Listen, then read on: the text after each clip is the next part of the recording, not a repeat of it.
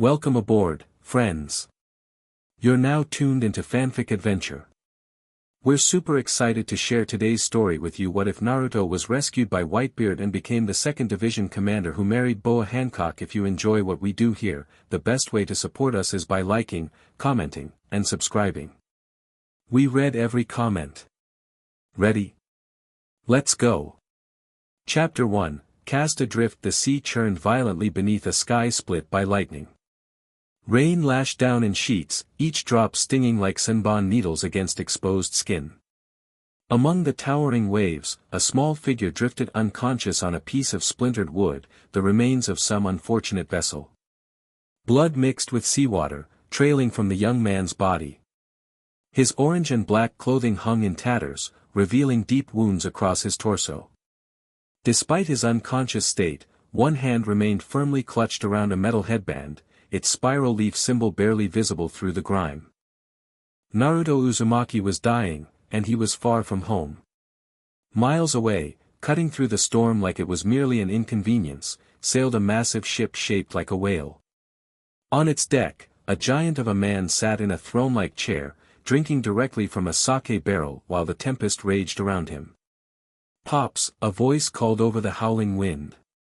A man with a distinctive pineapple-shaped haircut approached, pointing toward the horizon. "There's something strange about this storm. Marco says he can feel an unusual energy coming from the southeast quadrant." Edward Newgate, known throughout the seas as Whitebeard, lowered his barrel and fixed his gaze in the direction indicated. "Then we sail southeast, Thatch. I feel it too, something has disturbed the sea herself." The massive ship adjusted course, its figurehead pointing toward the epicenter of the disturbance. As they drew closer, the storm intensified, waves crashing against the hull with enough force to splinter lesser vessels. High above, a man with sleepy eyes and a shock of blonde hair soared through the rain, his arms transformed into wings of shimmering blue flame. Marco the Phoenix, 1st Division commander of the Whitebeard Pirates, circled wider with each pass, scanning the churning seas below. A flash of orange caught his eye, something too vibrant to be natural in these waters. He tucked his wings and dove, pulling up just above the surface. There, clinging to wreckage, was a boy. "Found something," Marco called, his voice carrying despite the storm. With careful precision, he scooped the unconscious figure from the sea, noting the strange whisker-like marks on his cheeks and the unusual clothing that seemed to be designed for combat. As Marco lifted off with his burden, the boy's eyes fluttered open momentarily, not the eyes of a drowning victim but blazing red with slitted pupils that locked onto Marco's with unnerving awareness before falling closed again. "What the hell are you?" Marco muttered, beating his wings harder against the gale as he returned to the Moby Dick. The ship's medical bay was a flurry of activity as Marco deposited the waterlogged stranger onto an examination table. The head nurse, a stern woman named Whitey, immediately began cutting away the strange orange and black fabric to assess his injuries. "These wounds," she muttered, wiping blood from a spiraling seal pattern on the boy's stomach. "They're not from drowning or the storm." Whitebeard ducked his massive frame through the doorway, his presence filling the room. His eyes narrowed at the unconscious figure. "What do we know?" "Nothing yet, Pops," Marco replied, shaking water from his hair as he transformed fully back to human form. "Found him floating on debris, but there was no sign of a ship. His clothes aren't like anything I've seen in the New World or Paradise." The captain approached, looming over the examination table. His experienced eyes catalogued the boy's injuries: deep lacerations across the torso, burns along the arms that seemed to follow the pattern of lightning strikes, and peculiar circular wounds that appeared to have been caused by something passing clean through his shoulders and thigh. "These aren't ordinary battle wounds," Whitebeard observed. "And that marking on his stomach, it's not a devil fruit user's mark, but it's something similar." As if responding to Whitebeard's scrutiny, the boy's wounds began to emit a faint red glow. Before the astonished eyes of the medical staff, the injuries started to close, steam rising from the healing flesh. "What the hell?" Thatch exclaimed from the doorway. "Is that a devil fruit power?" Marco shook his head. Doesn't feel like it. My flames heal, but this is different. A guttural growl emerged from the boy's throat, and his body tensed. His eyes snapped open, blue now, not the red Marco had witnessed earlier, and in a blur of movement too fast to track, he was across the room, crouched in a corner with a strange knife in his hand. Where am I? He demanded, eyes darting between the pirates. Who are you people? His voice was raspy from saltwater, but the steel in it was unmistakable. Despite his injuries and clear disorientation, he held the knife with the confidence of someone who knew exactly how to use it. Whitebeard laughed, a deep, rumbling sound that shook the medical instruments. At least introduce yourself before pulling a weapon on your rescuers, boy. The blonde's eyes narrowed, taking in Whitebeard's massive form, the medical staff's stunned expressions, and the two commanders flanking their captain. Uzumaki Naruto, he answered cautiously. Shinobi of Konohagakure. Marco and Thatch exchanged glances. Neither had heard of such a place. You're aboard the Moby Dick, Whitebeard stated, flagship of the Whitebeard Pirates. I am Edward Newgate. He gestured to his commanders. My sons found you adrift in a storm unlike any we've seen in these waters. Naruto's brow furrowed. Pirates. The word seemed to carry different connotations for him. His eyes darted to a porthole, confirming they were indeed at sea. This isn't the land of fire, is it?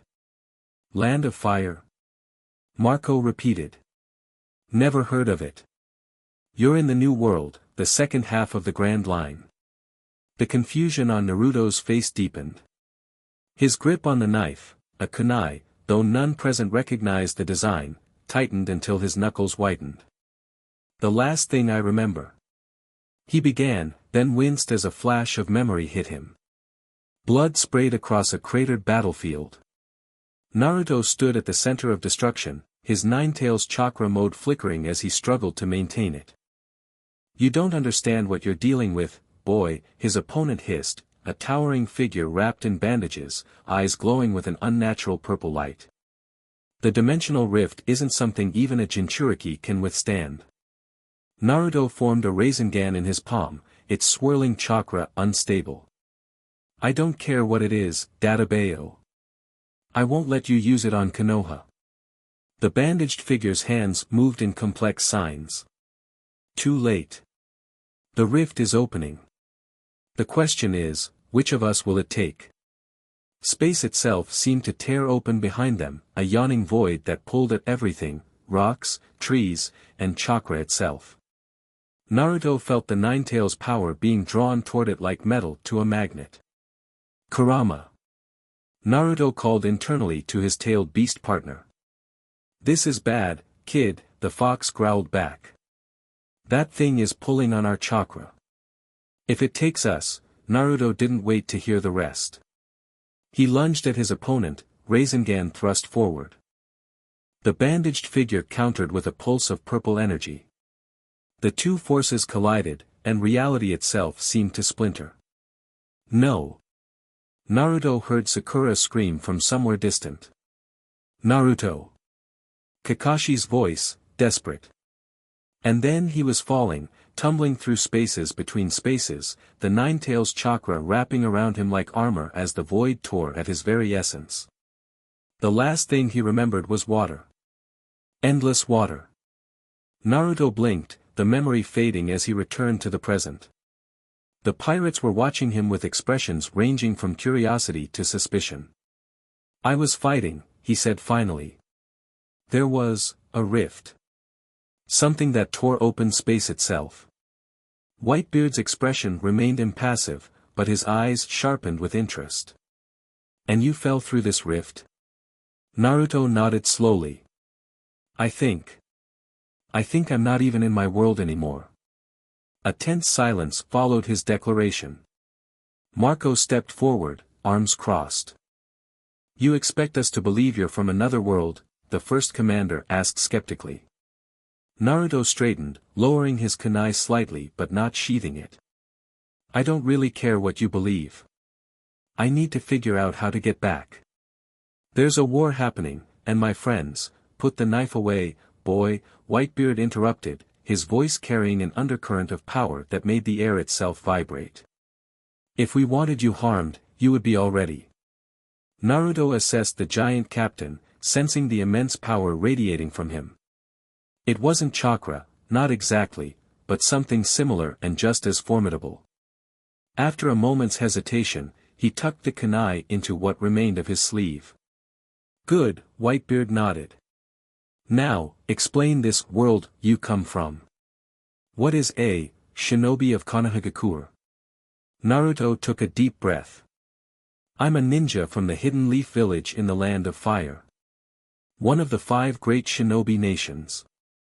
He gestured to his headband, which Marco had placed on a nearby table. That's our symbol. Thatch picked up the headband, examining the metal plate with its stylized leaf insignia. Never seen craftsmanship like this. And these energies you possess? Whitebeard pressed. The red glow that healed your wounds, is that common where you're from? Naruto tensed. That's complicated. Marco stepped closer, his casual stance belied by the alertness in his eyes. We pulled you from certain death, stranger. A little explanation seems fair. The young shinobi weighed his options. These people had saved him, true, but he had no idea of their intentions. In a foreign world, with no allies and no bearings, caution seemed wise. Yet something about Whitebeard's presence reminded him of the third Hokage, powerful but not cruel, dangerous but honorable. Where I come from, we use chakra, Naruto began hesitantly. It's energy that flows through every living thing. Shinobi are trained to control it, shape it for techniques. He raised his hand, focusing. To his relief, a small swirl of blue energy formed above his palm, weaker than usual, but present. This is standard chakra. The pirates watched, fascinated, as the energy spiraled into a miniature Rasengan before dissipating. But what healed me was different, Naruto continued. It's. He paused, uncertain how to explain Kurama without revealing too much. Let's just say I have a special reserve of chakra that activates when I'm in danger. Whitebeard studied him for a long moment. You're holding back, boy. Naruto met his gaze evenly. You would too, in my position. Unexpectedly, Whitebeard laughed. Fair enough. You've got spine, I'll give you that. He stood to his full height, towering over everyone in the room. You'll tell us the full story when you're ready. Until then, you'll be our guest. Pops, Marco started, concern evident in his voice. We don't know, I know enough, Whitebeard cut him off. This boy faced something powerful enough to tear the fabric between worlds. He survived wounds that would kill most men. And he stands before us now, injured and outnumbered, without fear. He turned back to Naruto. Rest. Recover. Then we'll talk more about this world of yours and how you might return to it. With that proclamation, Whitebeard ducked through the doorway, leaving a stunned silence in his wake. Naruto slowly lowered himself back onto the examination table, the adrenaline fading and the pain of his partially healed wounds returning. Is he always like that? He asked no one in particular. Thatch grinned. Pop sees something in you.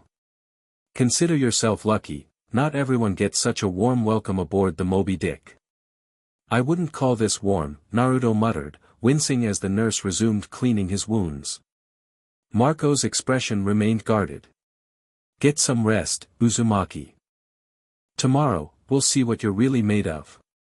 As the commanders left and the medical staff continued their work, Naruto closed his eyes, reaching inward to the familiar presence of the nine-tailed fox. Kurama, he called mentally. You there? For a moment, there was nothing. Then, a weary growl. Barely, kid. That rift, it did something to our chakra. I need time to recover. Any idea where we are? Or how to get back? The fox's presence stirred sluggishly. Different world entirely. I can feel it. The energy here is strange. Not chakra as we know it. Great, Naruto thought bitterly. Stuck on a pirate ship in another dimension with a bunch of weirdos. Could be worse, Kurama rumbled. That giant with the mustache, he's dangerous. Maybe as powerful as a Kage. Naruto's eyes snapped open at that assessment. He glanced toward the door where Whitebeard had exited, a new respect forming. If Kurama considered someone a threat, they weren't to be taken lightly. Outside the medical bay, the storm had finally passed, leaving clear skies in its wake. But on the horizon, where Naruto had appeared, a faint distortion remained, invisible to normal eyes, but a disturbance nonetheless. Something had changed in the fabric of this world, and ripples were spreading outward like stones cast into a still pond. 3 days passed before Naruto was deemed recovered enough to leave the medical bay. Though his accelerated healing had closed most of his wounds, the damage from the dimensional passage had affected him on a deeper level than mere flesh. His chakra pathways felt raw, like muscles strained beyond their limit. The ship's routine continued around him. Crew members came and went, eyeing the strange newcomer with curiosity but keeping their distance. Only the nurses, Thatch with food deliveries, and occasionally Marco with terse questions broke his isolation. On the morning of the 4th day, the door to his small recovery room burst open without warning. A large man with curly black hair and missing teeth grinned at him from the doorway. Up and at whisker face. Commander Marco says if you're well enough to bounce kunai off the ceiling all night, you're well enough to earn your keep. Naruto, who had indeed been practicing controlling his recovering chakra by walking small weapons across the wooden beams overhead, raised an eyebrow at the intrusion. And you are? Teach. Marshal D. Teach, the man declared with a boisterous laugh. 4th Division. I've been assigned to show you around the Moby Dick. Something about Teach set Naruto's instincts on edge, though he couldn't pinpoint why. Years of shinobi training had taught him to trust that feeling, but he kept his expression neutral as he stood. Lead the way then, he said, adjusting the borrowed clothes he'd been given, simple black pants and a white shirt that hung loosely on his frame. Teach's tour was surprisingly thorough. The Moby Dick was an enormous vessel, with multiple decks, specialized areas for different divisions, and all the amenities of a floating city. Throughout the tour, crew members called greetings to Teach while eyeing Naruto with undisguised curiosity. Everyone here calls Whitebeard Pops, Naruto observed after hearing it several times. Teach's grin widened. That's right. On this ship, we're all his sons. Whitebeard Pirates are family, not just crew. The concept resonated with Naruto more than he cared to admit. Family had always been what he sought most in Konoha, beyond recognition, beyond becoming Hokage. And what happens to people who aren't part of the family, he asked carefully. Teach laughed. Depends on who they are. Enemies get crushed. Neutrals get left alone. Interesting cases. He eyed Naruto meaningfully, get evaluated. Their tour ended at the main deck, where crew members were engaged in various training exercises. Near the center, Marco and Thatch were sparring, moving with speed and precision that impressed even Naruto's combat-experienced eye. Ah, here's our dimensional castaway. Thatch called, disengaging from Marco with a flourish of his swords. Finally out of bed. Marco approached, his typical sleepy-eyed expression masking sharp assessment as he looked Naruto over. Feeling stronger? Naruto nodded. Getting there. Good. Pops wants to see what you can do. A ripple of excitement passed through the crew members within earshot. Training sessions paused as attention shifted to the exchange. Now? Naruto asked. Unless you need more time to heal, Marco replied with just enough emphasis to make it sound like a challenge. Naruto recognized the tactic, he'd seen similar approaches from Kakashi and other Jonin instructors. This was a test, not just of ability but of character. I'm ready, he stated, rolling his shoulders. Just don't complain when I kick your ass, Pineapple Head. Teach bellowed with laughter at the nickname, and several crew members snickered. Marco's expression didn't change, but something like amusement flickered in his eyes. We'll see about that, Whisker Face, the first commander replied evenly. Training deck, 10 minutes. As Marco walked away, Thatch approached Naruto, twirling one of his swords casually. Word of advice, Marco's been Pop's right hand for longer than most of us have been alive.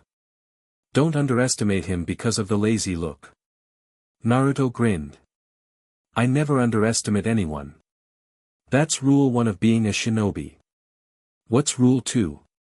Thatch asked curiously. Always have an ace up your sleeve, Naruto replied, patting the pouch of recovered kunai and shuriken he'd been allowed to keep. 10 minutes later, the training deck was crowded with spectators. Word had spread quickly that the mysterious newcomer would be testing his skills against the 1st Division commander, and few wanted to miss the show.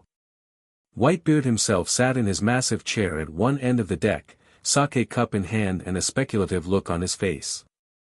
Beside him stood several other division commanders Naruto hadn't yet met. Marco stood at the center of the cleared space, hands in pockets, looking for all the world like he'd rather be napping than fighting. Simple rules, he called as Naruto approached. No killing blows, no permanent damage to the ship, and the match ends when Pop says it does. Naruto nodded, settling into a loose ready stance. Anything else I should know? Marco's casual demeanor shifted subtly, an intensity entering his posture. Just this, I'm not holding back because you're injured. Before Naruto could respond, Marco was in motion, covering the distance between them with startling speed. A kick aimed at Naruto's midsection was barely dodged, the follow-up punch grazing his cheek as he twisted away. Fast. Naruto thought, adjusting his assessment of his opponent upward. Not as fast as Lee with the gates open, but close. Naruto countered with a sweep aimed at Marco's legs, then used the momentum to flip backward, creating space. His hands moved automatically into a familiar sign. Shadow Clone Jutsu. Nothing happened. The momentary confusion cost him as Marco closed the gap again, landing a solid blow to Naruto's sternum that sent him skidding across the deck. Crew members scrambled out of the way as Naruto tumbled to a stop against a railing.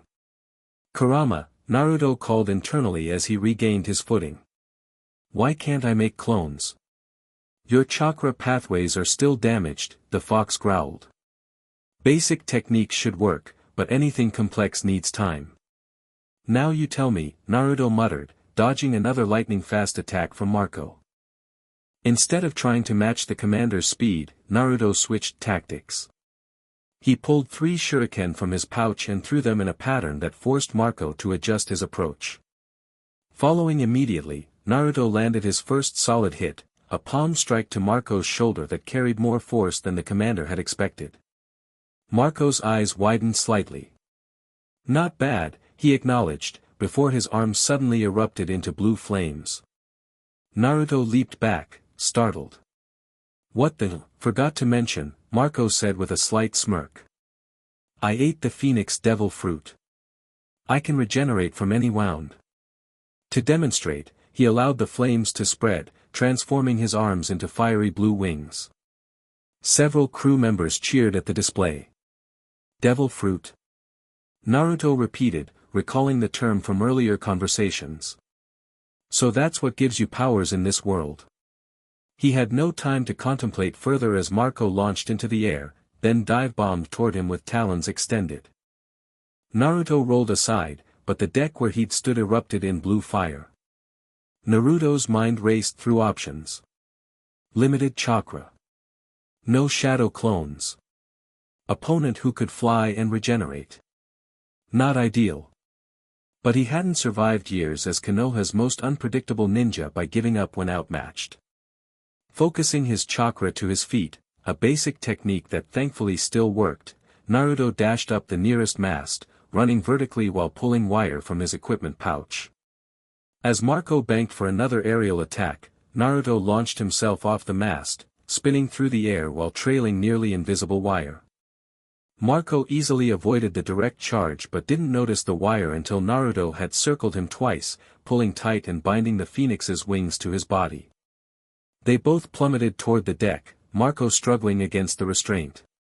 Gotcha! Naruto crowed triumphantly. His victory was short-lived.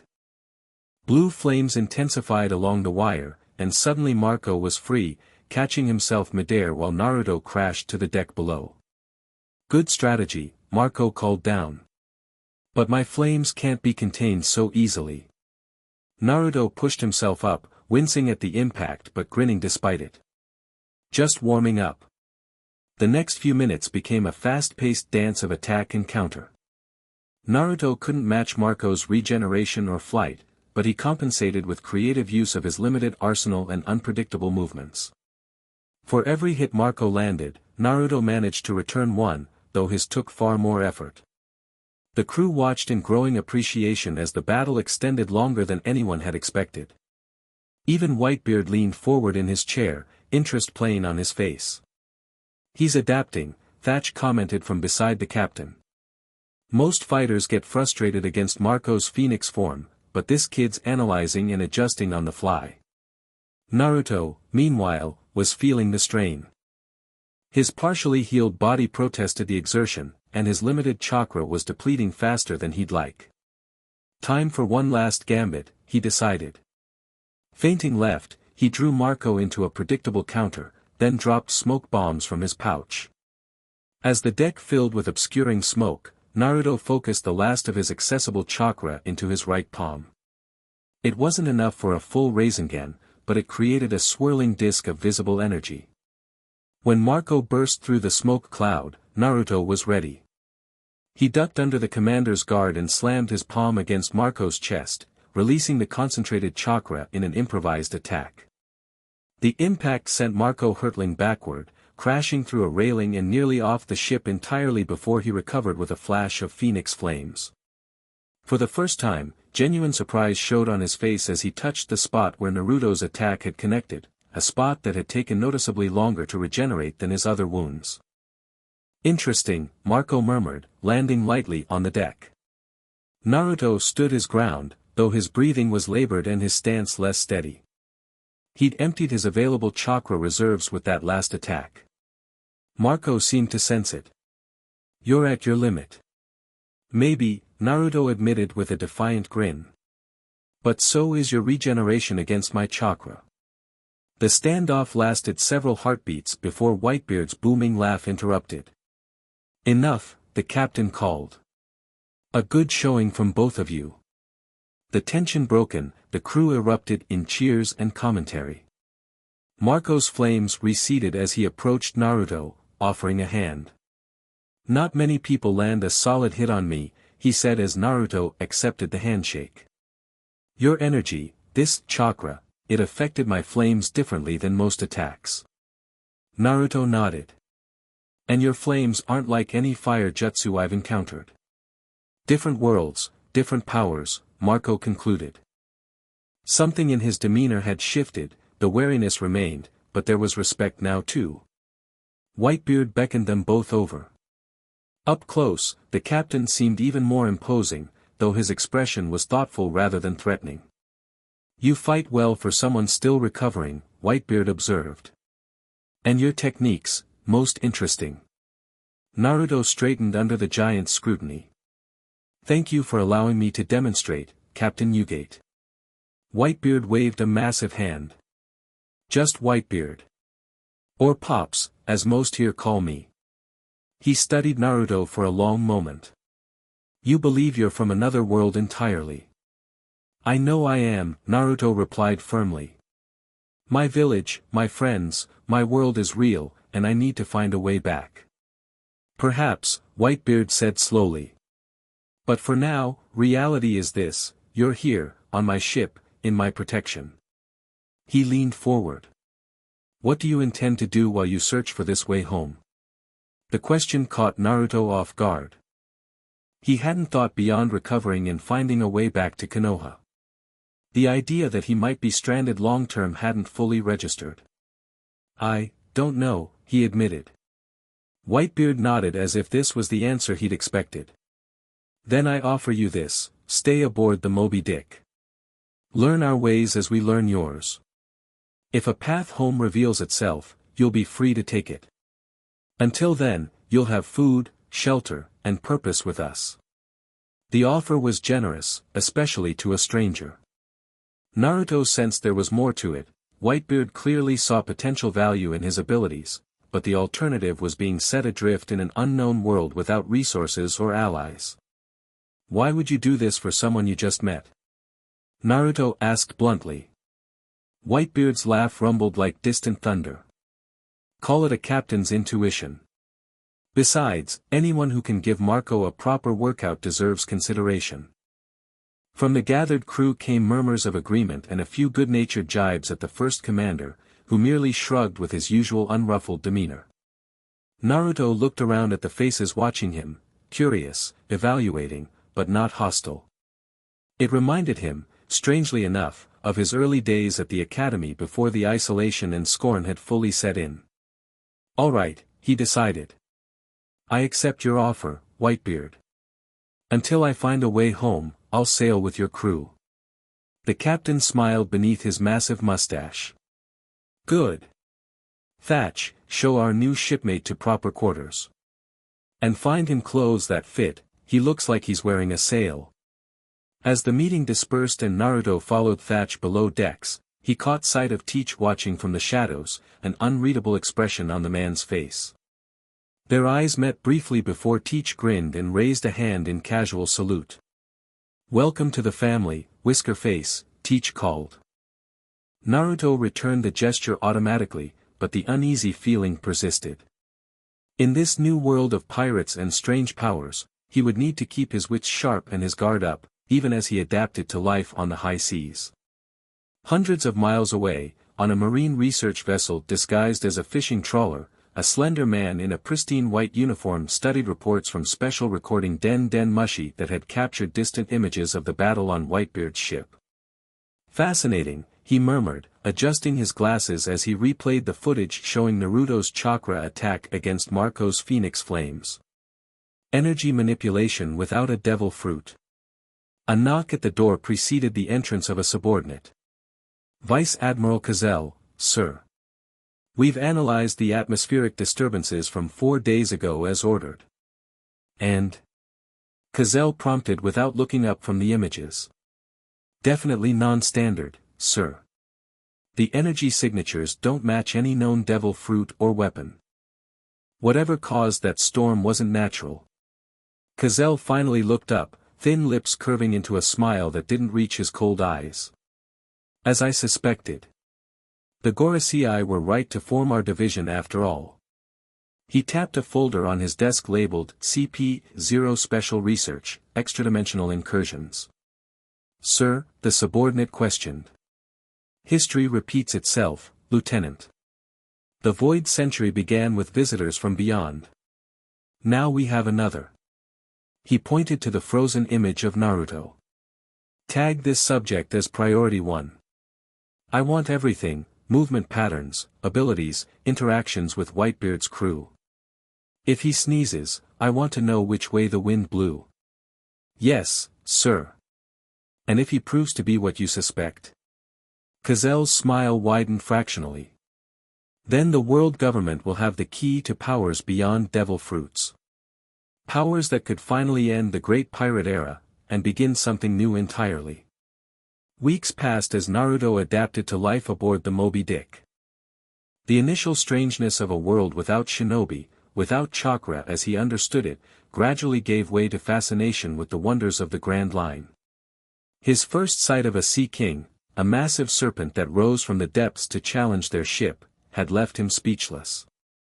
Watching Whitebeard casually repel it with a gesture that somehow cracked the air itself introduced him to the concept of haki, this world's own form of energy manipulation.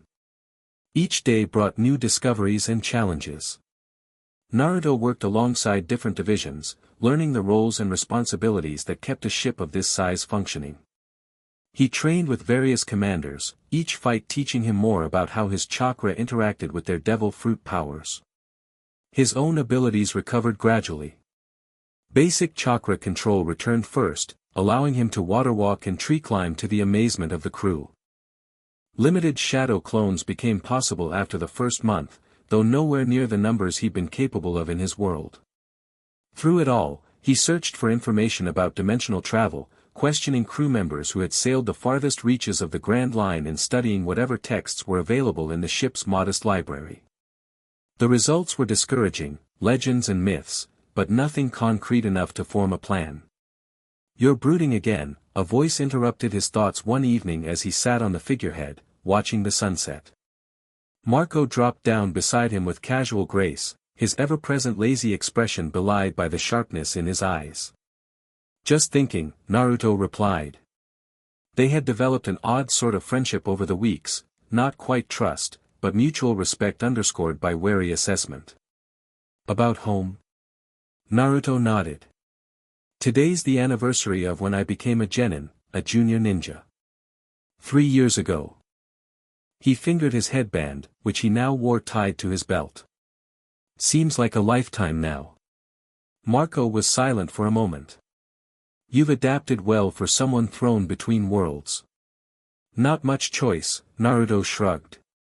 "Adapt or die, that's shinobi training at its core." "And yet you still hold yourself apart," Marco observed. "You work with the crew, train with us, but you haven't embraced being one of us." The assessment was uncomfortably accurate.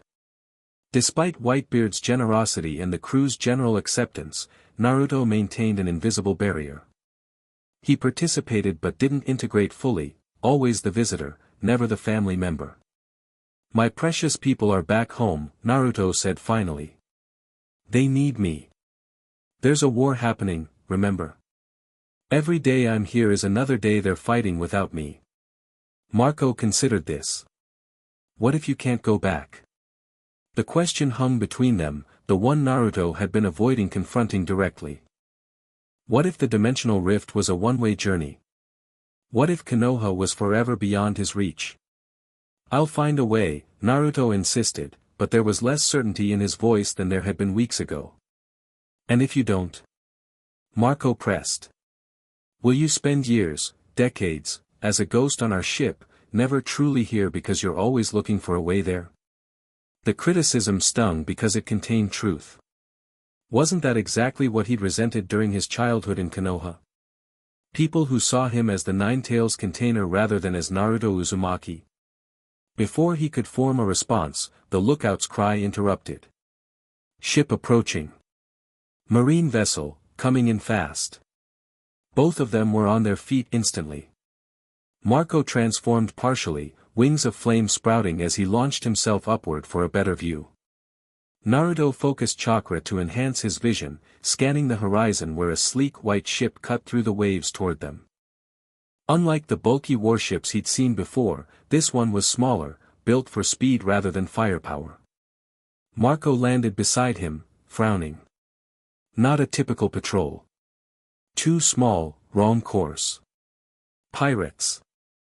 "Stand down and prepare to be boarded in the name of Marine Special Division 3, a voice boomed across the water, amplified by some unseen means. The Moby Dick's crew scrambled to battle stations, though without apparent alarm. Encounters with marine vessels were routine for a crew of Whitebeard status. Special Division. Thatch appeared beside them, swords already drawn. "That's new." Whitebeard emerged from his cabin, surveying the approaching vessel with narrowed eyes. "Marco, standard formation. Prepare for combat but don't initiate." As the commanders organized the defense, Naruto noticed something odd about the marine ship. Rather than preparing cannon or conventional weapons, figures on deck were setting up what looked like scientific equipment. "They're not here to fight," he realized aloud. "They're here to observe." Marco followed his gaze, coming to the same conclusion. "No, they're here for you." As if confirming his assessment, a tall figure in a white uniform stepped to the railing of the marine vessel, a den mushy projector in hand. His voice carried clearly across the diminishing gap between ships. "Edward Newgate. This is Vice Admiral Cazell of Marine Special Division 3. We have no quarrel with your crew today. We seek only information about the dimensional traveler in your custody. A ripple of surprise passed through the Whitebeard Pirates. How could the Marines know about Naruto's origins? Whitebeard stepped forward, his massive frame dwarfing everyone around him. My ship holds no prisoners, Colossal. Only my sons and guests under my protection. The Vice Admiral's thin smile was visible even at a distance. The young man with blonde hair and whisker marks on his cheeks. The one who uses energy that is neither devil fruit nor hockey. We have been monitoring the dimensional disturbance that brought him here. Naruto felt a chill that had nothing to do with the evening breeze. These Marines had been watching him, studying him from afar. For how long? And what did they know about dimensional travel that he didn't? Show yourself, traveler. Colossal called. We have information about your arrival that may interest you, information about how you might return to your world. The temptation to step forward was almost overwhelming. If they truly had knowledge about dimensional travel. A heavy hand landed on Naruto's shoulder. Whitebeard's voice rumbled low enough that only those nearby could hear. Be cautious, boy. Government men rarely offer something for nothing. Naruto nodded his understanding but shrugged off the restraining hand. He moved to the railing, making himself visible to the marine vessel. I'm Uzumaki Naruto, he called. If you know something about how I got here or how I can get back, I'm listening. Colosal's smile widened fractionally. Excellent. Perhaps we could discuss this more comfortably aboard our vessel. We have extensive research facilities that could help analyze your unique energy signature. Or you could share what you know from right there, Marco countered, stepping up beside Naruto. Strange coincidence that you've been monitoring a dimensional disturbance and just happened to find us in the vast expanse of the new world. The Vice Admiral adjusted his glasses. Not coincidence at all, First Commander. We've been tracking the energy emissions from your new recruit since he arrived. Quite distinctive, even at a distance. Naruto frowned. That explained how they'd found the Moby Dick, but not how they knew about dimensional travel in the first place. Why does the world government care about dimensional travelers? He asked directly. A flash of something, surprise, perhaps, that Naruto had cut to the heart of the matter, crossed Colosal's face before his composed expression returned. Let's just say yours is not the first case we've encountered. The world government has records dating back to the void century of individuals crossing the boundaries between realms. Some brought knowledge that advanced our civilization. Others brought less beneficial influences. The revelation sent murmurs through the Whitebeard Pirates. The void century was a forbidden subject, its history erased by the world government centuries ago. And which category have you placed me in? Naruto asked, tension evident in his stance. That remains to be seen, Colossal replied smoothly. Which is why we extend an invitation to visit our research facility. Your cooperation could benefit both parties. We gain understanding of your unique abilities, and you gain knowledge that might help you return home. The offer seemed reasonable on the surface, but Naruto had grown up navigating the political manipulations of the Ninja Council. He recognized a trap when he saw one. I appreciate the offer, he said carefully, but I'll decline for now. If you have specific information about dimensional travel, I'm happy to discuss it right here. Colosal's expression hardened almost imperceptibly. Unfortunately, such sensitive information cannot be shared across ship railings.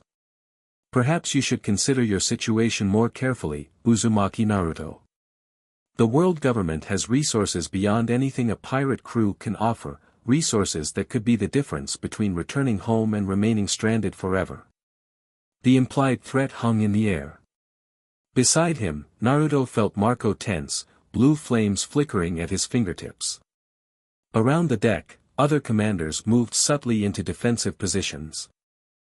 Whitebeard stepped forward once more, his presence changing the atmosphere like an approaching storm. You've made your offer, Vice Admiral. The boy has declined. Now take your ship and leave my waters before I consider your presence an act of war. For a tense moment, it seemed Cazelle might push further. Then the Vice Admiral smiled thinly and bowed with exaggerated courtesy. As you wish, Whitebeard. But remember, young traveler, our offer remains open. When you tire of pirate hospitality and wish for real answers, the Marine Special Division will find you. He turned to his crew. Withdraw. We've confirmed what we came to verify. As the marine vessel turned and began moving away, Naruto couldn't shake the feeling that they had accomplished exactly what they'd intended, despite his refusal. They were testing you, Marco confirmed, watching the retreating ship. Seeing how you'd respond, how we'd protect you. And gathering more data on me, Naruto added grimly. They had equipment pointed this way the entire time. Whitebeard's expression was thunderous as he turned to his commanders. Double the lookouts. Change course immediately. I want to know how they tracked us so precisely, and I want it stopped. As the crew dispersed to their tasks, Whitebeard beckoned Naruto to follow him to his private cabin. Marco joined them, closing the door behind. The captain's quarters were surprisingly Spartan for a man of Whitebeard's reputation. A massive bed, charts spread across a table, medical equipment in one corner, and shelves lined with bottles of sake were the only notable features. Whitebeard lowered himself into his chair, fixing Naruto with an assessing gaze. They know more about you than they should. Which means either they have technology beyond what we're aware of, or someone on this ship has been informing them, Marco finished bluntly. The implication hit Naruto like a physical blow. You think one of your crew is a traitor? It wouldn't be the first time the government has planted spies, Whitebeard replied gravely. Though few last long once discovered. Naruto thought back over the weeks aboard the Moby Dick, trying to recall who had shown particular interest in his abilities or background. Too many to narrow down, his arrival had been a curiosity for the entire crew. This changes things, Whitebeard continued. Until now, you've been a guest finding his bearings. But if the Marines are specifically targeting you for your dimensional abilities, you're now directly involved in the politics of our world. I didn't ask to be, Naruto pointed out.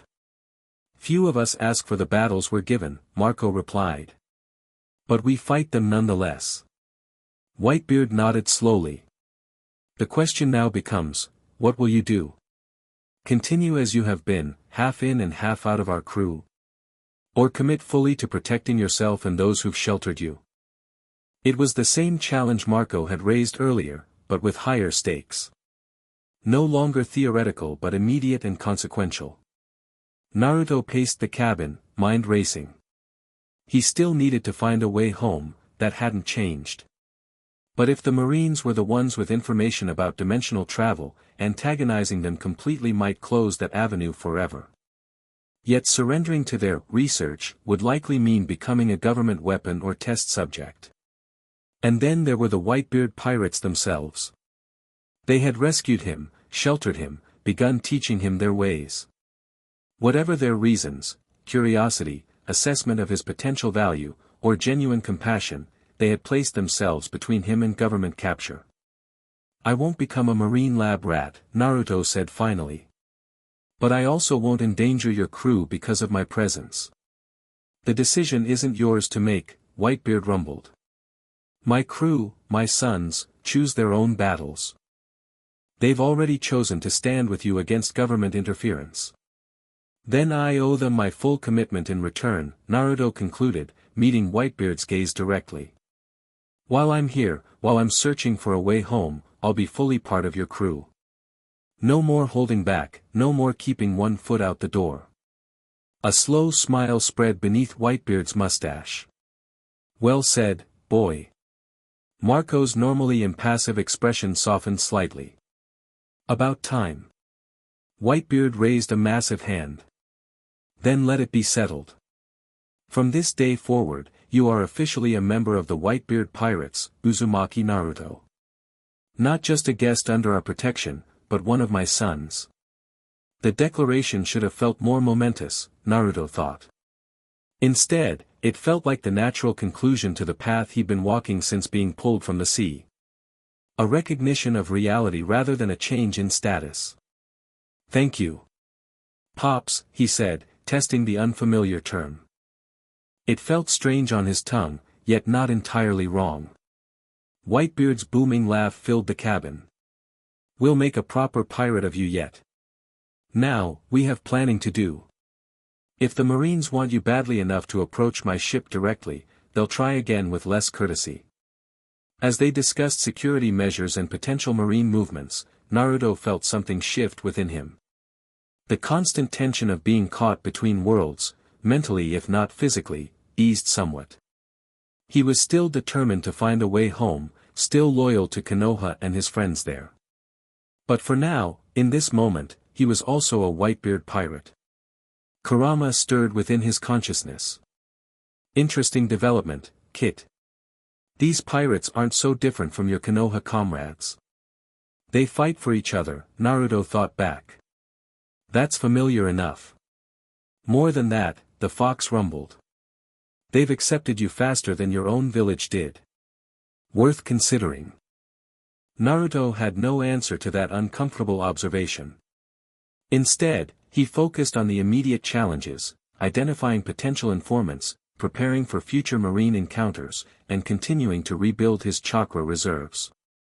The path home still beckoned, but the journey had just become considerably more complicated. News of Naruto's formal induction into the Whitebeard Pirates spread quickly through the crew, met with a mixture of approval and lingering wariness.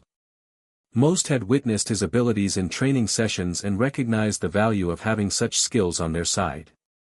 Others, particularly those with longer histories of government persecution, questioned the timing, joining immediately after Marine interest became explicit. Naruto understood the skepticism and worked to address it directly, training openly with anyone willing to spar, sharing more details about his world and abilities, and fully participating in crew duties rather than helping as a guest. 2 weeks after the Marine encounter, as the Moby Dick approached an archipelago under Whitebeard's protection, Marco sought Naruto out during the pre-dawn watch. Time for your first real mission, the first commander announced without preamble. We're sending a landing party to Island 4 to investigate reports of unusual activity. Naruto raised an eyebrow. Define unusual. People disappearing. Strange lights in the jungle at night. And most interestingly, Marco handed him a crude drawing, witnesses describing someone using abilities that sound remarkably like your chakra techniques. The sketch showed a humanoid figure surrounded by what appeared to be electricity or energy. It was too vague to identify specific jutsu, but the description was suggestive enough to raise Naruto's pulse. You think someone else from my world is here? Marco shrugged. Or someone using similar abilities. Either way, worth investigating before the Marines catch wind of it. The possibility of finding another shinobi, someone who might understand dimensional travel or at least share his predicament, was too tantalizing to dismiss. When do we leave? Sundown, Marco replied. Small team, you, me, Thatch, and Jozu. We don't want to attract attention if we can avoid it. As Marco departed, Naruto studied the drawing more closely. The posture, the energy pattern, something about it seemed vaguely familiar, though the crude rendering made identification impossible. What do you think? He asked Kurama silently. The fox stirred. Could be coincidence. Could be another traveler. Either way, trap potential is high. You think Marco is setting me up? No, Kurama growled. But this has government ambush written all over it. Convenient timing after they failed to lure you directly. The fox's paranoia wasn't entirely unwarranted. The timing was suspicious, and reports of chakra-like abilities on a remote island immediately after the Marines showed interest in him stretched coincidence. Still, the possibility of finding another dimensional traveler, potentially someone from Konoha, was too important to ignore, even if it meant walking into danger. The landing party assembled as planned, Marco for aerial reconnaissance, Jozu for his diamond defense abilities, Thatch for combat versatility, and Naruto as their chakra expert. They took a small craft rather than the Moby Dick, approaching the island under cover of darkness. Standard protocol, Marco briefed them as they neared shore. We investigate, identify, and evaluate. No engagement unless necessary. If it is another dimensional traveler like Naruto, we offer sanctuary. If it's a trap, we withdraw and report. The island itself was densely forested, with a small village visible on the eastern shore and mountains rising to the west. According to Marco's intelligence, the strange phenomena had been centered around the northwestern sector, away from settlements. They beached their craft in a hidden cove and proceeded inland, with Naruto extending his chakra sensing abilities as far as he could manage. The limitations of his still-recovering powers frustrated him. In Konoha, he could have created dozens of shadow clones to search simultaneously. Anything? Thatch whispered as they paused at the edge of a clearing. Naruto shook his head. Nothing definitive. There's something, but it's faint. Could be residual chakra, could be this world's natural energy that I'm still not familiar with. Marco gestured for them to continue westward, where the trees grew taller and the underbrush thicker. The night sounds of the forest, insects chirping, nocturnal birds calling, gradually faded, giving way to an unnatural silence that put all four pirates on alert. Something's not right, Jozu murmured, his massive forearm beginning to crystallize into diamond. The animals are avoiding this area. They entered a section of forest where the vegetation appeared diseased, trees withered, undergrowth blackened as if burned by acid. At the center of the blighted zone stood a perfectly circular clearing that couldn't possibly be natural. Well, that's not suspicious at all, Thatch commented sardonically, hands moving to his sword hilts. Naruto approached the edge of the clearing cautiously, extending his senses. There's definitely chakra residue here. Someone performed a major jutsu recently. Marco transformed partially, wings of blue flame allowing him to rise above the tree line for a better view. When he descended, his expression was grim. The clearing is the center of a larger pattern. From above, you can see lines extending outward like a giant seal or symbol burned into the forest. The description sent alarm bells ringing in Naruto's mind. A summoning circle? Or a space-time jutsu anchor point? Before anyone could respond, a cold voice cut through the darkness from the opposite side of the clearing. Very good, Uzumaki Naruto. Your reputation for instinct, if not intellect, appears well deserved. A figure stepped from the shadows, the same vice admiral who had approached the Moby Dick, now dressed in combat attire rather than his pristine uniform. Behind him, shapes moved in the darkness, at least a dozen marines in specialized equipment. Colossal, Marco identified, flames intensifying along his arms. I suspected this might be your doing. The vice admiral smiled thinly. A necessary deception. Our direct approach failed, so alternatives became necessary. You created fake reports of chakra used to lure us here, Naruto stated flatly. Not entirely fake, Colossal corrected. We've been experimenting with energy patterns based on our observations of you. Crude imitations, but effective enough to create a signature you'd recognize. He gestured to the clearing. This facility has been monitoring dimensional fluctuations for years. Your arrival simply accelerated our timetable. Jozu stepped forward, his entire body now transformed into living diamond. 4 of us, a dozen of them. I like those odds. Colosal's smile didn't waver. I wouldn't be so confident, 3rd Division Commander. These aren't ordinary Marines. As if on cue, the soldiers surrounding them removed their outerwear, revealing specialized equipment integrated into their bodies. One had mechanical arms ending in what appeared to be cannon barrels. Another's torso was a mass of tubes and containers filled with swirling liquids. Pacifista prototypes, Marco identified grimly. Vegapunk's human weapons. Upgraded specifically for this encounter, Colossal confirmed. After observing how your chakra interacts with devil fruit abilities, Uzumaki, we developed countermeasures. Naruto assessed their options rapidly. The clearing offered no cover, but the surrounding forest limited maneuverability. Standard pincer attack formation would be his approach in Konoha, but he lacked the shadow clones to execute it effectively. "What do you want, Gazelle?" he demanded, playing for time while formulating a plan. "If you know so much about dimensional travel, why not just create your own portal instead of hunting me?" The Vice Admiral's expression shifted subtly. "Because the last time a portal was deliberately opened, it unleashed forces that nearly destroyed this world. The Void Century wasn't named for historical ignorance alone, Uzumaki. It was the century when the void between worlds was breached." This revelation clearly surprised even the Whitebeard commanders. Marco's eyes narrowed. "You're saying the missing history involves dimensional travelers?" "I've said too much already," Gazelle replied, signaling to his troops. "Capture the dimensional traveler. Eliminate the pirates if they interfere." The pacifista prototypes moved with unnatural coordination, forming a tightening circle around the 4 pirates. Naruto shifted into a defensive stance, drawing on his recovered chakra reserves. "Plan?" he asked Marco quietly. "Split their attention, create an escape route," the first commander replied. "Jozu, you and Thatch take the eastern flank. Naruto and I will engage from above."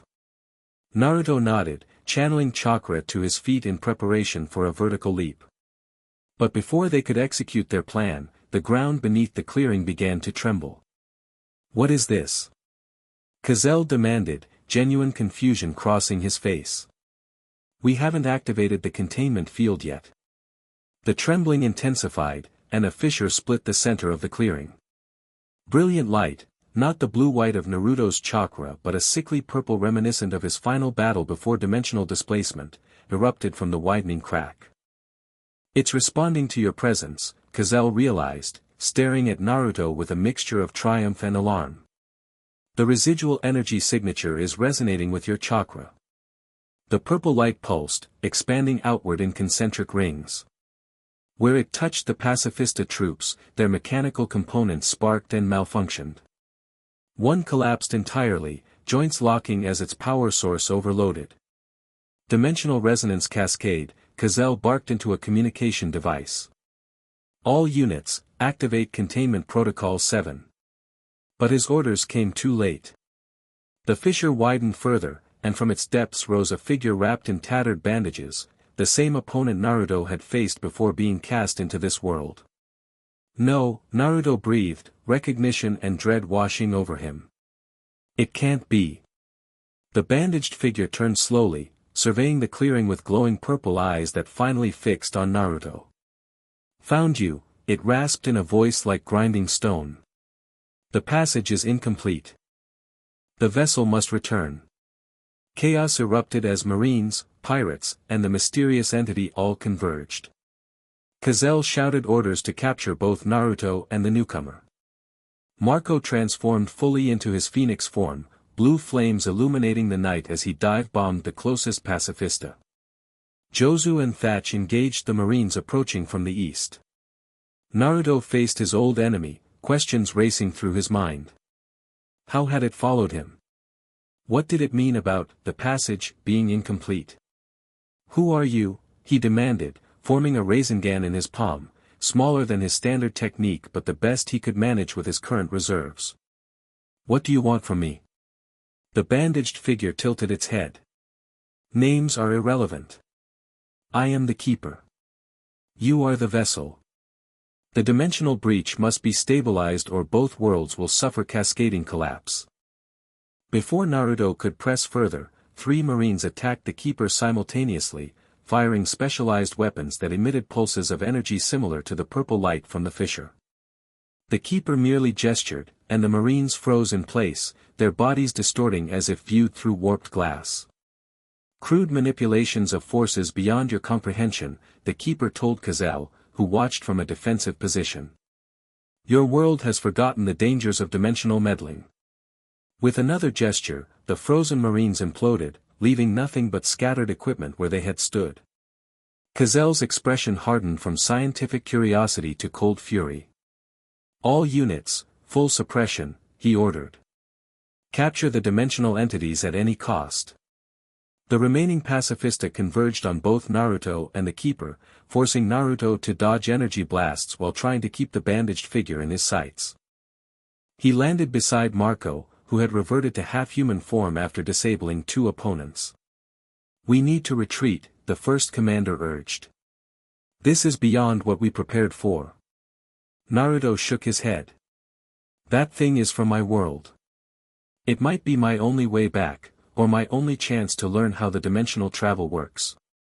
"It also just disintegrated 3 Marines with a gesture," Marco pointed out. "Not exactly the ally you're hoping for."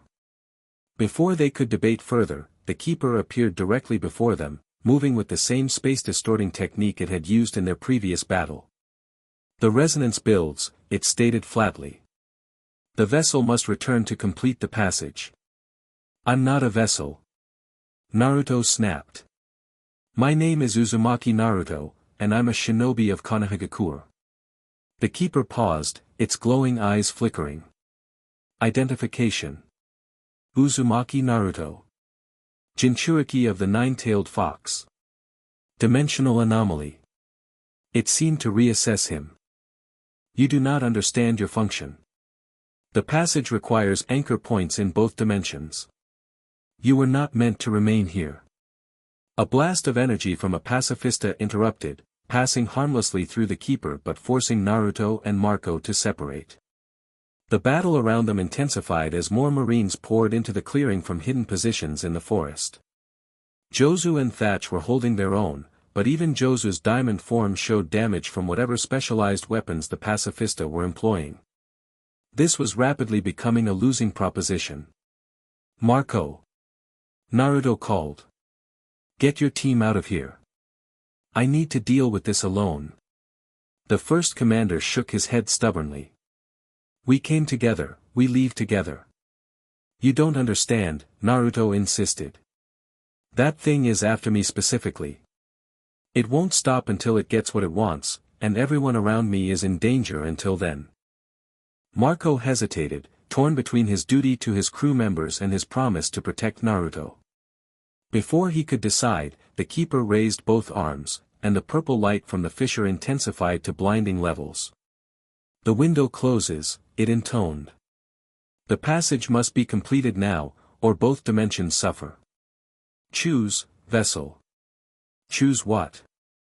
Naruto demanded, shielding his eyes against the searing light. "Return to complete the passage or remain as both worlds collapse." The ultimatum hung in the air as Marines and pirates alike shielded themselves from the intensifying energy. Cazell was shouting orders, his scientific curiosity now replaced by alarm as instruments around the clearing began exploding from energy overload. Naruto looked to Marco, to Thatch and Jozu fighting valiantly against overwhelming odds. These pirates had taken him in, made him one of their own when he was lost between worlds. "If I go with you," he asked the Keeper, "what happens to this world?" "The passage stabilizes. The breach seals. Balance returns. And my friends here?" The Keeper's glowing eyes regarded the pirates dispassionately. "They are irrelevant to the passage." Naruto's jaw set. "Not to me, they aren't. I need a guarantee they'll be safe." "Naruto!" Marco called. "Don't trust it. We'll find another way." The Keeper tilted its bandaged head. "Curious. The vessel forms attachments in foreign dimensions. Inefficient but not unprecedented." It seemed to consider. "Your companions will be spared the immediate dimensional collapse. Their ultimate fate depends on their own actions." It wasn't the guarantee Naruto wanted, but time was clearly running out. The fissure was widening, the energy becoming unstable. Around them, even the Marines were retreating from the clearing as equipment failed and the very air began to distort. "I need to do this," Naruto told Marco. "But I'll find a way back. I promise." Marco's expression was grim but understanding. "We'll be waiting, brother." The acknowledgement, simple, sincere, cemented Naruto's place among the Whitebeard Pirates even as he prepared to leave them. No longer the dimensional castaway but a true comrade, regardless of the world he inhabited. Naruto turned to the keeper. "I'll go with you, but on one condition: when the passage is stable, I want the freedom to travel between worlds if possible." The bandaged figure considered. "Unusual but not impossible if the proper anchors are established. The vessel may serve this function." "Then let's go," Naruto decided, stepping toward the fissure. "Before this gets any worse." As he approached the pulsing tear in reality, Naruto glanced back at the Whitebeard commanders, at Marco's resolute nod, Josu's diamond-faceted salute and Thatch's grim smile. In just a few months, they had become important to him in ways he hadn't anticipated when he first awoke on their ship. "Tell Pops, tell him I'm proud to be his son," Naruto called. "And I'll return when I can." The keeper extended a bandaged hand, and Naruto clasped it firmly. The moment they touched, the purple energy surged around them both, forming a cocoon of dimensional force. "The passage opens," the keeper intoned. "The vessel returns." The last thing Naruto saw before the world dissolved into blinding light was Vice Admiral Cazel's face, not defeated but calculating, already assessing how to use what he'd witnessed. A problem for another day, Naruto decided as reality itself unraveled around him. And then he was falling again, tumbling through the spaces between spaces, but this time with purpose and direction rather than chaotic displacement. Konoha awaited, but so did the Moby Dick. Somehow, someday, he would bridge both worlds. He was Uzumaki Naruto, shinobi of Konohagakure and son of Edward Newgate. And he never went back on his word. That was his ninja way. Chapter 2, New Tides. The Moby Dick cut through the morning mist like a phantom, its whale figurehead emerging from the fog as if rising from the depths. On its forward deck stood a young man with sun-kissed blonde hair that had grown longer over the past 2 years. 3 whisker-like marks adorned each cheek, and a modified headband with both the Leaf Village symbol and Whitebeard's mark wrapped around his forehead. Naruto Uzumaki balanced on the ship's railing with perfect chakra control, eyes closed in meditation as sea spray washed over him. He had changed since his chaotic departure and unexpected return 6 months ago. His frame had filled out with lean muscle earned from countless battles at sea. Gone was the tattered orange jumpsuit, replaced by an open black and orange jacket that revealed a torso marked with both old scars and Whitebeard's symbol tattooed across his back. "Still chasing that connection?" Marco's voice interrupted his concentration. Naruto opened his eyes, the natural blue briefly flashing red before settling. "Getting stronger. I can almost feel Konoha some days, like it's just beyond a thin veil." After his encounter with the keeper, Naruto had been cast back into the dimensional void, only to reappear aboard the Moby Dick 3 months later, materializing in a flash of purple light during a pitched battle with a marine warship. His return had turned the tide of that fight and cemented his place among the crew as something more than human. In the 18 months since, he had worked to understand the nature of his dimensional displacement. The keeper had spoken of anchor points and vessels, concepts Naruto now interpreted as his unique chakra signature creating a bridge between worlds. With practice, he had learned to sense the thin places where reality seemed malleable, though actually crossing over remained beyond his grasp. "Any progress with the dimensional jutsu?" Marco asked, leaning against the railing beside him. Naruto shook his head. "Not yet. I can feel the pathways forming, but without understanding the original technique that sent me here, I'm working blind." He hopped down from the railing with casual grace. "But I'm getting closer." Marco nodded, neither encouraging or discouraging these efforts. The 1st Division commander had accepted that Naruto existed between worlds, loyal to the Whitebeard Pirates while still connected to his distant home. "Pops wants to see you," Marco said, changing the subject. "We're approaching the red line, and there's a situation that needs your particular talents." Naruto grinned. "When isn't there?" The past 2 years had seen Naruto deployed as Whitebeard's problem solver, his unique abilities and outsider perspective making him ideal for situations that required more than brute force. Though not officially a division commander, he operated with similar autonomy, earning a bounty that had risen steadily to 320 million berries after a particularly public clash with Admiral Kizaru. As they walked toward the captain's quarters, crew members called greetings or raised fists in salute. Naruto had become a favored brother among the Whitebeard Pirates, respected for his strength, liked for his good humor, and valued for his unwavering loyalty. Inside the massive cabin, Whitebeard sat reviewing charts with several commanders. The great captain had aged visibly in recent years, his health an unspoken concern among his sons. Yet his presence remained overwhelming, a force of nature contained in human form. "Ah, the dimensional troublemaker arrives," Whitebeard rumbled with affection. "Come, Naruto. We have an interesting situation developing." The chart on the table showed an archipelago at the convergence of three territories: Whitebeard's protected waters, the hunting grounds of the Kuja pirates, and a newly established world government research outpost.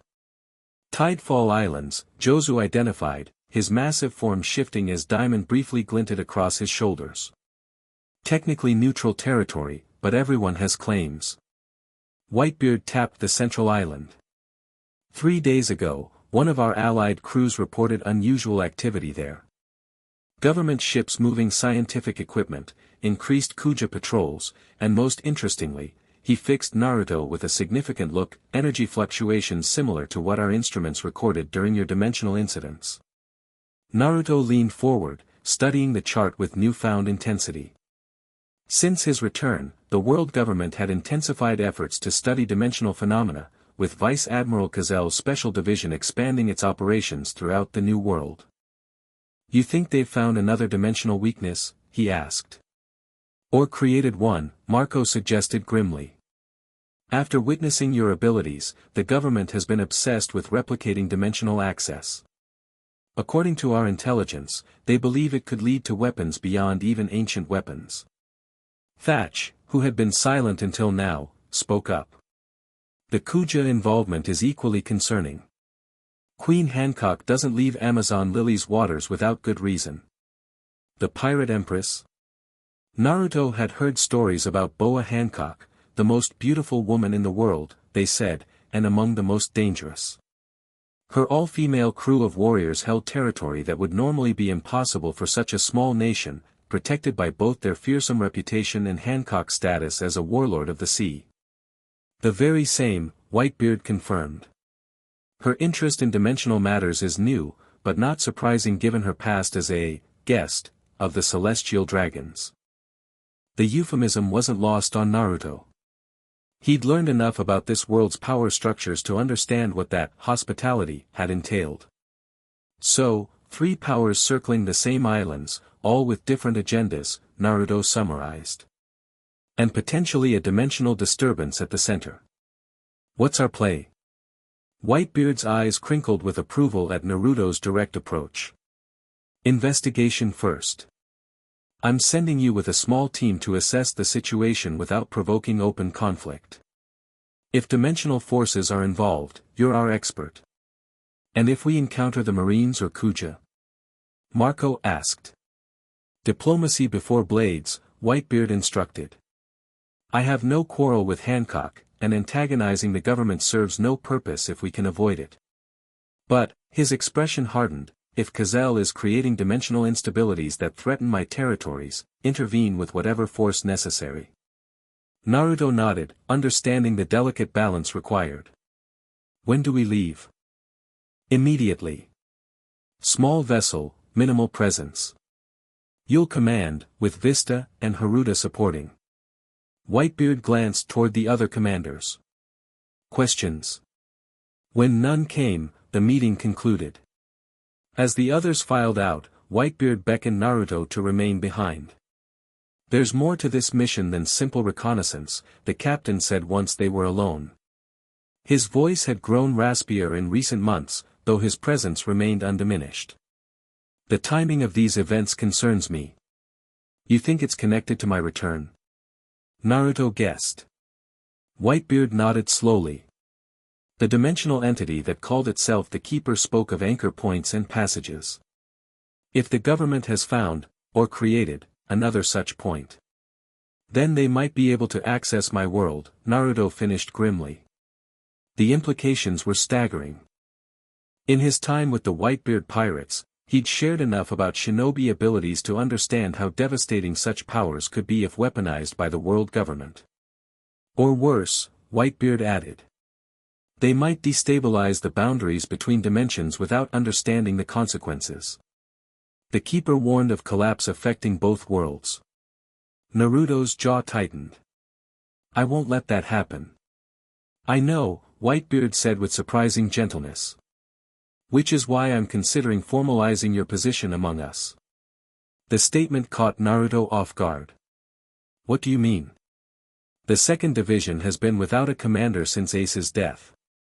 The position remains vacant not from lack of worthy candidates, but because none has embodied the spirit Ace brought to the role.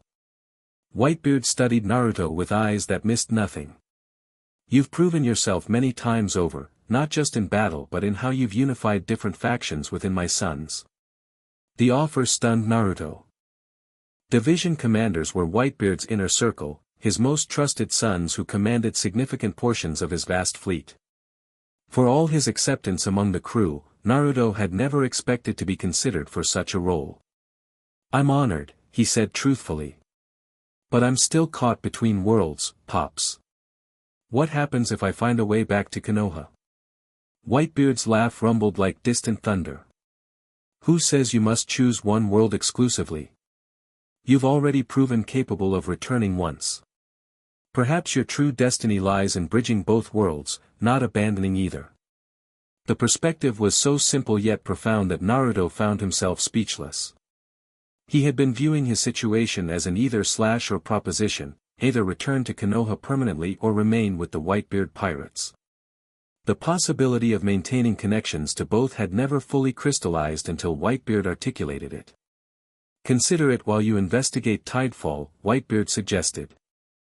This mission will test not just your combat abilities but your judgment in complex situations. How you handle the Kuja and the Marines will tell me whether you're ready for greater responsibility. Naruto bowed his head slightly. I won't disappoint you. You never have, son, Whitebeard replied with quiet confidence. The scout vessel sliced through the waves with remarkable speed despite its small size. Designed for stealth rather than confrontation, it carried just enough armaments to defend itself without appearing overtly hostile. Its black sails bore no marks identifying it as a Whitebeard ship, another precaution for this delicate mission. Naruto stood at the bow, extending his senses toward the approaching archipelago. Vista, the mustachioed swordsman of the 5th Division, managed the small crew while Haruta, the youthful 12th Division commander, monitored communications. Anything? Vista called from the helm. Naruto shook his head. Not yet. But there's something off about these waters. The natural energy flows differently here. Since regaining his chakra control, Naruto had discovered that this world's natural energy differed from the senjutsu chakra of his home dimension. Here, power flowed in currents that sometimes manifested as weather phenomena or influenced sea kings. Learning to sense these patterns had become one of his specialized skills. Marine vessels detected, Haruta reported, lowering a spyglass. 2 research ships and a frigate for protection. Southern approach to the central island. And on the eastern shore, Vista added, pointing toward the horizon, that has to be a Kuja ship. Serpent figurehead, red sails. Naruto considered their options. We'll approach from the north. Shallow draft should let us reach the cove I spotted on the charts without being detected. As they adjusted course, Naruto created a shadow clone, a technique he had finally mastered again after months of practice. His clone transformed into a seabird with a burst of smoke, then took wing toward the island to provide aerial reconnaissance. The archipelago grew larger as they approached, 5 islands of varying sizes arranged in a rough circle around a central lagoon. The largest island rose from volcanic origins, its center dominated by a dormant crater. According to intelligence, this central island was the focus of recent activity. Through his clone's eyes, Naruto observed marine personnel establishing equipment at various points around the crater. The devices resembled the sensors Vice Admiral Cazell had deployed during their previous encounter, presumably designed to measure dimensional energy fluctuations. On the eastern shore, Kuja warriors had established a base camp. Unlike the Marines' scientific approach, the Kuja appeared to be conducting a more traditional reconnaissance, with scouts venturing inland toward the volcano at regular intervals. "We have company," Vista warned as they neared the northern cove. A small patrol boat flying marine colors had appeared from behind a rocky outcropping. "Maintain course," Naruto instructed. "Haruta, prepare our merchant cover story."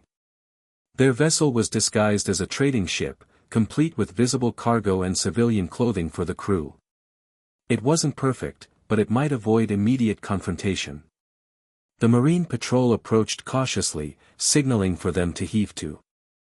As the vessels drew alongside each other, an officer raised a speaking trumpet. "Unidentified vessel, state your business in restricted waters."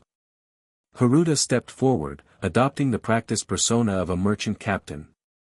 "Supplies for the research outpost. Contracted in Sabaody last week.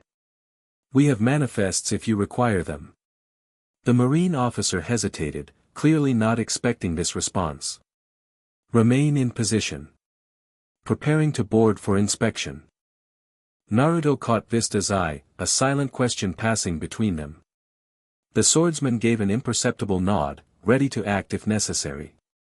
As the Marines prepared to cross to their vessel, Naruto's clone dispelled itself, sending a rush of information back to him. What he saw changed the calculation entirely. "Change of plans," he murmured to his companions.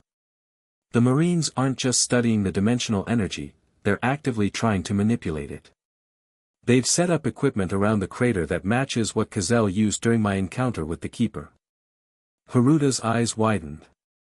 "They're trying to create a dimensional rift? Or exploit one that already exists," Naruto corrected. "And the Kuja, they've got someone in chains being escorted up the volcano path. Someone important." Vista's hand moved to his sword hilt. "Your orders." Naruto weighed their mission parameters against this new information. Simple reconnaissance had just become considerably more complicated. "We can't let them board and discover our identities," he decided. "Haruta, disable their communications. Vista, incapacitate but don't kill. We need to reach that volcano before whatever's happening reaches critical stage." With practiced efficiency, the Whitebeard Pirates sprang into action. Haruta leapt across to the marine vessel with inhuman speed, targeting the communications equipment. Vista followed, his dual swords remaining sheathed as he used the hilts and flats to overwhelm the Marines without bloodshed. Naruto himself created 3 shadow clones to secure their own vessel while he focused chakra to his feet and ran across the water's surface toward the island, a sight that left the few conscious Marines gaping in disbelief. "Meet me at the volcano's base," he called back to his companions. "And stay out of sight." As he sprinted across the water, Naruto created another aerial reconnaissance clone. The situation was deteriorating rapidly. Marine technicians were activating their equipment around the crater rim, creating a visible energy field that pulsed with ominous purpose. The Kuja warriors were now in confrontation with a marine patrol near the eastern slope, their prisoner momentarily forgotten in the ensuing skirmish. Naruto hit the beach at full speed, not bothering with stealth now that events were accelerating. He dashed into the dense jungle, using chakra-enhanced leaps to cover ground rapidly toward the volcano. The island's vegetation grew stranger the closer he got to the crater, plants with unnatural coloration and formations that seemed to defy gravity. Signs of dimensional bleeding, Naruto recognized from his experiences with the Keeper. The boundary between worlds was already thin here. He paused at the edge of a clearing to assess the situation. Above him, the crater rim was now outlined in pulsing blue energy as marine equipment hummed with increasing intensity. To his right, sounds of combat indicated the clash between Kuja warriors and marine forces had escalated. And directly ahead, apparently abandoned during the confusion, knelt the Kuja's prisoner, a woman with long green hair and a serpentine lower body. A snake woman, bound in sea stone chains that prevented her from transforming fully. Naruto approached cautiously. "I'm not here to hurt you," he began. The snake woman's head snapped up, eyes filled with venom. Another filthy man come to gawk at the prisoner? The Marines at least had the decency to wear their corruption openly.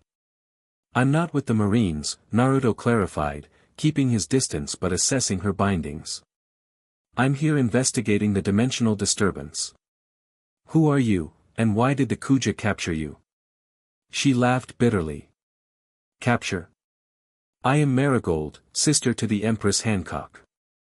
I was not captured but sacrificed when our mission went wrong." Naruto's eyes widened. One of Hancock's own sisters, left behind. That contradicted everything he'd heard about the pirate empress's devotion to her siblings. "Explain," he demanded, moving closer despite her hostile glare. "We came to investigate rumors of ancient weapons connected to dimensional rifts," Marigold said, strain evident in her voice. "Our scouts found evidence of void century writings in the crater. But the Marines were waiting, they used some kind of technology that neutralized our abilities. My sisters withdrew to protect the Empress while I covered their retreat. The tactical decision made sense, but abandoning family didn't align with Hancock's reputed values. Unless they're planning a rescue," Naruto realized. "The confrontation with the Marine Patrol is a diversion." Marigold's expression confirmed his theory. "Sandersonia leads the diversion. Hancock herself will come for me once the Marines are drawn away. But something has changed, the energy from the crater grows unstable." As if confirming her assessment, the ground trembled beneath them. Above, the blue energy ring around the crater flared brighter, now visible even in daylight. "They're accelerating their experiment," Naruto muttered. "Whatever dimensional boundary exists here, they're trying to breach it before anyone can interfere." He made a swift decision, drawing a kunai and channeling chakra through it. With precise movements, he severed the sea stone chains binding Marigold, careful not to touch the energy-draining material himself. "What are you doing?" she demanded, surprised by his action. "Helping you return to your sisters," Naruto replied. "And then stopping whatever dimensional catastrophe the Marines are about to unleash. I've seen what happens when these experiments go wrong." Freed from her restraints, Marigold began transforming, her serpentine features becoming more pronounced. "Why would a man help a Kuja warrior? What do you gain?" "Not everything is about gain," Naruto responded, creating several shadow clones that fanned out toward the crater rim. "Sometimes you help because it's right." Before Marigold could reply, a tremendous explosion rocked the volcano's eastern face. Through the trees, they glimpsed a massive serpent rising above the jungle canopy, its scales gleaming in the sunlight as it engaged marine forces. Sandersonia, Marigold identified, strength returning to her voice as her transformation completed. The diversion becomes an assault. The ground shook again, more violently this time. Naruto's shadow clones reported back, the marine equipment was overloading, the dimensional energy growing unstable faster than they had anticipated. Whatever controlled experiment they had planned was rapidly becoming an uncontrolled reaction. "Your sisters need you," Naruto told Marigold, already turning toward the crater. "I need to stop that experiment before it tears this island apart." Marigold regarded him with suspicion still, but less hostility. "You know what that energy is?" "Better than most," Naruto affirmed. "I've crossed dimensions before.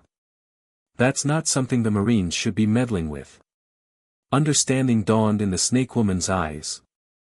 "You're him. The dimensional warrior Whitebeard rescued.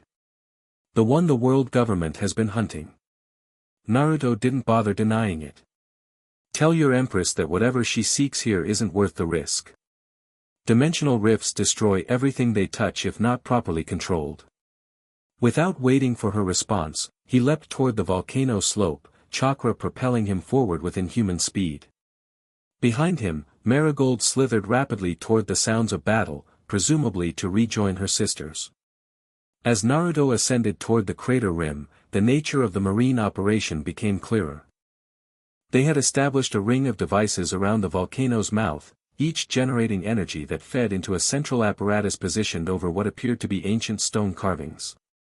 Vice Admiral Cazell stood before the central device, adjusting controls as energy surged in increasingly erratic pulses. Surrounding him, marine scientists worked frantically to stabilize the reaction while soldiers maintained a defensive perimeter. Naruto created a dozen shadow clones, sending them to approach from different directions while he observed from concealment.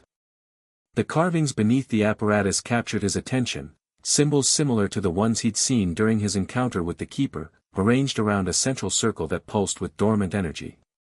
Increase power to stabilization ring 3, Cazell ordered, his voice carrying across the crater. The dimensional membrane is responding to the resonance frequency. We're close to breakthrough. A subordinate approached him urgently. Sir, we're detecting multiple intruders. Kuja forces have engaged our eastern perimeter, and sensors indicate movement around the entire crater rim. Maintain the experiment, Cazell commanded. We won't have another opportunity like this. The astronomical alignment only occurs once per century, and the dimensional thinning is already at peak resonance. As the Marines increased security, one of Naruto's clones was discovered and dispelled in a puff of smoke. Alarms immediately sounded across the installation. Uzumaki, Cazell identified immediately, unsurprised. Right on schedule. The casual remark confirmed Naruto's suspicion that he'd been anticipated, perhaps even deliberately drawn to the island. But why? What role did Cazell expect him to play in this scenario? With stealth compromised, Naruto abandoned subtlety. He leapt into view atop a rock formation overlooking the central apparatus, his black and orange coat billowing in the energy-charged air. Whatever you're doing, Cazell, it ends now, he called, forming a Rasengan in his palm. Dimensional rifts aren't toys for your experiments. The Vice Admiral smiled thinly. On the contrary, Uzumaki. They're precisely what the world government has been seeking for centuries. The power to access other realms, other sources of energy beyond our dimension's limitations. You're going to destroy this island, Naruto warned. Possibly this entire region if the reaction cascades. I've seen what happens when dimensional boundaries collapse. Your concern is noted but unnecessary, Cazell replied with maddening calm. Unlike your accidental displacement, our approach is scientific, controlled. We've been studying the ancient records left by previous dimensional travelers, including the entity you call the Keeper. This revelation gave Naruto pause. What do you know about the Keeper? Enough to understand its true nature, Cazell said, signaling his forces to maintain the experiment while he conversed. It wasn't a benevolent guide helping you return home, Uzumaki. It was a jailer, ensuring dimensional prisoners remained where they were placed. The claim contradicted what Naruto had experienced, yet something about it resonated with his unresolved questions. The Keeper's insistence on him as a vessel, the cryptic references to completing the passage, there had always been aspects of their interaction that felt manipulative rather than helpful. Even if that's true, Naruto countered, it doesn't change the fact that forcing open dimensional gates is catastrophically dangerous. You're gambling with forces you don't understand. Cazell's expression hardened.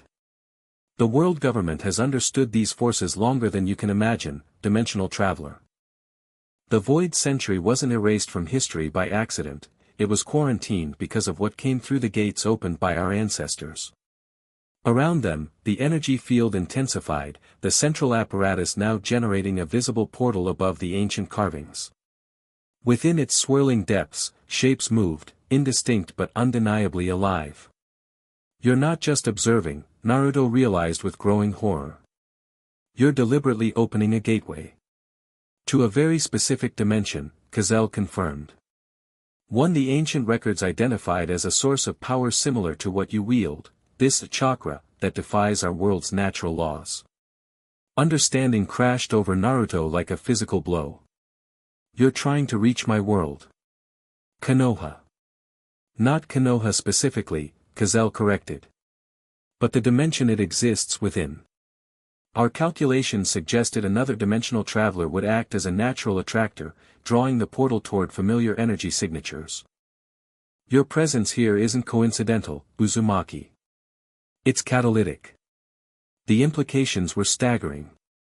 Colossal hadn't just anticipated Naruto's arrival, he'd engineered it, using him as a beacon to target the dimensional rift toward the shinobi world. Before Naruto could respond, the perimeter alarms blared again. This time, the disturbance came from the western rim, where a new group of combatants had engaged the marine defenders. Whitebeard Pirates detected, a marine officer reported urgently. Commander Vista and Commander Haruta leading an assault team. Simultaneously, the eastern conflict intensified as a new figure entered the fray, a tall, raven-haired woman whose beauty was matched only by the devastating power of her kicks as she tore through marine ranks with contemptuous ease. The pirate empress has personally joined the battle, another officer reported. Eastern perimeter collapsing. Colossal remained focused on the dimensional apparatus, adjusting controls as the portal expanded. Maintain the experiment. We need only minutes more for stable connection. Naruto assessed the rapidly deteriorating situation. His companions were engaging the marines from one direction, the Kuja forces from another, while the dimensional portal grew increasingly unstable at the center.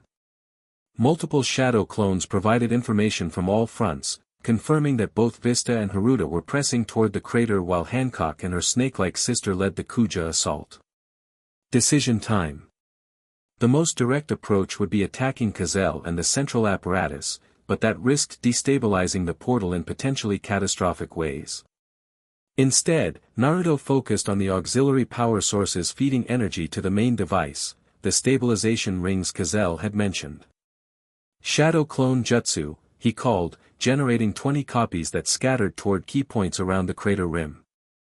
Each targeted a power junction, preparing Rasengan strikes calibrated to disrupt rather than destroy. As his clones moved into position, Naruto himself dashed toward the central apparatus, avoiding direct confrontation with marines when possible. His goal wasn't combat but controlled shutdown of the experiment before interdimensional catastrophe ensued. Halfway to his objective, a sinuous shape intercepted him, the green-haired sister he'd freed earlier, Marigold, now fully transformed into an impressive Cobra-human hybrid. Empress Hancock demands your presence, she hissed, though her tone lacked the hostility from their previous encounter. Little busy preventing dimensional apocalypse, Naruto replied, preparing to dodge around her. Thank your sister for the invitation, but it'll have to wait. Marigold moved with surprising speed for her size, blocking his path again. The Empress doesn't make requests, male. She commands. Naruto's patience thinned. Look, I freed you because it was right, not to earn favor with your Empress. Now either help me stop that portal or get out of my way. Their standoff was interrupted by a tremendous explosion as one of Naruto's shadow clones successfully disabled a power junction. The energy field fluctuated visibly, the portal wavering but not collapsing. The dimensional membrane is destabilizing. Colossal shouted to his scientists. Reroute power through secondary systems. The momentary distraction was all Naruto needed. He created another shadow clone beside Marigold to continue the conversation while his true self used a body flicker technique to blur past her toward the central platform. 3 Marines moved to intercept him, firing weapons that discharged strange energy rather than conventional ammunition. Naruto recognized the technology from his previous encounter with Colosal's forces, weapons designed to disrupt chakra flow. He dodged 2 blasts but the third caught him square in the chest, sending painful vibrations through his chakra network. The sensation was jarring but not debilitating. His control over Ninetail's chakra provided resistance that normal shinobi might lack. Adaptive countermeasures ineffective, a marine scientist reported, adjusting settings frantically. Subject's energy pattern has evolved since previous encounter. Of course it has, Colossal said with something like admiration. He's been practicing. Indeed, Naruto had spent months refining his chakra control, developing new techniques adapted to this world's unique challenges. The Marine's data was outdated, their countermeasures designed for abilities he had long since surpassed.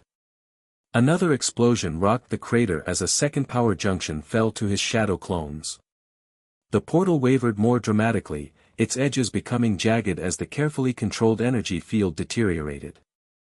Naruto was 20 meters from the central apparatus when the air before him shimmered and a figure stepped into his path, not a marine but a woman of such breathtaking beauty that he actually faltered mid-stride. Boa Hancock, the pirate empress, regarded him with cold disdain. Her traditional Kuja attire did little to conceal a figure that weaponized beauty itself, while her posture radiated imperial authority that expected immediate submission. "So you're the dimensional anomaly," she stated rather than asked, her voice melodic despite its dismissive tone. "The man who freed my sister then presumed to lecture her on our affairs." Naruto regained his composure quickly. Beautiful women were nothing new in his experience, he'd grown up with Sakura and Ino, after all, and the current crisis left no time for social niceties. "Your sister was chained and abandoned," he replied bluntly. "I helped her. Now I'm trying to prevent that portal from tearing this island apart with all of us on it. So unless you're here to help, Empress, I suggest you focus on evacuating your warriors." Hancock's perfect features registered momentary surprise before settling into outrage. "You dare speak to me in such a manner? Men grovel at my feet for the privilege of a glance." "I'm sure they do," Naruto acknowledged without breaking stride, creating another shadow clone to continue the conversation as he attempted to move past her. "But right now, we have bigger problems than protocol." To his clone's surprise and his own, Hancock didn't attack. Instead, she turned to observe the chaotic scene at the crater center, where Cazel's team struggled to compensate for the damage to their power network. "The portal leads to your world?" she asked, her tone shifting subtly. "That's their intention," Naruto confirmed through his clone. "But uncontrolled dimensional gateways don't behave predictably. Whatever comes through might not be what they expect." Hancock's eyes narrowed. "The world government seeks weapons beyond devil fruits. Powers like yours that don't follow our world's rules." "Exactly. But they don't understand the risks." He gestured toward the increasingly unstable portal. "That's not just a doorway, it's tearing the fabric between dimensions. If it collapses improperly, the damage could be catastrophic." As if underscoring his point, the portal surged with violet energy reminiscent of the Keeper's power. The scientists around Cazel scrambled backward as tendrils of force lashed outward, carving furrows into the stone platform. "You know how to close it?" Hancock demanded, her imperious tone now tinged with urgency. "Not close, stabilize," Naruto corrected. "Once stabilized, it can be gradually powered down without collapse." "I need to reach the control apparatus." Hancock assessed him for another moment before coming to a decision. "Marigold. Sandersonia. Clear his path to the device. All Kuja warriors, engage the Marines and draw them from the central platform." Her sisters acknowledged the command with warriors' efficiency, immediately redirecting their forces. The snake women themselves transformed fully, using their impressive size and strength to scatter Marine defenders. "Don't mistake this for trust, dimensional man," Hancock told Naruto coldly. "But I've seen enough of the world government's arrogance to recognize when larger threats emerge." Naruto nodded gratefully. "Smart decision, Empress. I promise to explain everything once we're not about to be scattered across multiple dimensions." With the Kuja forces providing unexpected assistance, Naruto pressed forward toward the central platform. Meanwhile, Vista and Haruta had broken through from the western approach, the swordsman's blinding blade techniques creating openings that the agile 12th commander exploited ruthlessly. Cazel observed the converging forces with remarkable calm, making final adjustments to the portal controls. "Right on schedule," he murmured, almost to himself. "All pieces moving as predicted." The Vice Admiral's confidence despite apparent defeat raised alarm bells in Naruto's mind. What was he missing? What aspect of this confrontation served Cazel's true purpose?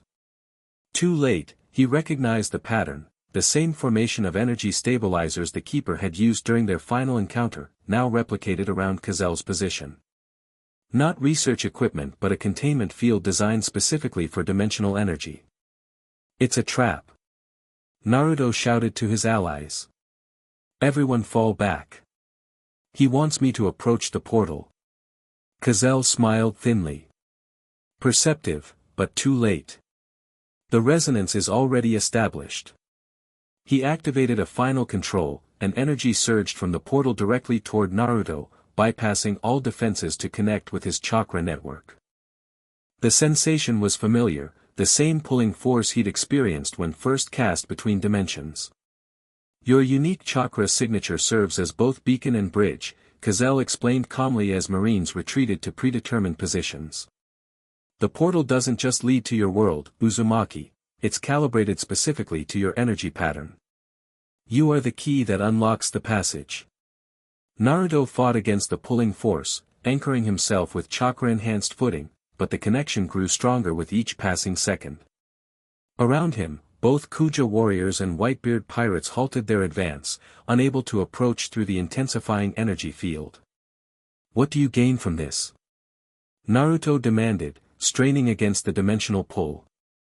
You're risking everything just to force me into the portal. Not force you into it, Colossal corrected. Harness your natural dimensional resonance. Your previous transitions created a unique energy signature that we've been studying for 2 years. You're not just a traveler between worlds, Uzumaki, you're a living dimensional anchor. The revelation crystallized fragmented information that had puzzled Naruto since his return. The Keeper's insistence on him as a vessel, his ability to sense dimensional thinning, the way he'd been pulled back to this world after attempting to return to Konoha, all pieces of a larger pattern he was only now beginning to understand. You're trying to stabilize a permanent gateway, he realized. Using me as the linchpin. Precisely. The ancient records spoke of human anchors, individuals who could transit between dimensions without the catastrophic energy requirements of mechanical portals. Colosal's expression showed genuine scientific excitement beneath his calculating exterior. You've already done it once by returning to our world after your displacement. Now we're simply formalizing the connection. The energy surged again, and Naruto felt his body beginning to dematerialize, the same sensation he'd experienced during previous dimensional transitions. But unlike those chaotic events, this process felt controlled, deliberate. Naruto. Vista called, trying to push through the energy barrier without success. We can't reach you. Neither can we, Sandersonia hissed, her massive serpentine form recoiling from the energy field. The barrier repels all but him. Through the fluctuating energy, Naruto glimpsed Hancock watching with an unreadable expression, not the disdain from earlier, but something more complex. Calculation, certainly, but also a flicker of something that might have been concern. The transition stabilizes, Colossal announced as instruments around him registered changes in the energy patterns. Synchronization at 60% and climbing. Naruto fought against the process, attempting to disrupt his own chakra flow to break the resonance, but the connection had progressed too far. Parts of his body were already translucent, energy rather than solid matter. In desperation, he reached inward. Kurama. Any ideas? The Nine Tails, who had been unusually quiet during recent events, stirred within his mindscape. They're using your natural affinity for dimensional travel against you. But there's a weakness in their approach. I'm all ears, Naruto replied mentally as his physical form continued dissolving. They assume you'll transition completely to your home dimension, Kurama explained. But you've developed control since your return. You could potentially anchor yourself between dimensions, neither fully here nor fully there. Like being stuck halfway through a door, Naruto realized. But how does that help? Because from that position, you might redirect the energy flow. If you can't stop the gateway from forming, perhaps you can change where it leads. The suggestion was dangerous but offered the only path forward. As his body continued its transformation into energy, Naruto stopped resisting and instead focused on controlling the process. Rather than fighting the dimensional pull, he embraced it while maintaining awareness of his current location. Synchronization at 80%, a marine scientist reported. Portal stability increasing exponentially. Gazelle watched with satisfaction as Naruto's form became increasingly translucent. Prepare for Phase 2 once the subject completes transition. The gateway should remain stable for approximately 60 seconds, enough time to deploy the initial research team. But something was changing in the energy pattern. Where before the portal had drawn Naruto's energy inward, now it seemed to flow in both directions simultaneously. His partially transitioned form began to glow with golden light as he accessed Ninetales' chakra, the dimensional energy reacting to this new power source with visible disturbance. What's happening? Gazelle demanded as instruments began registering anomalous readings. Why isn't he completing the transition? Naruto, suspended between dimensions, could perceive both worlds simultaneously, the volcanic crater on Tidefall Island and, hazily beyond the veil, the forest surrounding Konoha. But rather than passing completely into either realm, he held himself at the threshold, becoming the living bridge the keeper had described. You wanted me as an anchor, he called, his voice distorted by dimensional energies. Be careful what you wish for, Gazelle. With tremendous effort, Naruto seized control of the energy flows, redirecting them through his chakra network. The portal's destination began to shift, no longer focusing on Konoha but sliding sideways across dimensional boundaries. He's altering the dimensional coordinates, a scientist shouted in alarm. Portal destination shifting beyond predicted parameters. Gazelle's confidence finally cracked. Impossible. The targeting system is locked to his original dimensional signature. My signature has evolved, Naruto replied, golden chakra now visibly intertwined with the portal energies. 2 years in your world changed me. I'm not just connected to Konoha anymore. The portal surged violently as Naruto exerted his will upon it, forcing it away from his home dimension toward a different destination altogether, the empty dimensional pocket he'd glimpsed during his encounters with the Keeper, a buffer zone between worlds. Shut it down. Gazelle ordered frantically. Disengage the resonance field. But it was too late. The portal had become self-sustaining, feeding off Naruto's chakra as he deliberately overloaded its systems. Around the crater rim, power junctions exploded in cascading failure as the carefully calculated energy balance collapsed. Everyone back. Vista shouted, recognizing the imminent detonation. Clear the crater. Kuja warriors and Whitebeard pirates alike retreated from the rim as equipment failed catastrophically around them. Marine scientists abandoned their stations, fleeing the uncontrolled reaction. At the center, Naruto completed his manipulation of the dimensional energies. Rather than allowing the portal to connect to Konoha as Gazelle had intended, he forced it to collapse inward upon itself, creating an implosion rather than an explosion. The energy field compressed violently, drawing all loose matter toward the center point before vanishing with a thunderous crack that echoed across the archipelago. Where the portal had stood, nothing remained but a perfectly circular depression in the stone, smoking from residual energy. And standing at its center, Naruto, solid once more, his form stabilized but visibly drained from the immense chakra expenditure. Gazelle stared in disbelief from where he'd taken cover. You collapsed it, without dimensional backlash. How?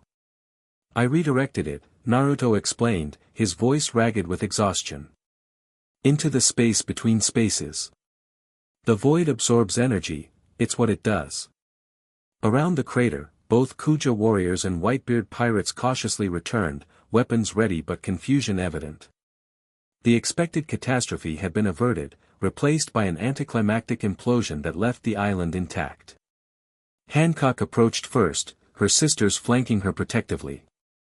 She studied Naruto with new intensity, not the dismissive glance of their first encounter but the focused assessment of a tactician recognizing an unexpected variable. You controlled dimensional forces, she stated, no question in her tone. Turn their weapon against them. Naruto nodded wearily. Not perfectly.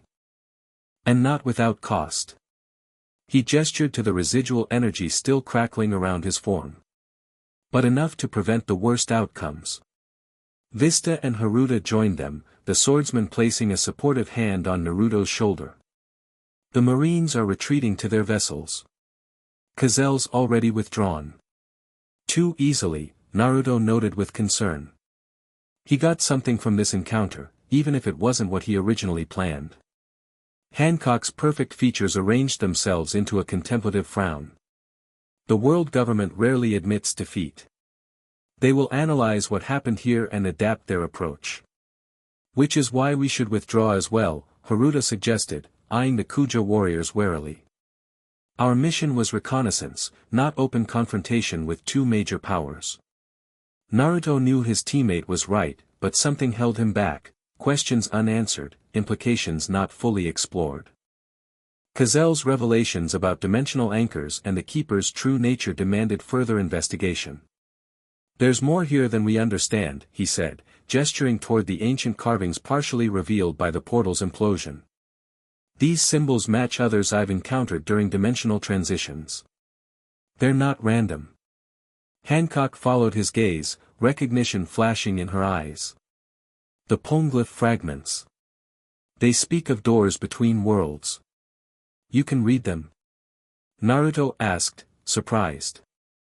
The pirate empress hesitated, clearly weighing how much to reveal. Not directly. But we Kuja have resources that provide partial translations. Enough to recognize references to other realms beyond our own. This unexpected connection heightened Naruto's curiosity. That's why you came here.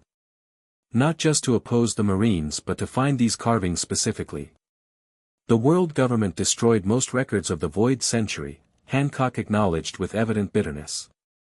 But rumors persisted of power beyond devil fruits, power they feared enough to erase from history. Vista cleared his throat meaningfully.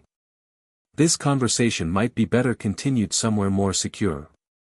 Marines may have retreated, but they rarely go far. The swordsman's warning was well-founded. Already, lookouts reported Marine vessels regrouping beyond the archipelago's outer reef.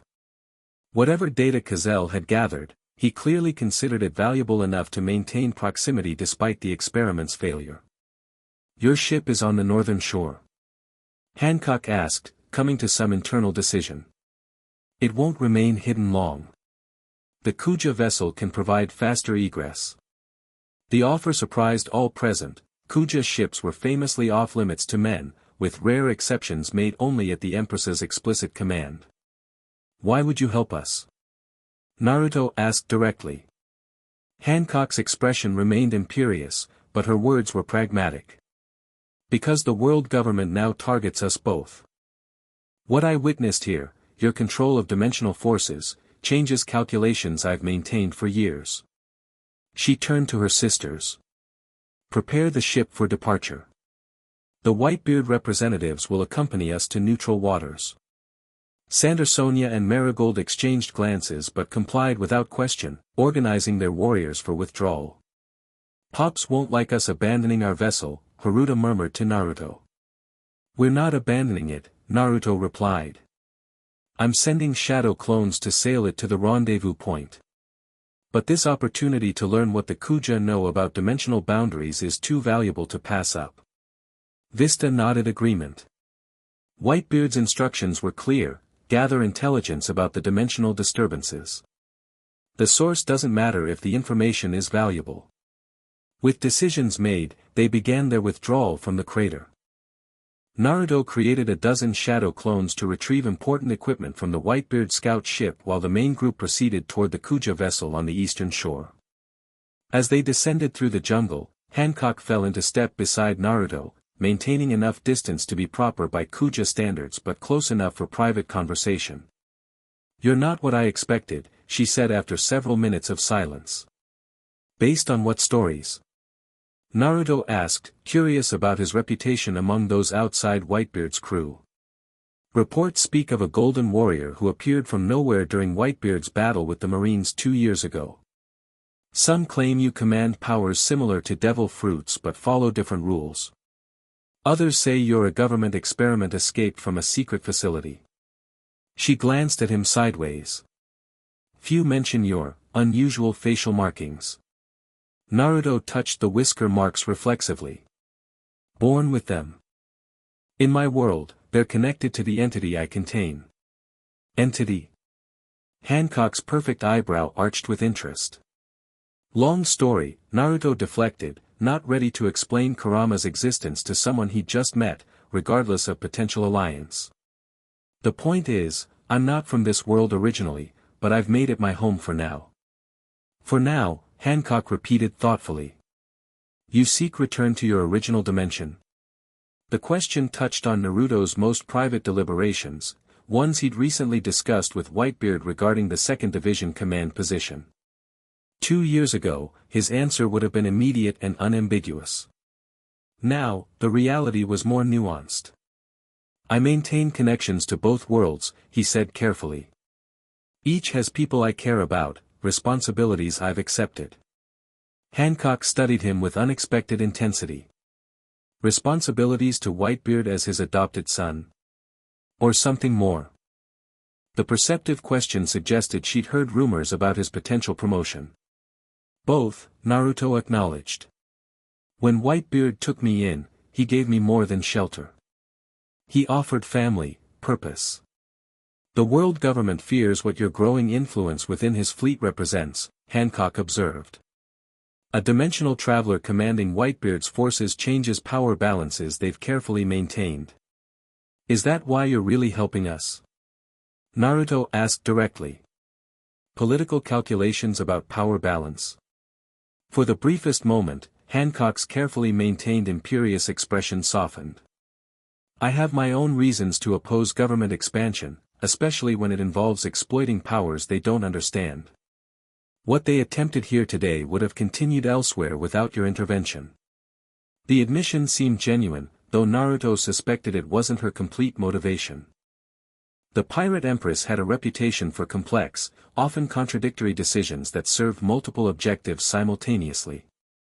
They emerged from the jungle onto the eastern beach, where the Kuja ship awaited, a magnificent vessel with serpentine designs and crimson sails. Female warriors lined its rails, many openly hostile toward the approaching men despite their empress's apparent acceptance. My warriors will require adjustment to male presence aboard our ship, Hancock warned as they neared the boarding plank. Particularly men with your level of power. It contradicts generations of Kuja teaching. We'll respect your traditions, Naruto assured her. And minimize our presence to what's necessary for safe passage to neutral waters. Hancock nodded, apparently satisfied with his response. As they boarded, she raised a hand, commanding instant silence from her crew. These men are temporary allies against government overreach. They will be treated with basic courtesy until we reach the rendezvous coordinates. The declaration, while not warm, established clear expectations. The Kuja warriors acknowledged their empress's command with discipline that impressed even Vista, himself a stickler for military protocol. As the ship prepared to depart, Naruto created additional shadow clones to coordinate with those retrieving the Whitebeard vessel. Communication between the ships would be essential for the rendezvous plan to succeed.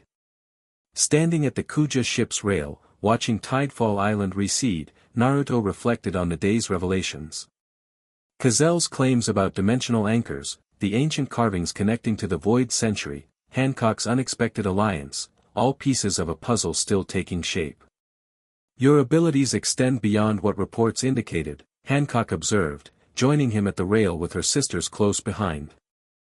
Creating duplicates of yourself, manipulating dimensional energy, sensing ancient powers, quite the arsenal for someone so young.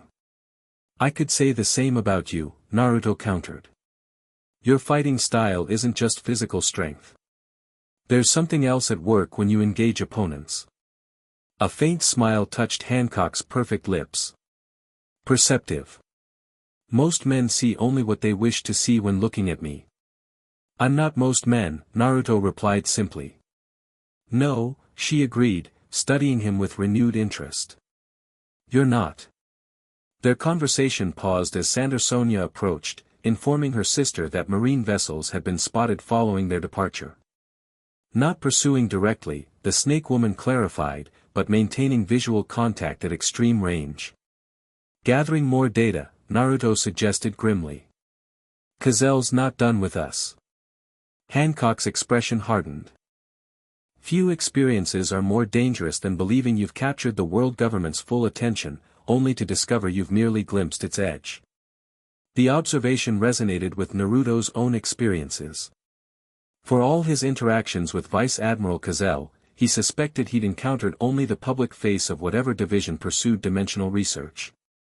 The true architects likely remained hidden, analyzing each encounter from safe distance. Which raises the question, Hancock continued, turning fully toward him, what do you intend to do with what you've learned today? Dimensional anchors, ancient connections to your world, these aren't merely scientific curiosities but potential weapons. The direct question deserved an equally direct answer. First, report to Whitebeard. He needs to know the government's dimensional research has progressed further than we realized. Second, investigate these dimensional anchor points Colossal mentioned. If I truly can stabilize connections between worlds, that changes everything. For your return home? Marigold asked, speaking up for the first time since boarding. For everything, Naruto clarified. Stable dimensional transit means communication between worlds, exchange of knowledge, perhaps even alliance against common threats. Hancock's eyes narrowed skeptically. Ambitious thinking for someone who nearly became a government test subject today. I didn't say it would be easy, Naruto acknowledged with a rueful grin. Just that it's worth pursuing. Their conversation was interrupted as Vista approached, having completed a sweep of the ship with Haruta to ensure no tracking devices or other surprises had been planted during the chaos of departure. Ship's clean, the swordsman reported. And our vessel is following a prescribed distance. We should reach the rendezvous point by nightfall. Good, Naruto nodded. Any word from the Moby Dick? Communications Den Mushi received our status update. Pops is redirecting the main fleet to intercept us 2 days northeast of the rendezvous. He wants full debriefing immediately. The news confirmed Whitebeard's concern about the mission. Redirecting the main fleet represented significant resource commitment and potential exposure, not decisions the cautious captain made lightly. Hancock observed this exchange with interest. Whitebeard mobilizes his full strength. The old man must consider dimensional matters more seriously than I realized. He understands the stakes, Naruto replied simply. Better than most. As evening approached, the Kuja ship maintained its swift pace away from tidefall, the marine pursuers gradually falling beyond visual range though likely still tracking their general heading. The tension aboard gradually eased as immediate danger receded, allowing more substantial conversation. In the ship's modest war room, Hancock unrolled an ancient scroll containing partial rubbings of the same symbols they'd seen on the volcano. Vista and Haruta examined them with professional interest while Naruto studied them with more personal connection, recognizing elements that matched the markings he'd observed during dimensional transitions. These were recovered from Amazon Lily's hidden temples, Hancock explained, carefully omitting specific locations. They speak of doors between realms and vessels that walk between worlds. Similar to what Colossal called dimensional anchors, Naruto noted, tracing a particular symbol that resembled a spiral surrounded by smaller circles. This matches the seal pattern that appeared during my first transition. Hancock nodded. The ancient text describes individuals who could traverse dimensional boundaries without the catastrophic energy requirements of mechanical methods. Living bridges, essentially. Like what the keeper called me, Naruto murmured. A vessel to complete the passage. The legends speak of such entities serving as guardians, Sandersonia added, her serpentine form coiled comfortably in the chamber's corner. Maintaining separation between worlds that were never meant to directly interact. The description aligned uncomfortably well with Colosal's claims about the keeper's true nature. So the dimensional boundaries are intentional? Not just natural divisions. According to these fragments, yes, Hancock confirmed. Established after a catastrophic event during what we now call the Void Century, a period when worlds collided with disastrous consequences. Vista stroked his mustache thoughtfully. The government's obsession with erasing that history makes more sense if dimensional invasions were involved. Powers beyond devil fruits would threaten their control structure. And explain their interest in you specifically, Haruta added, looking at Naruto. Not just your abilities, but what you represent, proof that dimensional transit is possible without world-ending consequences. The pieces aligned with disturbing precision. Naruto's accidental arrival, the Keeper's intervention, Kazel's persistent pursuit, the ancient carvings, all connected to some cosmic event the world government had spent centuries concealing. There's something we're still missing, Naruto said, frustrated. If dimensional boundaries are necessary protective measures, why did the Keeper help me return here after trying to send me back to Konoha? It contradicts its supposed guardian role. Hancock considered this inconsistency. Unless your specific case serves some greater purpose within the dimensional framework. These texts refer to the balance between realms repeatedly. Or unless the Keeper itself has motivations beyond its assigned role, Marigold suggested darkly. Even guardians can be corrupted. The speculation continued as night fell, theories building upon theories without definitive answers. Eventually, practical matters interrupted their discussion, the rendezvous point was approaching, and preparations for transfer back to their own vessel required attention. As Naruto prepared to deploy shadow clones for the transfer operation, Hancock requested a final private conversation on the ship's stern deck. The location offered both privacy and clear view of the starlit sea stretching behind them. I've made a decision, the Empress announced without preamble as Naruto joined her. The Kuja will share what information we possess about dimensional boundaries with Whitebeard's forces. The declaration surprised him. That's unexpectedly generous. What changed your mind? Hancock turned to face him fully, moonlight accentuating her flawless features. What I witnessed today, your willingness to sacrifice yourself to protect others from dimensional catastrophe, even those who initially treated you with contempt. Her expression showed unusual vulnerability.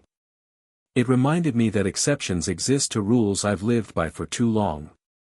The admission seemed to cost her something, a crack in the imperious facade she maintained as Pirate Empress. The world government exploited my people's isolation for centuries, she continued. Used our separation from the wider world to manipulate us, just as they've manipulated information about dimensional boundaries. Some barriers serve protection, others merely enforce control. Naruto recognized the philosophical shift these statements represented, especially coming from the leader of a famously isolationist society.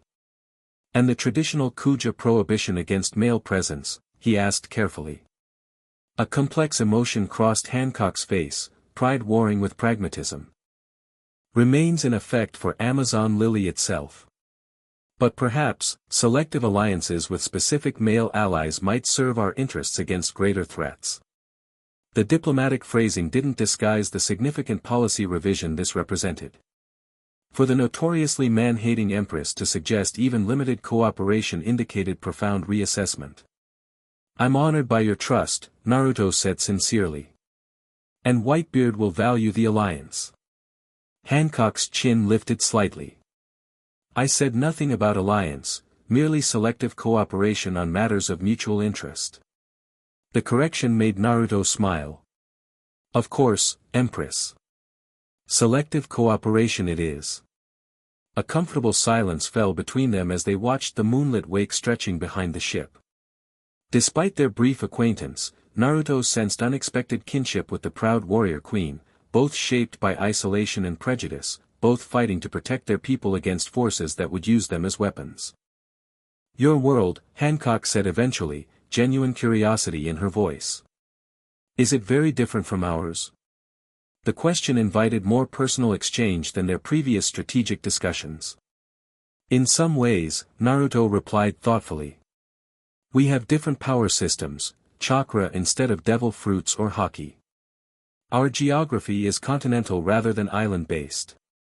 But people. He shrugged, people are remarkably similar across dimensions. Even the bad ones? Hancock asked, a shadow crossing her perfect features.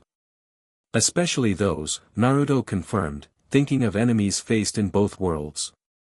But the good ones too. People who fight to protect others, who sacrifice for what they believe in. Like your Konoha companions. You must miss them. The observation touched a perpetual ache Naruto usually kept private. Every day. But I've found family here too. Whitebeard, Marco, my other brothers among the crew. Connections that matter. Hancock seemed to weigh this answer carefully. You navigate between worlds more gracefully than I expected. Most would be destroyed by such displacement, clinging desperately to what was lost rather than embracing new possibilities. I had practice, Naruto admitted quietly. Growing up isolated in my village, learning to build connections despite barriers others placed between us. Finding family wherever I could. The personal revelation clearly resonated with Hancock, though she maintained her dignified reserve. Perhaps that's why the dimensional forces chose you as their vessel. Adaptability where rigidity would shatter. Before Naruto could respond, Haruta appeared with news that their rendezvous coordinates had been reached. The Whitebeard scout vessel awaited their transfer just beyond visual range of any potential marine pursuers. Time for your departure, Hancock acknowledged, her formal manner returning as their private conversation concluded. Remember our agreement, the information we've shared is for Whitebeard directly, not general dissemination. Understood, Naruto confirmed. And your intelligence network will alert us to further government dimensional activities? As agreed. Selective cooperation serves both our interests against Cazel's division. As preparations for transfer commenced, Hancock's sisters approached to coordinate the final logistics. Marigold especially seemed to have reassessed her opinion of Naruto since their first hostile encounter in the jungle. You saved more than just me today, she told him quietly while Hancock conferred with Sandersonia. The dimensional collapse would have consumed our ship as well. The Kuja remember such debts. No debt necessary, Naruto assured her. Anyone would have done the same. Marigold's expression suggested she strongly disagreed with that assessment, but she merely nodded respectfully before rejoining her sisters. The transfer operation proceeded smoothly under moonlight cover. Shadow clones facilitated coordination between vessels, allowing Vista and Haruta to cross first while Naruto managed final communications with the Kuja leadership. As he prepared for his own departure, Hancock approached one last time. The Empress carried herself with characteristic imperial poise, but something had shifted in her demeanor toward him, the contempt from their first encounter replaced by wary respect. Until our paths cross again, dimensional traveler, she said formally. May your journey between worlds bring wisdom rather than catastrophe. And may your people find security without isolation, Empress, Naruto replied with equal formality. A ghost of a smile touched Hancock's perfect lips. Bold words to the ruler of Amazon Lily. I've been called worse than bold, Naruto grinned. Indeed. Hancock regarded him thoughtfully. The world government fears what you represent, Uzumaki Naruto. Not just your powers but your ability to create connections across boundaries they've maintained for centuries. She extended a hand, an unprecedented gesture from the woman known to turn men to stone for merely looking upon her. The Kuja will watch your progress with interest. Naruto accepted the handshake, sensing the symbolic weight behind the simple contact.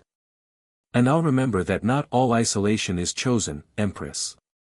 Some is imposed by those who fear what unity might accomplish. With farewells complete, Naruto created a final shadow clone to maintain communication as he leapt from the Kuja vessel, chakra carrying him across open water to where the Whitebeard scout ship awaited. Vista and Haruta welcomed him aboard with evident relief at the mission's successful conclusion, despite its unexpected complications. Pops will be pleased with the intelligence gathered, Vista remarked as they set course toward the Moby Dick's projected position. Though perhaps less pleased with how close we came to dimensional catastrophe. And with your personal diplomacy with the Kuja, Haruta added with a sly grin. Few men can claim civil conversation with Boa Hancock, much less cooperative agreements. Naruto shrugged off the teasing. Necessity makes unlikely allies. We shared common enemies today. The Empress seemed to find you less objectionable than most men, Vista observed shrewdly. A notable achievement considering her reputation. She's pragmatic beneath the imperial persona, Naruto replied, deflecting further personal analysis. And recognizes dimensional threats trump traditional divisions. As their vessel charted course through nighttime waters, Naruto took first watch, his enhanced senses ideal for detecting potential pursuit. Alone on deck, he finally had space to process the day's revelations and their implications for his increasingly complex position between worlds. Cazel's claims about dimensional anchors suggested possibilities Naruto had never considered, that his unique status might allow controlled transit rather than chaotic displacement. If true, the dream of maintaining connections to both Konoha and the Whitebeard Pirates might be more than wishful thinking. Equally significant was Hancock's unexpected alliance, or selective cooperation, as she insisted on calling it. The proud empress represented a powerful faction within the delicate power balance of the New World. Her interest in dimensional matters and willingness to share ancient knowledge opened avenues of investigation previously unavailable. But most pressing was the question of his potential promotion to 2nd Division Commander. The day's events had demonstrated both his value to Whitebeard's crew and his unique responsibilities as a dimensional traveler. Could he fully commit to leadership within the pirate hierarchy while maintaining his connection to Konoha? Heavy thoughts for midnight watch, Vista commented, joining him at the rail despite not being scheduled for duty. Just processing, Naruto replied. It's been an eventful day. The swordsman nodded sagely. First confirmation of government dimensional research facilities, ancient texts connecting to your world, and the notorious pirate empress actually treating you like a person rather than an insect. Eventful indeed. Naruto chuckled at the accurate summary. When you put it that way. Pops was right to send you, Vista continued more seriously. Anyone else would have missed the dimensional significance or lacked the abilities to counter Cazel's trap. Maybe, Naruto acknowledged. Or maybe anyone else would have avoided the trap entirely. Cazel designed that portal specifically to resonate with my chakra signature. Vista considered this. Perhaps. But that assumes Cazel's true goal was capturing you rather than testing your capabilities. Sometimes apparent failure reveals more valuable information than success. The observation was uncomfortably perceptive. Throughout the confrontation, Cazel had maintained unusual composure for someone whose experiment was failing catastrophically. What if the portal's collapse had provided exactly the data he sought? You think he was calibrating his approach? Learning how dimensional energy interacts with my specific chakra pattern. I think, Vista replied carefully, that the world government rarely commits significant resources to operations they haven't gamed out through multiple scenarios. Success or failure, they gathered valuable intelligence today. The assessment matched Naruto's growing suspicion that he'd been manipulated into demonstrating abilities Cazel couldn't have observed through distant monitoring. By forcing Naruto to actively counter the dimensional portal, the Vice Admiral had acquired direct measurements of his intervention techniques. Which means we need to adjust our approach as well, Naruto concluded. Stay ahead of whatever they're developing based on today's data. Vista nodded agreement. And solidify our alliance with the Kuja. Hancock's knowledge of ancient texts could prove crucial if the dimensional situation escalates. Selective cooperation, Naruto corrected with a faint smile. Call it what she likes, Vista shrugged. The Pirate Empress doesn't share ancient knowledge or offer safe passage to men without serious consideration. Whatever you did today impressed her significantly. Before Naruto could deflect this observation, lookouts called a warning. Marine vessels had been spotted on their trailing quadrant, not directly pursuing but maintaining general tracking position beyond direct engagement range. Still watching, Naruto noted grimly. Gathering more data. Let them watch, Vista replied calmly, hand resting on his sword hilt. What they observed today will give them pause before their next attempt. A dimensional traveler who can collapse their portals is not prey but predator. The swordsman's confidence was reassuring, but Naruto remained troubled by unanswered questions. The connection between ancient carvings, the keeper's true nature, and his own evolving role as a dimensional anchor presented a puzzle still missing critical pieces.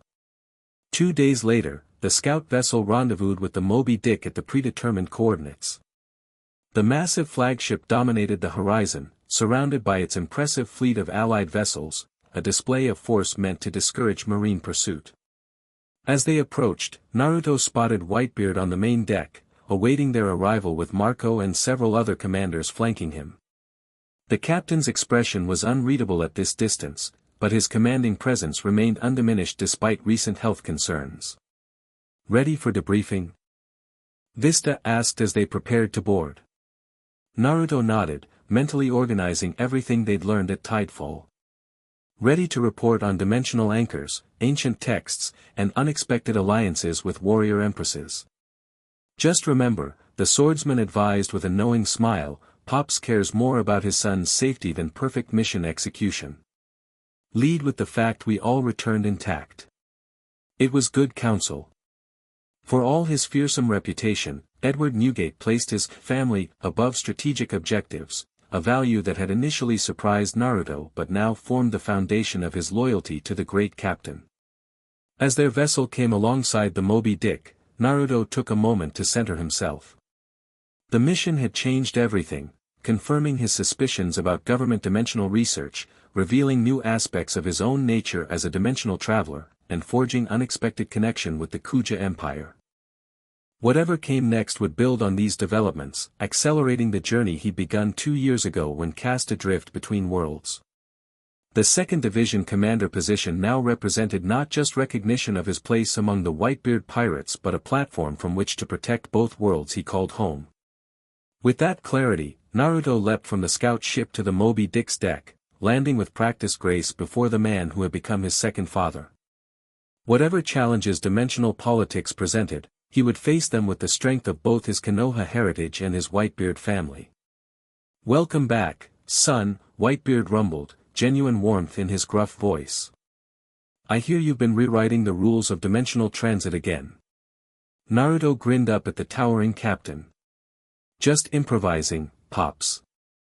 You know how it goes, plan for simple reconnaissance, end up countering dimensional portals and making alliances with warrior empresses." Whitebeard's booming laugh rolled across the deck. "Indeed I do, boy. Indeed I do." The formal debriefing lasted hours, Naruto, Vista and Haruta taking turns relating different aspects of the Tidefall mission while Whitebeard and his commanders asked incisive questions. The captain's quarters had been converted to a war room for the occasion, charts of the archipelago spread across tables while Den Mushi recorded the proceedings for later analysis. "So Cazell explicitly confirmed you're what he calls a dimensional anchor," Marco summarized after Naruto described the confrontation at the crater. "A living bridge between worlds rather than just a traveler who passed through accidentally." "That's his theory," Naruto confirmed. "And it aligns with what the Keeper told me about vessels and passages. I'm not just someone who fell between worlds by accident, there's something specific about my chakra signature that resonates with dimensional boundaries." Whitebeard stroked his mustache thoughtfully. "Which explains why the government has been so persistent in tracking you. They don't just want your abilities, they want to understand how you traverse dimensions without the catastrophic energy requirements their mechanical methods demand. And now they have more data to work with," Jozu added grimly. "Your intervention against the portal gave them direct measurements they couldn't have obtained through distant observation. The assessment matched Vista's earlier concern about Cazell achieving secondary objectives despite the experiment's apparent failure. Naruto had demonstrated abilities previously hidden, revealing techniques the Vice Admiral would undoubtedly incorporate into future attempts. "What troubles me more," Whitebeard said, tapping the ancient text rubbings Hancock had provided, "is this connection to the Void Century. If dimensional breaches were responsible for the catastrophes that period represents, then the government's experimentation risks repeating history," Marco finished. "Potentially on an even larger scale given modern technology." The implications sobered everyone present. The Void Century remained largely mysterious even to educated New World inhabitants, but all knew it represented a catastrophic period intentionally erased from historical records. "There's another factor to consider," Naruto added, having reflected on the mission's revelations during their return journey. If I really am a dimensional anchor as Cazell suggests, my presence here might be affecting the stability of boundaries between worlds. The increased dimensional activity could be partially my fault, like I'm naturally thinning the barriers just by existing in this world. The possibility hadn't occurred to most present, judging by their expressions. Whitebeard, however, nodded slowly as if confirming a private suspicion. Which explains the timing, the captain mused. Dimensional phenomena increasing since your arrival, focused particularly where your presence has been strongest. Like ripples from a stone cast in still water, Vista observed. Your dimensional signature creating disturbances that spread outward. The metaphor was apt but unsettling. If true, it meant Naruto's very existence in this world contributed to the instability Cazell sought to exploit. But that raises a critical question, Haruta interjected. If your presence destabilizes dimensional boundaries, wouldn't returning to your original world restore balance? The question struck at Naruto's deepest concerns. Maybe. Or maybe the damage is already done. The keeper seemed to think I needed to complete the passage rather than simply return to Konoha. Completing the passage, Marco repeated thoughtfully. Establishing stable anchor points in both dimensions rather than existing fully in one or the other. Whitebeard's expression grew more serious. Which aligns with my offer regarding the second division position. Not a choice between worlds but acceptance of your unique role bridging both. The connection crystallized Naruto's thinking. What had seemed a personal dilemma about loyalty and identity now represented something larger, potentially the solution to dimensional instability rather than its cause. If I can learn to control these anchor points, he reasoned aloud, create stable transitions rather than chaotic ones. Then you become guardian rather than catalyst, Whitebeard concluded. Protecting both worlds from exploitation while maintaining your connections to each. The vision was compelling but daunting.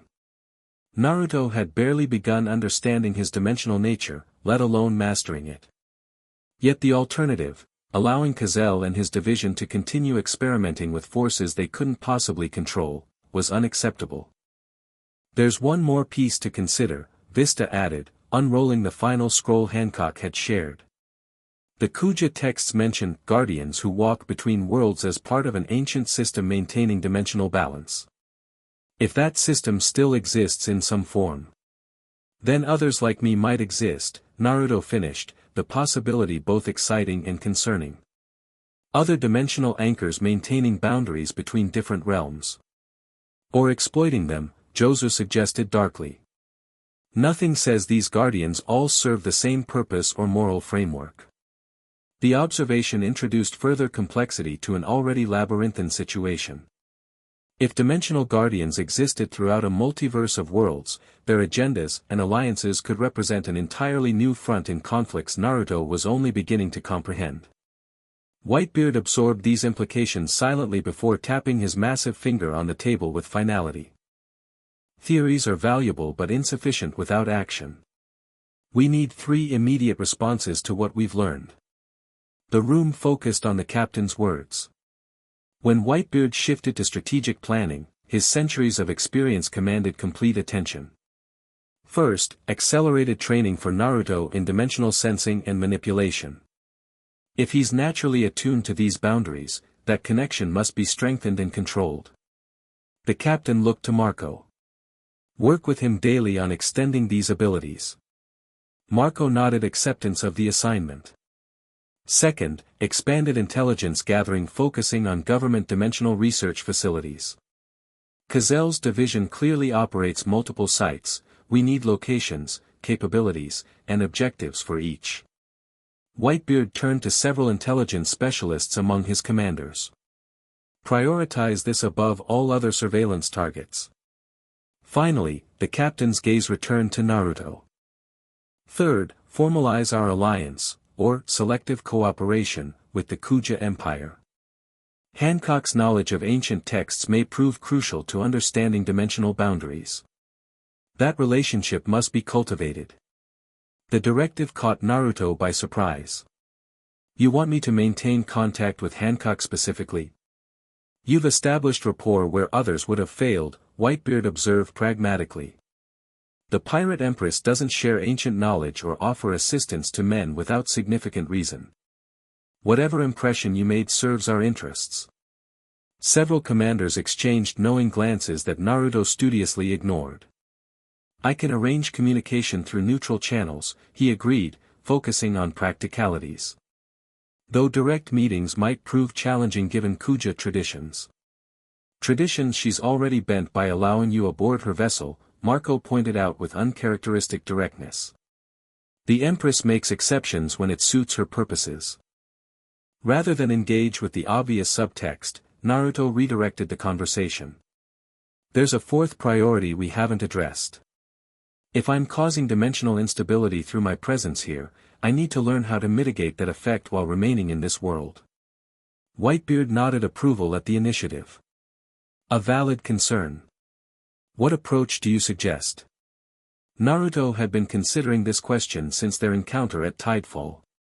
Meditation techniques to harmonize my chakra with this world's natural energy.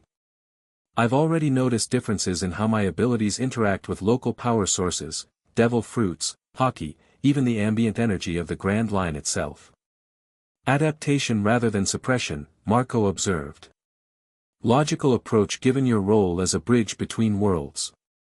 Exactly, Naruto confirmed. If I can align my chakra signature more closely with this dimension's natural patterns, I might reduce the disruptive effect while maintaining my abilities. Whitebeard considered the proposal before nodding agreement. Proceed with this training alongside the other priorities.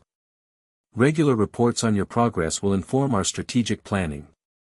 With key decisions made, the debriefing transitioned to logistical matters, fleet movements, communication protocols, resource allocation. Throughout these discussions, Naruto noticed Whitebeard observing him with thoughtful assessment, as if measuring his contributions against some private standard. When the formal meeting concluded, most commanders dispersed to their assigned duties. Whitebeard, however, beckoned Naruto to remain behind for private conversation. You handled yourself well on Tidefall, the captain began once they were alone. Not just combating Cazel's forces but navigating complex diplomatic waters with Hancock. Few of my commanders could have managed both effectively. I had excellent support, Naruto deflected modestly. Vista and Haruta made the mission possible. Whitebeard smiled knowingly. Taking credit for success while sharing recognition, another quality of effective leadership. He leaned forward in his massive chair. You've been considering my offer regarding the second division. It wasn't a question. I have, Naruto acknowledged. Tidefall changed my perspective on what's possible. How so? Before, I saw my situation as binary, either commit fully to the Whitebeard Pirates or maintain focus on returning to Konoha. Naruto gestured to the dimensional chart still spread across the table. Now I understand my role differently. Not divided loyalty but expanded responsibility. Whitebeard nodded approval. The mark of maturity, seeing beyond false choices to discover third paths. If I'm truly a dimensional anchor, Naruto continued, then perhaps my purpose is protecting both worlds, maintaining connection rather than choosing between them. And the second division command? Naruto met the great captain's gaze directly. Would give me the authority and resources to fulfill that purpose effectively. Not just as your son but as a commander with specific responsibility for dimensional matters affecting your territories. A slow smile spread beneath Whitebeard's mustache. Well reasoned. You've grown beyond the lost boy we pulled from the sea 2 years ago. I had good teachers, Naruto replied with genuine gratitude. Whitebeard studied him silently for a moment longer before reaching a decision. Very well. When we return to our main territorial waters, I'll announce your appointment as 2nd Division Commander. The formal ceremony will follow our traditions, but the position is yours effective immediately. Though Naruto had been considering the possibility for weeks, the actual confirmation sent a surge of emotion through him, pride mixed with profound responsibility. The 2nd Division represented hundreds of pirates across dozens of ships, all now under his direct command. Thank you, Pops, he said simply. I won't let you down. I know, Whitebeard replied with absolute confidence. Now, regarding your first assignment as commander, a sharp knock interrupted their conversation. Marco entered without waiting for response, his normally calm demeanor visibly disturbed. Emergency communication from our southern allies, the first commander reported. Major marine movement toward Amazon Lily. Multiple warships including what appears to be Cazel's research vessels. How long since they were spotted? Whitebeard demanded, immediately alert. 6 hours. Message was delayed by communication chain. Marco handed over a written report. Initial assessment suggests government response to the Kuja involvement at Tidefall.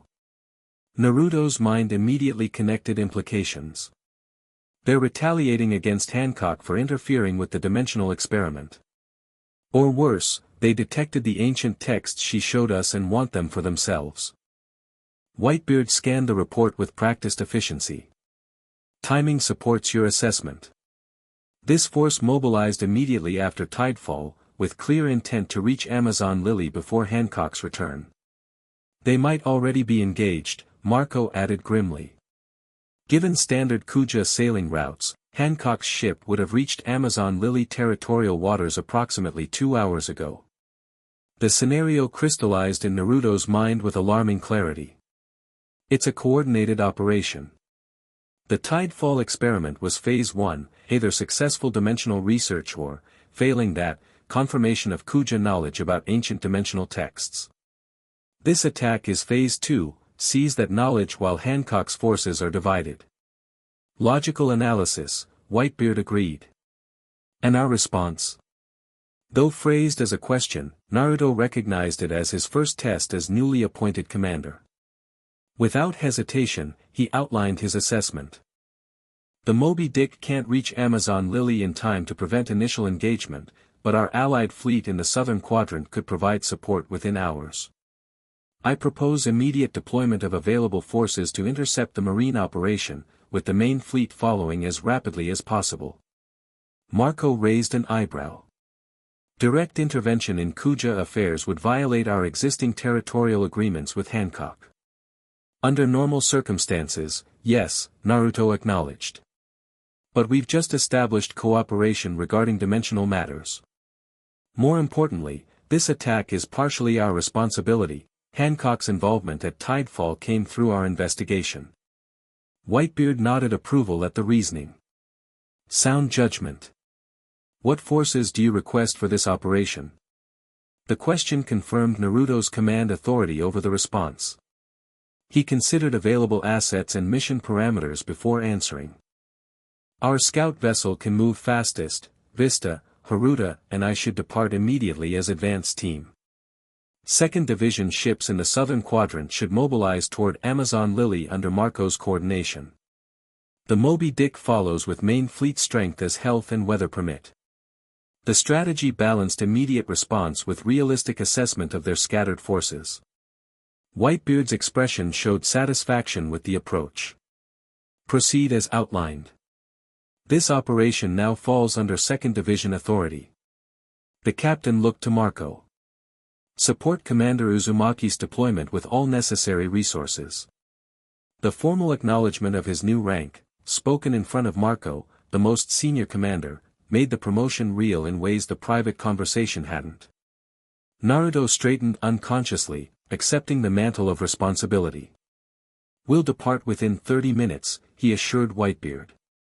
Continuous communication updates as the situation develops. As they exited to prepare for emergency deployment, Marco fell into step beside him. First command decision involves potential conflict with Marines over dimensional politics and Kuja alliances, the first commander observed dryly. Setting an ambitious precedent, Commander Uzumaki. Despite the gravity of the situation, Naruto found himself smiling at Marco's deliberate use of his new title. Go big or go home, right? Might as well start with something interesting. Marco's habitual sleepy expression cracked slightly with amusement. Just remember, Hancock won't necessarily welcome our intervention, regardless of practical necessity.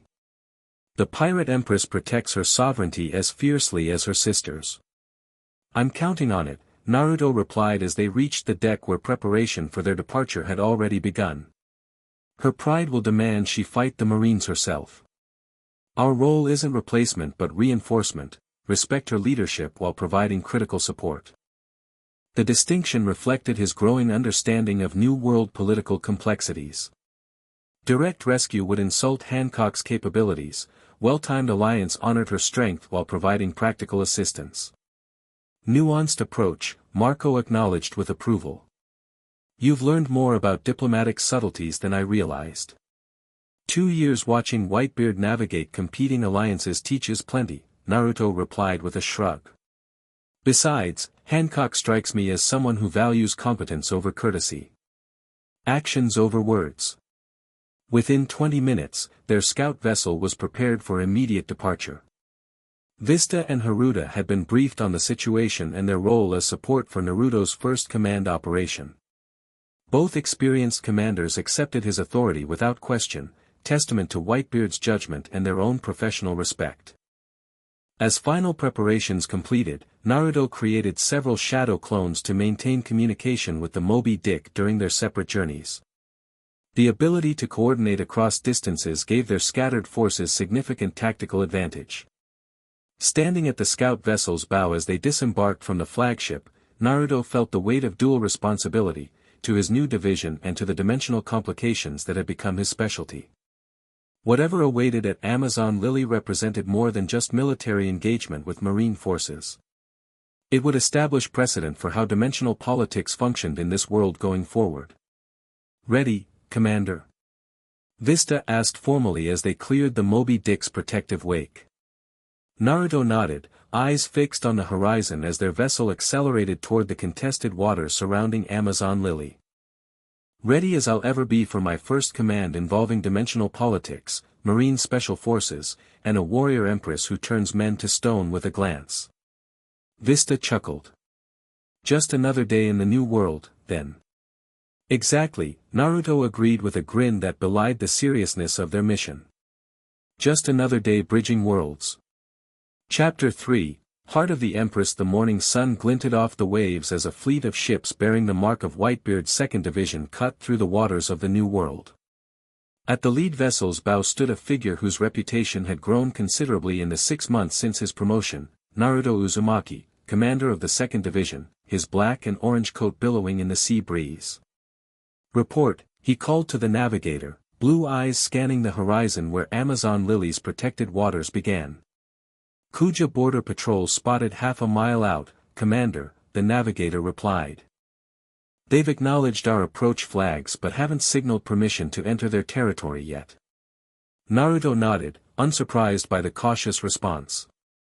Relations with the Kuja Empire had improved following the joint defense of Amazon Lily against Kazel's forces, but the warrior women remained fiercely protective of their sovereignty. This diplomatic mission, his first official visit since becoming commander, would test the fragile alliance they'd established. Maintain course and speed, he instructed. They'll want to verify our identity before granting passage. Vista approached, his impressive mustache twitching with amusement. Nervous about seeing the Empress again? Just focused on the mission, Naruto replied, though a slight smile betrayed him. Hancock agreed to share information about poneglyphs connected to dimensional boundaries. That knowledge could be crucial for understanding what the government is planning next. In the months since Tidefall, Naruto had grown into his role as 2nd Division commander with remarkable adaptability. The position suited his natural leadership and strategic thinking, while its responsibilities had matured him beyond his years. At 20, he commanded respect throughout the New World as both Whitebeard's adopted son and a formidable power in his own right. His relationship with Hancock, however, remained complex. Their communication since the Amazon Lily defense had been formal, conducted through intermediaries and focused exclusively on dimensional matters. This face-to-face meeting represented significant diplomatic progress, and personal risk, given the Empress's unpredictable nature. Kuja ships approaching, the lookout called from above. 3 vessels, full warrior complement. Naruto straightened, adjusting the modified headband that now incorporated both Konoha's symbol and the mark of Whitebeard's second division. Standard welcome formation. No weapons displayed, but be ready for anything. The crew moved with practiced efficiency, demonstrating the discipline Naruto had instilled throughout his division. As commander, he'd established a reputation for balancing Whitebeard's family-oriented philosophy with tactical precision, earning loyalty through respect rather than fear. The Kuja ships encircled their vessel with impressive coordination, serpent figureheads gleaming in the sunlight. On the lead ship's deck stood a familiar green-haired figure, Marigold, sister to the Empress. Commander Uzumaki, she called formally. My sister grants you conditional passage to Amazon Lily for the purposes of our diplomatic agreement. Your vessel may proceed to the designated harbor with essential crew only. Naruto stepped to the railing. Gratitude to the Empress for her hospitality. We accept her terms. The formality felt strange on his tongue, but he'd learned the importance of protocol in New World politics. Vista had been an excellent tutor in such matters, teaching him that respectful forms honored both parties without diminishing either's strength. As the Kuja escort guided them toward Amazon Lily's hidden harbor, Vista approached again. Remember the briefing on Kuja customs, the older commander advised quietly. They'll be watching every move for signs of disrespect or weakness. I know, Naruto nodded. No excessive eye contact with warriors below the Empress's rank. No unsolicited opinions on their traditions. And above all, no mention of the battle 6 months ago where you saved their island, Vista finished with a knowing smile. Hancock won't appreciate reminders of requiring outside assistance, regardless of the circumstances. The reminder was timely. That defense, where Naruto had arrived with reinforcements just as Marine forces threatened to overwhelm Amazon Lily's outer defenses, had established his credibility with the Kuja but potentially wounded Hancock's pride. The complex politics required careful navigation. As they rounded the island's natural sea wall, Amazon Lily revealed itself, a lush tropical paradise whose beauty belied its fortress-like defenses. Waterfalls cascaded down mountainsides dotted with structures that blended harmoniously with the natural environment. Female warriors lined terraced overlooks, their expressions ranging from curious to openly hostile. Quite the welcome committee, Vista murmured. They rarely receive male visitors, Naruto replied. Especially pirates with our reputation. Their vessel docked at a specially constructed pier separate from the main harbor, a diplomatic compromise allowing male visitors without violating the island's inner sanctums. As they prepared to disembark, Naruto addressed his core team.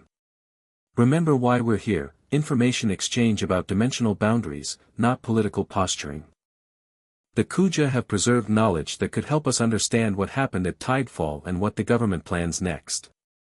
The team, consisting of Vista, 2 intelligence specialists, and 3 guard officers, nodded their understanding. All had been selected for both their skills and their ability to navigate delicate diplomatic situations.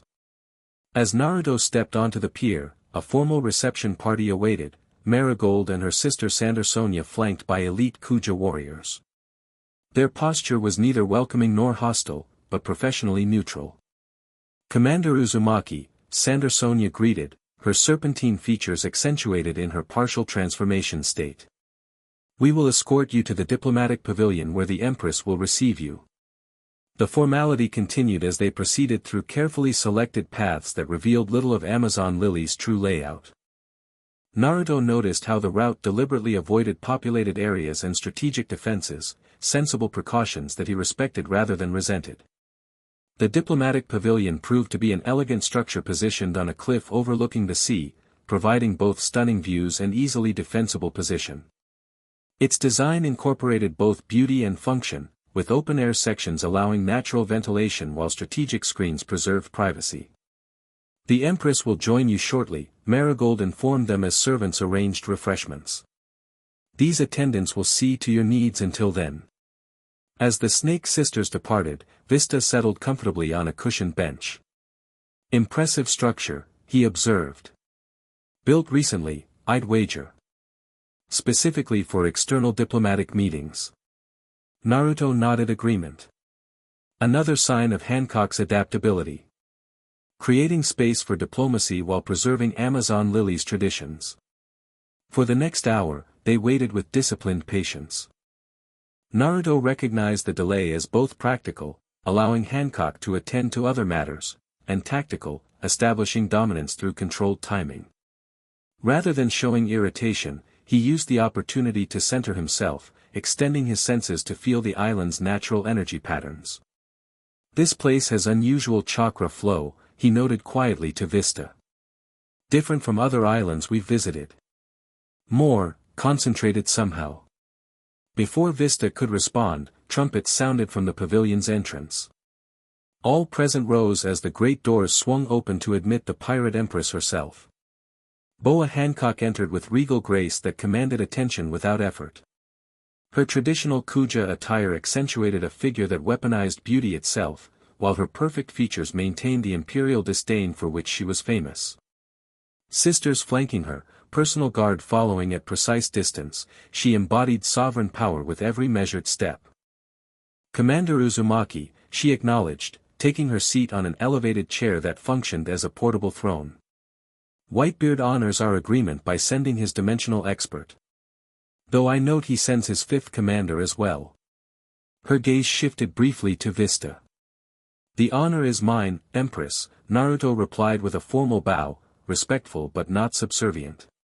Commander Vista accompanies me as diplomatic advisor and witness to whatever knowledge we may exchange. Hancock's perfect eyebrow arched slightly. Has the 2nd Division commander not mastered diplomatic protocol in the months since his promotion? The subtle barb might have flustered a less experienced negotiator, but Naruto had anticipated such testing. I value expertise wherever it's found, Empress. Commander Vista's decades of diplomatic experience complement my dimensional knowledge, just as your sisters complement your leadership of the Kuja. The response earned a fleeting smile, there and gone so quickly most observers would have missed it. Well answered. Perhaps Whitebeard chose wisely when elevating you. With formalities established, Hancock signaled for refreshments to be served. The following hour maintained rigid diplomatic structure, carefully worded exchanges about territorial boundaries, mutual defense concerns, and general New World politics. Nothing substantive regarding their true purpose was discussed, as both parties assessed the other's position and temperament. Naruto participated fully in these protocols while observing Hancock with careful attention. Beneath her imperial persona, he detected subtle signs of tension, slight tightness around her eyes, occasional micro-expressions suggesting concerns beyond diplomatic formality. Something had changed since their last encounter. As the formal reception concluded, Hancock rose with practiced grace. Commander Uzumaki will accompany me to the Poneglyph chamber for our specialized discussions. Commander Vista and his team will remain here as honored guests until your return. The directive surprised everyone present, including Hancock's sisters who exchanged quick glances. Separating diplomatic parties violated standard protocol, suggesting either exceptional trust or tactical maneuvering. Vista looked to Naruto, silently questioning the arrangement. I would be honored, Empress, Naruto replied after brief consideration. Though standard diplomatic practice suggests joint consultation. This is Amazon Lily, not a neutral territory, Hancock reminded him with imperial authority. Dimensional knowledge requires specialized discussion between primary experts. Unless you doubt your ability to represent Whitebeard's interests alone. The challenge was direct, forcing either acceptance or implied admission of weakness. Naruto recognized the tactical move but also sensed underlying purpose beyond mere power display. No doubt at all, Empress, he responded smoothly. Commander Vista, please coordinate communication schedules with our vessel while I attend to dimensional matters with the Empress. Vista nodded, understanding the subtext. Of course, Commander. Regular check-ins as established in our protocol. The arrangement settled, Naruto followed Hancock and her sisters from the pavilion. Rather than the formal procession of their arrival, this journey moved with greater urgency, following paths that wound deeper into the island's interior. Something's happened, Naruto observed quietly once they were beyond earshot of the pavilion. This isn't just diplomatic maneuvering. Hancock didn't break stride, but her voice lowered to match his. Perceptive. We have matters to discuss beyond what either our subordinates or your diplomatic advisor should hear. The admission confirmed his suspicions without revealing specifics. They continued in silence, ascending stone paths that transitioned from public thoroughfares to more restricted areas. Kuja warriors stood guard at increasingly frequent checkpoints, each more elite than the last. After 20 minutes of climbing, they reached what appeared to be a temple carved directly into the mountainside. Ancient stone columns flanked its entrance, inscribed with symbols similar to those Naruto had observed at Tidefall. The Temple of Memory, Marigold identified as they approached.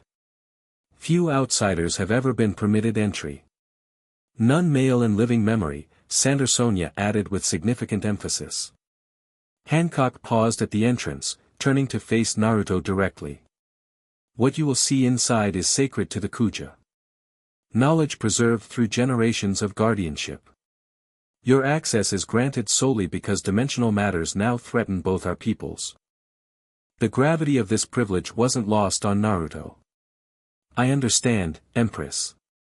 Whatever I learn remains confidential unless you specifically permit its sharing. She studied him for a moment longer, her perfect features impossible to read. We shall see if your actions match your words, Commander. With that, she turned and led them into the temple's shadowed interior. Inside, the temperature dropped noticeably as stone corridors descended beneath the mountain. Torches cast flickering light across walls covered in ancient carvings, some resembling the poneglyph script Naruto had glimpsed in Whitebeard's historical records, others depicting scenes of battle and ritual that predated modern civilization. These date from the Void Century, he asked, recognizing similarities to fragments he'd studied. Some older, Hancock replied, surprising him with direct answer rather than evasion. The Kuja were keepers of knowledge before the world government's founding. Before the Great Purge of history. They descended further, passing multiple security checkpoints where elite warriors stood guard. At each, Hancock provided authorization through phrases spoken in ancient dialect that Naruto's translator techniques couldn't fully decode. Finally, they reached a circular chamber deep within the mountain. At its center stood a stone cube covered in precise script, a true poneglyph, its red stone surface seeming to absorb light rather than reflect it. Unlike fragments Naruto had previously encountered, this one remained intact, its message preserved in full. One of the few complete poneglyphs remaining outside government control, Hancock explained, her voice softening with reverence. It speaks specifically of dimensional boundaries and the catastrophe that occurred when they were breached during the Void Century. Naruto approached slowly, extending his senses toward the ancient stone. Immediately, he felt an unusual resonance, similar to what he'd experienced near dimensional weak points, but more structured, almost deliberate. It's reacting to my chakra, he murmured, surprised. I can feel it, responding somehow. Hancock watched him closely. That confirms our suspicions. The ancient texts speak of the vessels between worlds whose energy awakens the memory stones. Your reaction to the poneglyph suggests you are indeed what the old language calls a bridge walker. The term sent a chill through Naruto, echoing how the keeper had addressed him during their encounters. What exactly does the poneglyph say about these bridge walkers? Instead of answering directly, Hancock gestured to her sisters. Leave us. Guard the outer chamber. What follows is for dimensional eyes only. Marigold and Sandersonia exchanged concerned glances but obeyed without question, closing the massive stone door behind them as they departed. Alone with Hancock, Naruto sensed a shift in the atmosphere. The imperial formality that had dominated their interactions softened, replaced by something more direct and urgent. Now we can speak freely, she said, her voice losing some of its performative quality. What I'm about to share violates oaths sworn by generations of Kuja rulers. But circumstances have changed. The dimensional boundaries weaken, and your existence here accelerates that process. So I am causing damage just by being here, Naruto confirmed grimly, the fear he'd harbored since Tidefall now validated. Yes and no, Hancock replied, circling the poneglyph with measured steps. Your presence creates disturbance, true. But according to this text, bridge walkers also serve essential function in maintaining dimensional balance. The problem isn't your existence here but your untrained state. She gestured to specific sections of the ancient script. This poneglyph contains instructions for bridge walkers, techniques to control dimensional resonance rather than simply generating it chaotically. In ancient times, such individuals were identified young and trained extensively. The revelation offered both concern and hope. You're saying I could learn to control these effects? Stabilize the boundaries rather than weakening them? Potentially, Hancock acknowledged. But the training described here is complex, dangerous, and requires complete commitment. Her perfect features hardened slightly.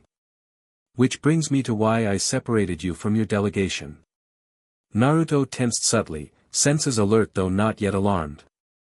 I'm listening. 3 days ago, our scouts intercepted a government communication regarding you specifically. Hancock's voice remained measured but took on new intensity. Vice Admiral Cazell has received authorization for your elimination rather than capture. The world government has deemed you too dangerous to contain. The information wasn't entirely surprising, but its timing raised questions. Why tell me privately? This affects Whitebeard's interests directly. Because the authorization specifically mentioned Amazon Lily as the target location, Hancock revealed, her composure cracking slightly with evident anger. They've been monitoring our communication, anticipated this diplomatic meeting, and planned to strike here, endangering my people to eliminate you. Now Naruto understood the tension he detected earlier. Hancock wasn't simply managing diplomatic formalities but preparing for imminent attack on her sovereign territory. When? He asked, immediately shifting to tactical assessment. Intelligence suggests within 48 hours. Submarine deployment to avoid early detection. Her eyes narrowed. They dare use my island as battleground for their dimensional obsession. Naruto processed this information rapidly, considering options and implications. We should return to the diplomatic pavilion immediately, coordinate defense preparations with Vista and, no, Hancock interrupted sharply. That is precisely what I don't want. The statement halted Naruto mid-thought. Explain. If we mobilize obviously, the government will detect preparation and adjust their approach, potentially with greater force. More importantly, her voice lowered despite their privacy, I suspect information leakage within your delegation. The accusation demanded response. You think one of my team is compromised? I think Cazell has become exceptionally well informed about your movements, Hancock replied carefully. The timing of this planned strike aligns too precisely with diplomatic arrangements even I finalized only last week. The possibility couldn't be dismissed outright. Intelligence security had been an ongoing concern since Tidefall revealed the government's extensive knowledge of Whitebeard's operations. Even if you're right, Naruto countered, isolating me reduces our defensive capabilities rather than enhancing them. Hancock's perfect lips curved in what might have been a smile under different circumstances. You underestimate the Kuja, Commander. We've been preparing since receiving this intelligence. What appears normal diplomatic activity conceals island-wide defense mobilization. The revelation shifted his assessment. If Amazon Lily was already preparing covertly, immediate alarm might indeed compromise their tactical advantage. And there's another factor, Hancock continued, returning her attention to the poneglyph. This attack coincides with a rare astronomical alignment mentioned in these texts, a period when dimensional boundaries naturally thin. The timing suggests Cazell plans to eliminate you when your dimensional resonance is most volatile. Naruto approached the ancient stone, studying the sections she indicated. Though he couldn't read the script directly, his chakra connection to the stone created impressions, sensations rather than translations, but meaningful nonetheless. 3 days from now, he murmured, receiving information through this strange resonance. When the moons align, something about the veil growing transparent. Hancock watched him with evident surprise. You can interpret it directly? Without translation? Not exactly, Naruto tried to explain the unusual sensation. It's like the stone speaks to my chakra. Images and concepts rather than words. Another confirmation of your bridge walker nature, she concluded. The texts claim true dimensional vessels could commune directly with the memory stones, receiving guidance across generations.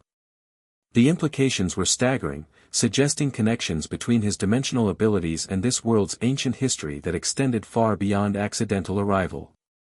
Before he could explore further, however, practical concerns reasserted themselves. We need a plan, he stated, focusing on immediate threats. If Colossal aims to strike during this alignment, we have limited time to prepare without alerting his intelligence sources. Hancock nodded, Imperial persona temporarily set aside for tactical pragmatism. My warriors are positioned throughout the island under guise of normal security rotation. Coastal defenses are activated but disguised as maintenance. The question remains how to handle your Whitebeard delegation without compromising operational security. The problem required careful balance between alliance obligations and tactical necessity. After considering options, Naruto proposed a solution. We maintain normal diplomatic schedule but accelerate information exchange. I'll communicate essential dimensional knowledge to Vista with coded implications of potential threats, allowing him to implement subtle readiness without explicit warning. Clever, Hancock acknowledged. And your role? Officially, I'll be researching dimensional texts under Kuja's supervision. Actually, I'll be working with you to prepare specific countermeasures against Colosal's forces based on what we know of their dimensional technology. The plan addressed immediate tactical needs while preserving both alliance integrity and operational security. Hancock considered it briefly before giving a single, decisive nod. Acceptable approach. We begin immediately. She gestured toward the chamber's far side, where a previously unnoticed doorway led deeper into the mountain.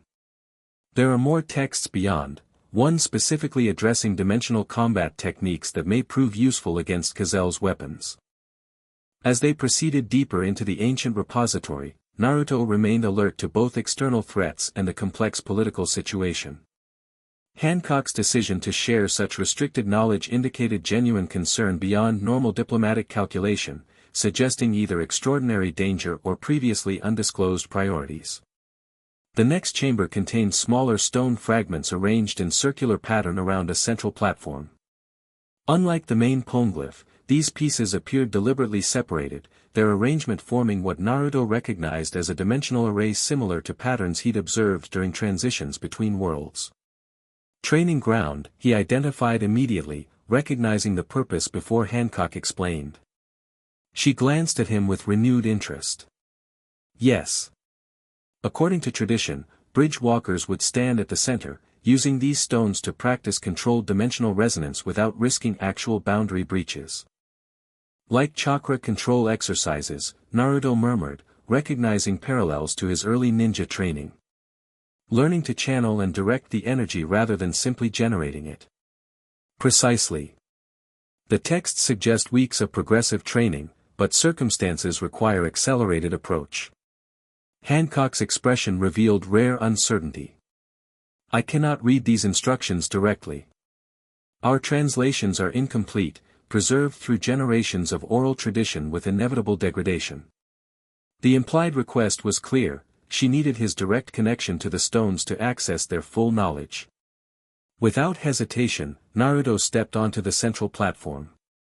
Immediately, the stone fragments began to glow with faint blue light that pulsed in rhythm with his heartbeat.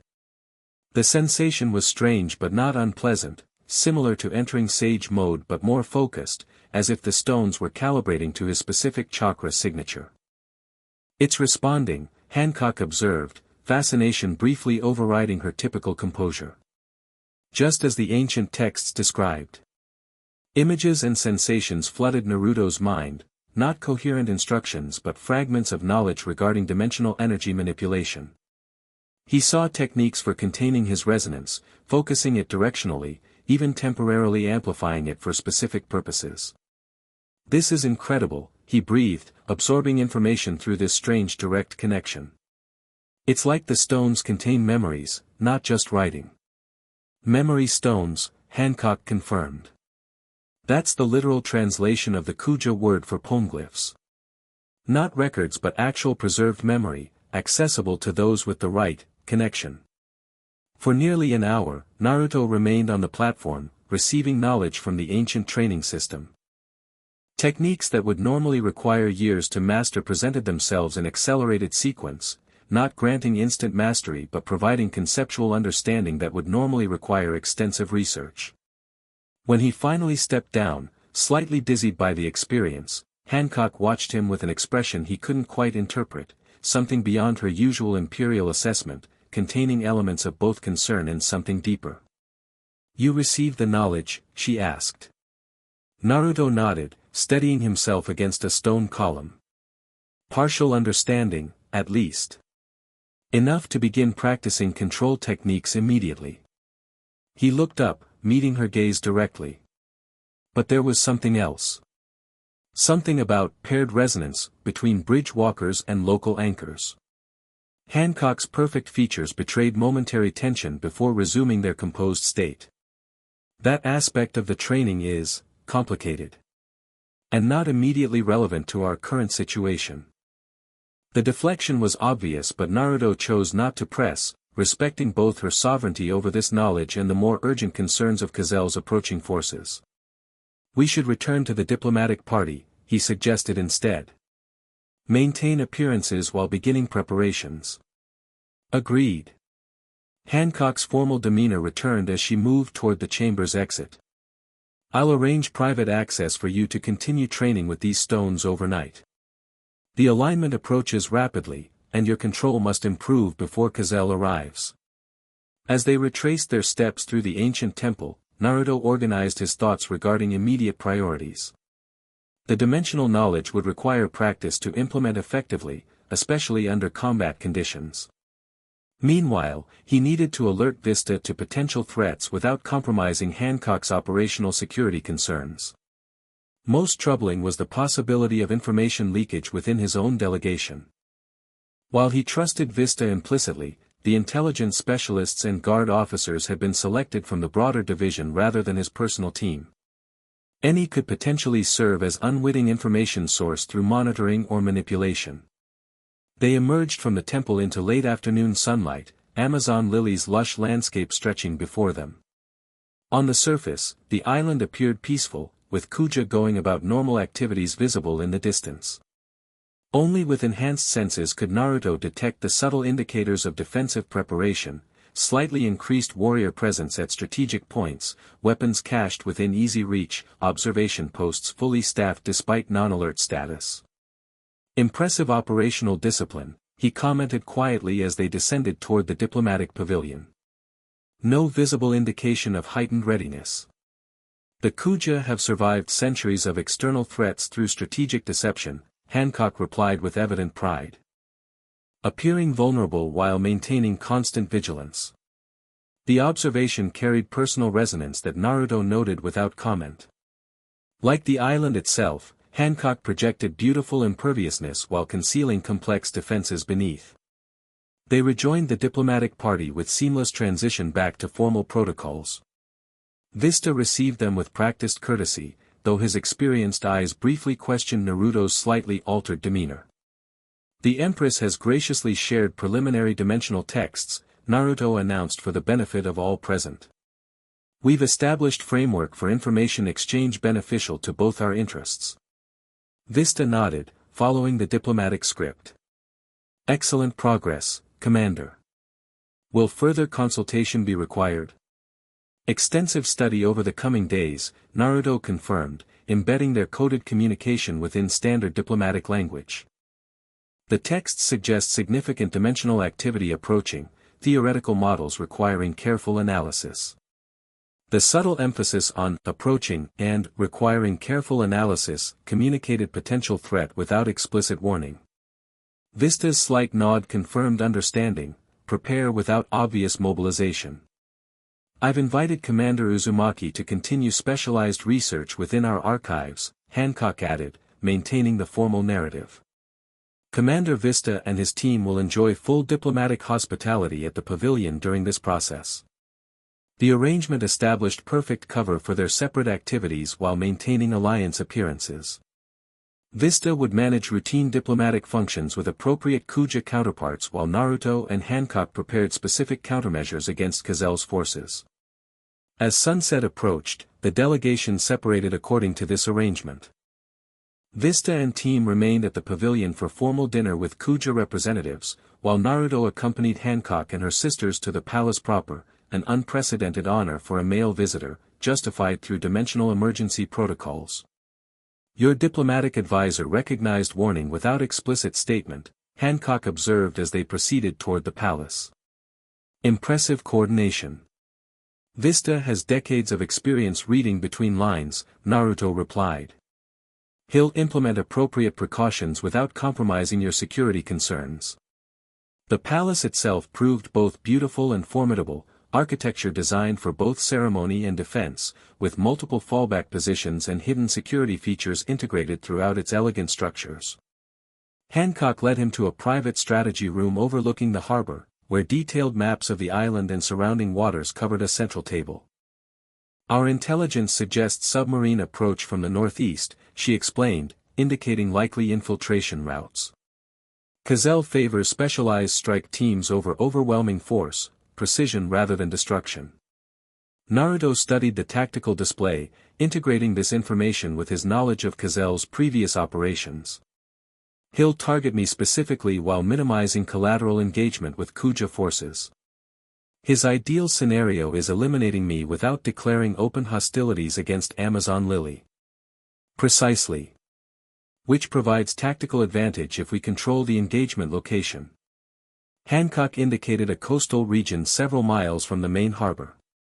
This area provides controlled approach vectors while appearing vulnerable. We can position primary defenses while maintaining appearance of normal patrol patterns. The strategy was sound, channel approaching forces into predetermined engagement zones rather than attempting island-wide defense. Naruto contributed additional tactical adjustments based on his experience with Cazel's dimensional technology. His weapons target chakra frequency specifically, he explained, indicating modifications to the defensive positions. We need dispersed formations rather than concentrated groups. And sensor countermeasures here, and here to disrupt their targeting systems. For several hours, they refined their defensive strategy, integrating Kuja capabilities with Naruto's dimensional knowledge and Whitebeard tactical doctrine. Throughout this process, Hancock demonstrated military precision that impressed even Naruto's combat-experienced assessment, her beauty and imperial persona concealing razor-sharp strategic mind. As midnight approached, Sandersonia entered with intelligence update. Perimeter sensors detect underwater movement at extreme range. Still too distant for positive identification, but movement patterns match submarine operational profile. Hancock absorbed this information without visible reaction. Estimated arrival. Between 36 and 48 hours based on current vector and speed, her sister replied. Weather systems may impact timeline. Tropical storm approaching from southeast. Natural cover for their approach, Naruto observed. Or potential complication depending on severity. Hancock dismissed her sister with instructions to maintain regular updates. When they were alone again, she turned to Naruto with unexpected directness. You should continue dimensional training immediately. If Cazel arrives during the alignment as we suspect, your ability to control resonance effects may determine the outcome. The urgency in her tone confirmed the threat assessment's severity. Naruto nodded agreement, though practical concerns remained. The training requires specific location, the stone chamber beneath the temple. Arrangements have been made, Hancock replied with imperial efficiency. You'll have private access throughout the night with guards posted to ensure no interruption. As they prepared to depart the strategy room, an unexpected question formed in Naruto's mind, one beyond tactical considerations. Why this level of cooperation, Empress? Sharing ancient secrets, granting unprecedented access to sacred sites. It exceeds normal alliance parameters significantly. Hancock paused at the doorway, her perfect profile illuminated by moonlight streaming through high windows. For a moment, her imperial mask slipped, revealing complexity beneath. Because some threats transcend traditional boundaries, she answered finally. Dimensional collapse would devastate all worlds equally. And because. She hesitated uncharacteristically. Your actions during previous encounters demonstrated priorities I respect. The admission seemed to cost her something, as if acknowledging respect violated some personal protocol. Before Naruto could respond, she continued with restored formality. A Kuja escort will guide you to the training chamber. I expect progress report at dawn briefing. With that, she departed with characteristic grace, leaving Naruto to contemplate the layers beneath their evolving alliance. Something had shifted in their interaction, subtle but significant, moving beyond tactical cooperation toward genuine respect. The night passed in intensive training, Naruto working with the ancient stones to develop control over his dimensional resonance. The techniques proved challenging but not impossible, similar enough to chakra control exercises that his shinobi training provided foundation, yet different in crucial aspects requiring adaptation. By dawn, he had mastered basic containment, the ability to suppress his dimensional signature when necessary, reducing the ripple effect his presence caused in local reality. More complex techniques remained beyond immediate grasp, but progress exceeded expectations given the compressed time frame. The morning briefing reconvened their tactical planning group, now including Vista, who had been discreetly informed of specific threats overnight. The experienced commander brought valuable perspective without compromising operational security, having implemented subtle readiness measures among their delegation. Submarine presence confirmed, Sandersonia reported as they reviewed overnight intelligence. Current position suggests arrival by tomorrow morning, coinciding with the alignment referenced in ancient texts. And the approaching storm? Hancock asked. Intensified overnight. Now projected to reach our waters by nightfall, significant but not severe enough to prevent their operation. Naruto considered these factors while studying the tactical display. The storm actually benefits our strategy. It provides cover for defensive positioning while complicating their sensor systems. Vista nodded agreement. We should accelerate final preparations under weather cover. Once the storm hits, movement will attract less attention. The logic was sound. Hancock approved the approach with imperial decisiveness, issuing orders that set their defensive strategy in motion.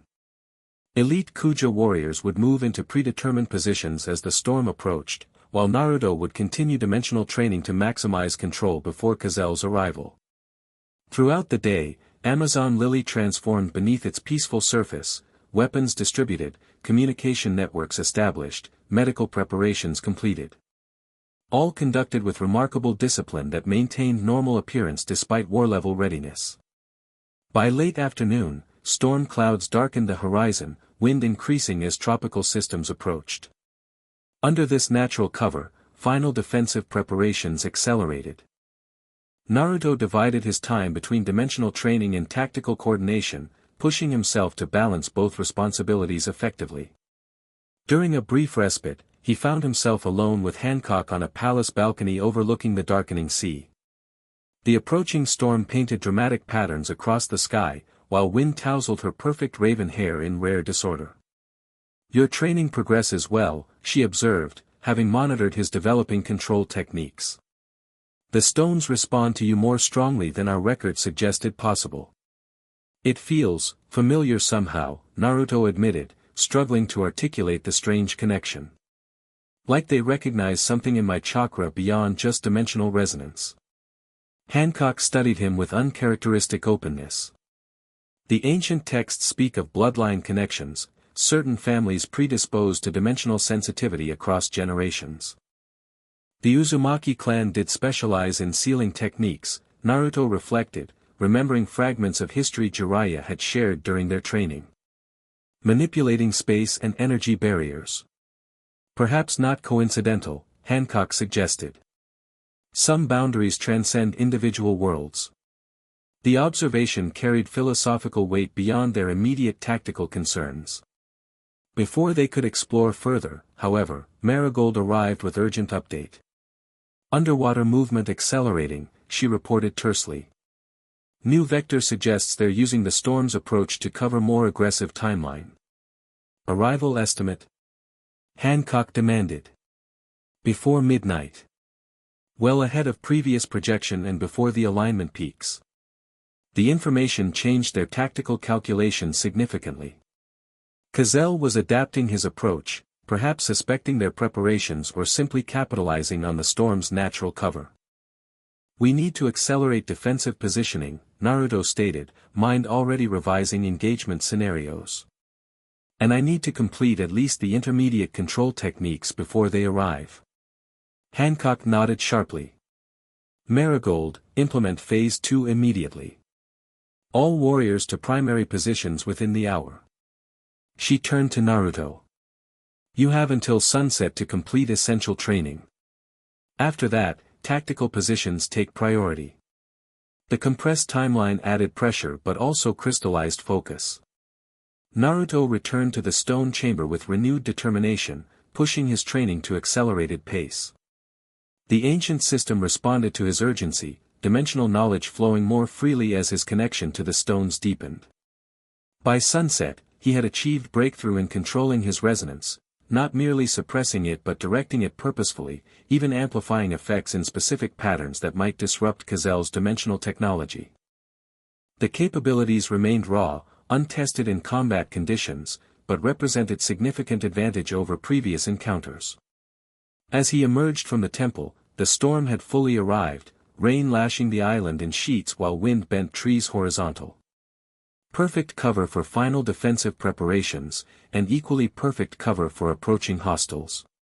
Vista met him at a sheltered command position established near the projected engagement zone.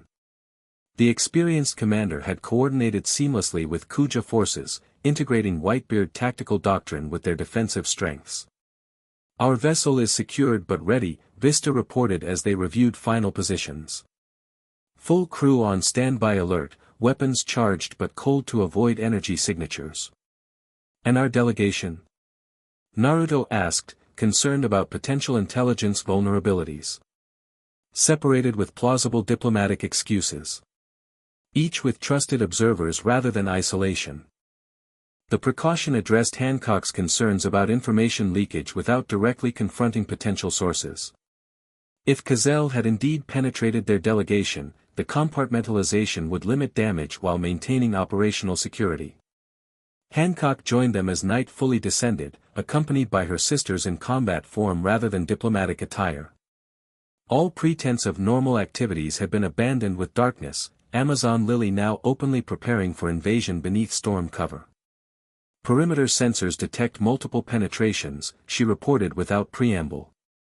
Small craft approaching from 3 vectors simultaneously. Classic divergence tactic. Naruto studied the tactical display showing approaching signatures. Primary target here, he indicated the central approach vector. Others are diversions. Cazell will accompany the main force directly. Agreed, Hancock confirmed. We've positioned accordingly. Marigold commands eastern response, Sandersonia western. I'll engage the central force personally with you and Vista. The distribution of leadership made tactical sense, positioning elite commanders against each approaching threat. What surprised Naruto was Hancock's matter-of-fact inclusion of herself in direct combat rather than command position, revealing prioritization of this threat beyond normal protocols. Timeline? Vista asked practically. First contact within 30 minutes based on current approach speed, Sandersonia replied, studying sensor data. Weather interference makes precision difficult, but they're moving aggressively despite storm conditions. They're using something to navigate effectively despite the storm, Naruto observed. Probably dimensional sensing technology calibrated to my specific signature. They're homing in directly. The assessment matched Cazell's established patterns, leveraging dimensional research into practical military application. If correct, it suggested countermeasure opportunity. I can use that against them, Naruto realized, connecting tactical situation with his recent training. Project false dimensional signatures to mislead their navigation systems. Hancock grasped the implication immediately. Drawing them into prepared engagement zones rather than their preferred approach vectors. Exactly. But it requires releasing controlled resonance rather than suppressing it, basically becoming temporarily louder, in dimensional terms. Risky given your previous concerns about dimensional stability, Vista noted cautiously. Calculated risk, Naruto countered. Brief, controlled amplification rather than chaotic release. And potentially decisive tactical advantage if it works. Hancock considered the proposal with impressive analytical speed. Implement immediately, but with contingency withdrawal if dimensional effects exceed predictions.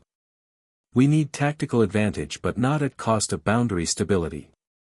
With approach agreed, they moved to implementation. Naruto positioned himself at carefully selected location between defensive zones, where he could project dimensional signatures while remaining protected by overlapping fields of fire. The technique required precise chakra control, releasing dimensional resonance in specific patterns rather than general amplification. Naruto focused his concentration, applying newly learned methods from the ancient training while adapting them to immediate tactical needs. Dimensional projection active, he confirmed as energy began flowing through modified pathways. Targeting approach vectors with counterfeit signatures. On the tactical display, sensor operators tracked immediate response. The approaching vessels adjusted course subtly, drawn toward Naruto's projected signatures rather than continuing their original vectors. The deception was working, channeling hostile forces into prepared engagement zones. Eastern Group responding strongly, Marigold reported from her position. Adjusting course directly toward false signature. Western Group similarly affected, Sandersonia confirmed seconds later. Projection technique effective. Hancock watched the developing tactical situation with focused intensity. Maintain projection until forces commit fully to adjusted vectors. Then suppress completely to create disorientation effect when they lose tracking.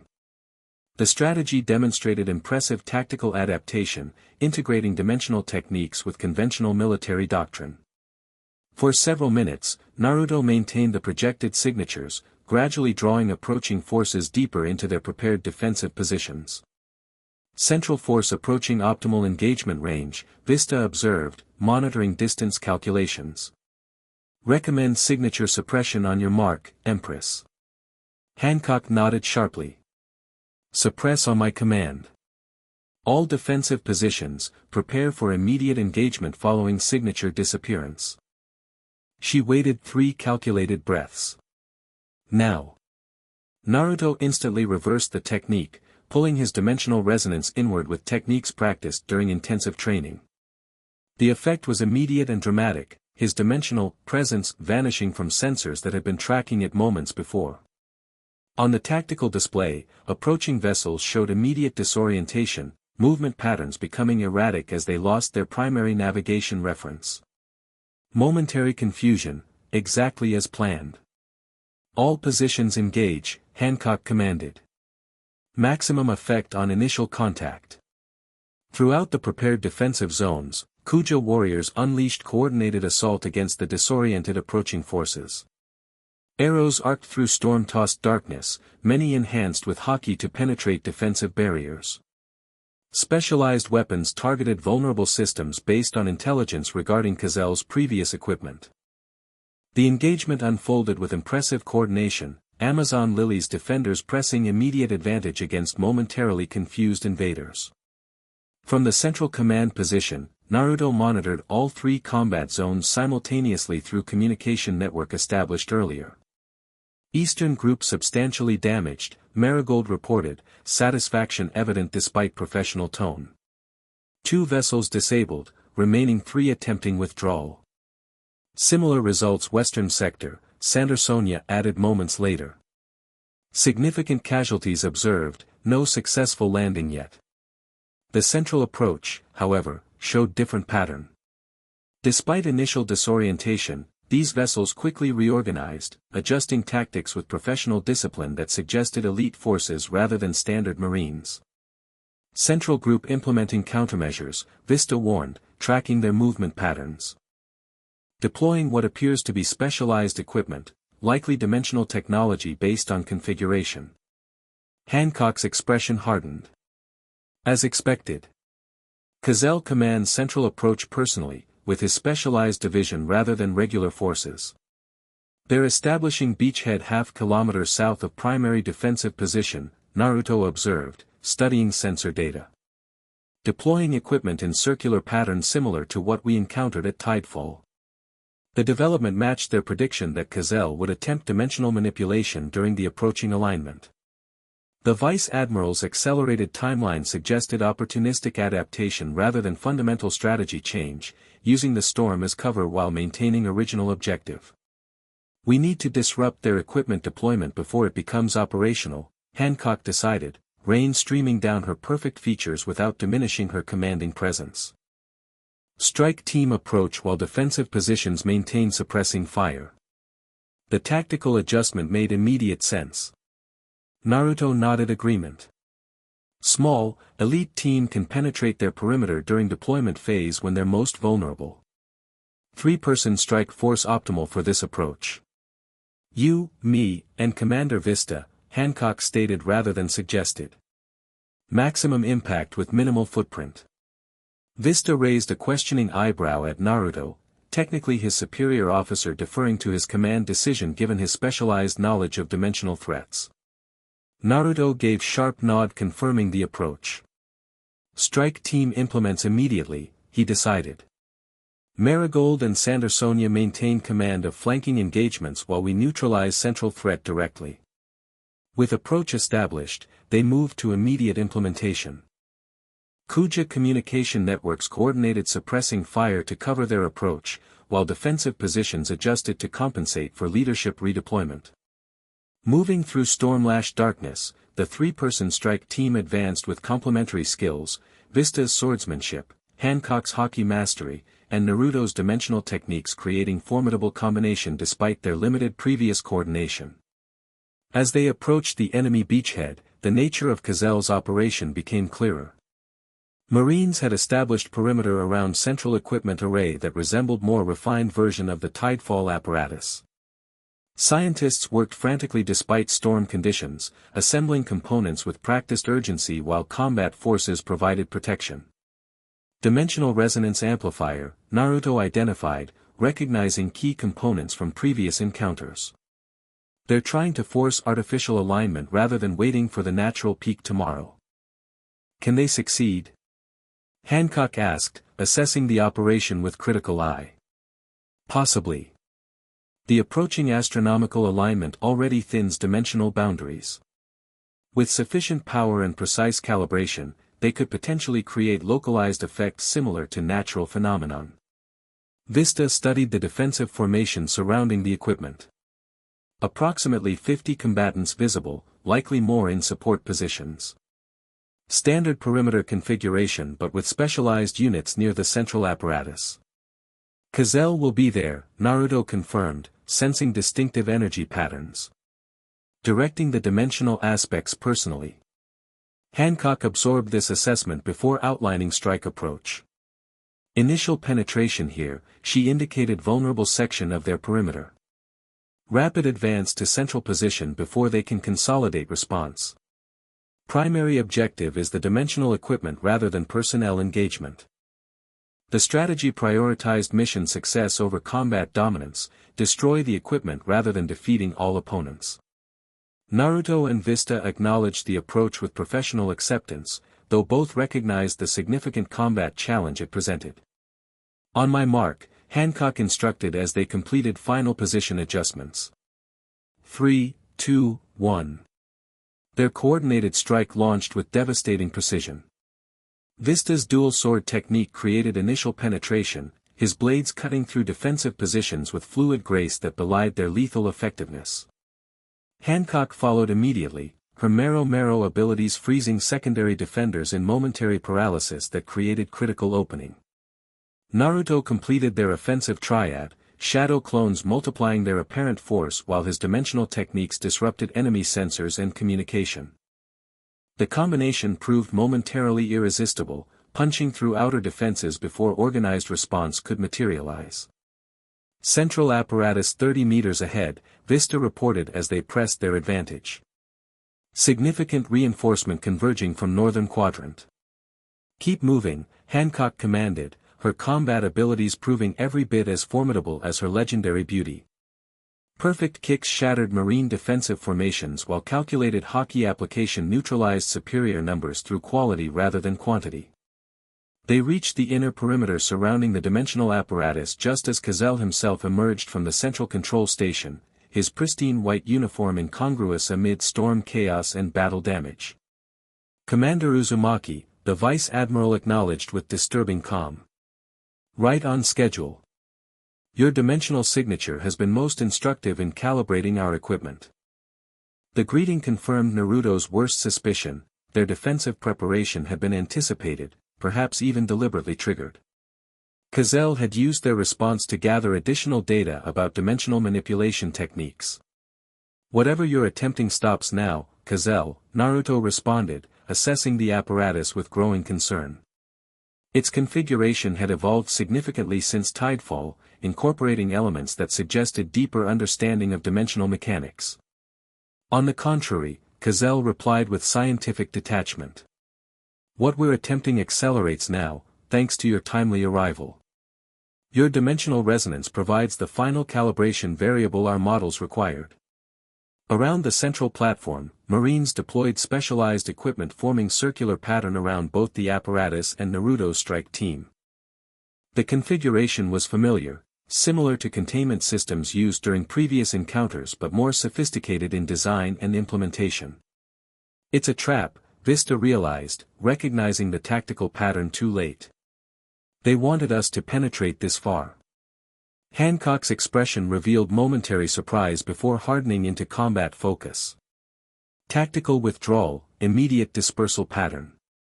Before they could implement retreat, however, the dimensional apparatus activated, energy surging through connection points to form visible field encompassing their position. Unlike previous encounters, this system activated with practiced precision rather than experimental uncertainty. Containment field stable, a marine scientist reported to Cazell.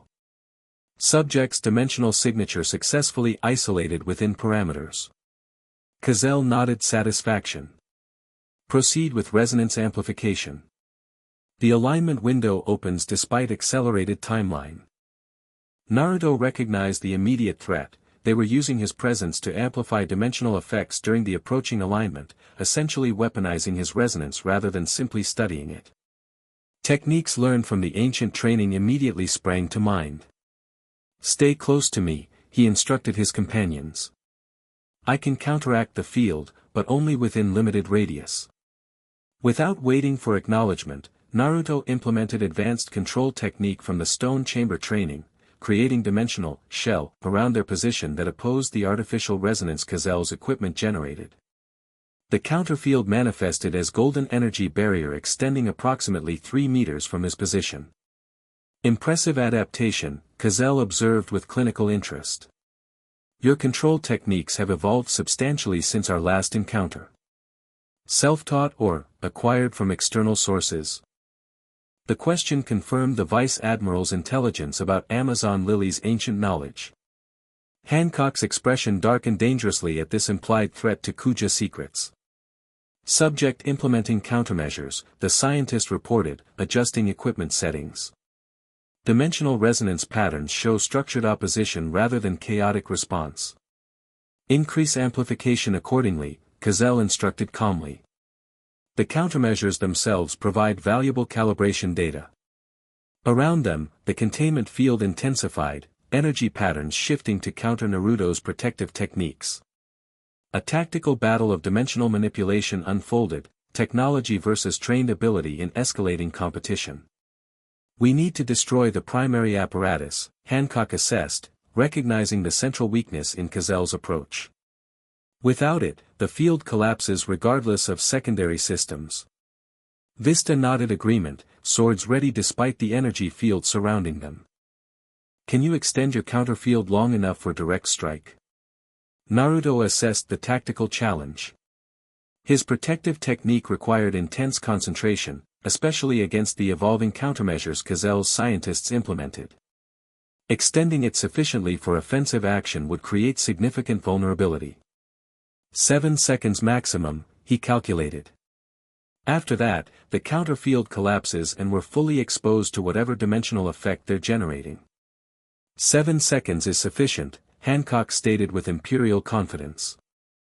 On your mark, Commander. The simple acknowledgement of his tactical authority in this specialized situation, coming from the proud pirate empress herself, registered even amid crisis. Naruto focused his concentration, gathering chakra for the modified technique. Ready, now. With practiced precision, Naruto expanded the counter field in controlled surge, golden energy pushing outward to create temporary corridor through Cazel's containment system.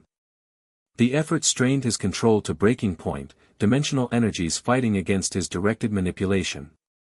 Hancock and Vista launched through the opening with perfect coordination, each targeting different aspects of the central apparatus. Vista's blades severed power conduits with surgical precision while Hancock's hockey-enhanced kicks shattered control systems with devastating impact. The apparatus faltered, energy fluctuating as critical components failed. Cazel's scientists scrambled to implement emergency protocols, rerouting power through secondary systems to maintain partial function. Containment field destabilizing, one reported urgently. Dimensional resonance exceeding controlled parameters. Cazel remained unerringly calm despite the deteriorating situation. Initiate contingency protocol. Secondary objective now takes priority. Around the damaged apparatus, Marines shifted tactics with practiced efficiency. Rather than attempting to repair the systems, they deployed different equipment, smaller, more specialized devices positioned in triangular formation around Naruto's position. Targeting systems, Naruto identified with growing concern. They're shifting from containment to direct dimensional manipulation. Before they could counter this new approach, the damaged primary apparatus overloaded, energy surging uncontrollably as containment systems failed. The resulting discharge created momentary chaos, blinding light and concussive force dispersing combatants across the beachhead. When vision cleared, the tactical situation had transformed. The primary dimensional equipment lay destroyed, but Cazel's secondary systems remained operational, now forming visible energy patterns centered directly on Naruto's position.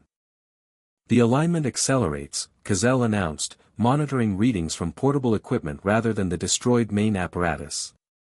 Natural boundary thinning combined with subject's resonance creates sufficient dimensional permeability for extraction procedure. The statement's clinical detachment belied its ominous implications. Naruto felt unusual pressure against his chakra network, similar to previous dimensional transitions but more focused, almost surgical in its precision. They're trying to force dimensional displacement, he realized, recognizing the technique from ancient training warnings.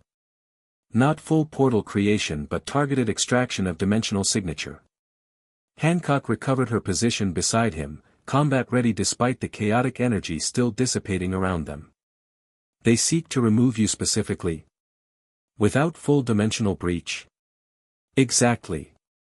Surgical approach rather than brute force, separating my dimensional signature from physical form.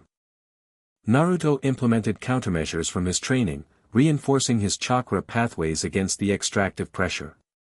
It's what the ancient texts warned about, soul severance techniques.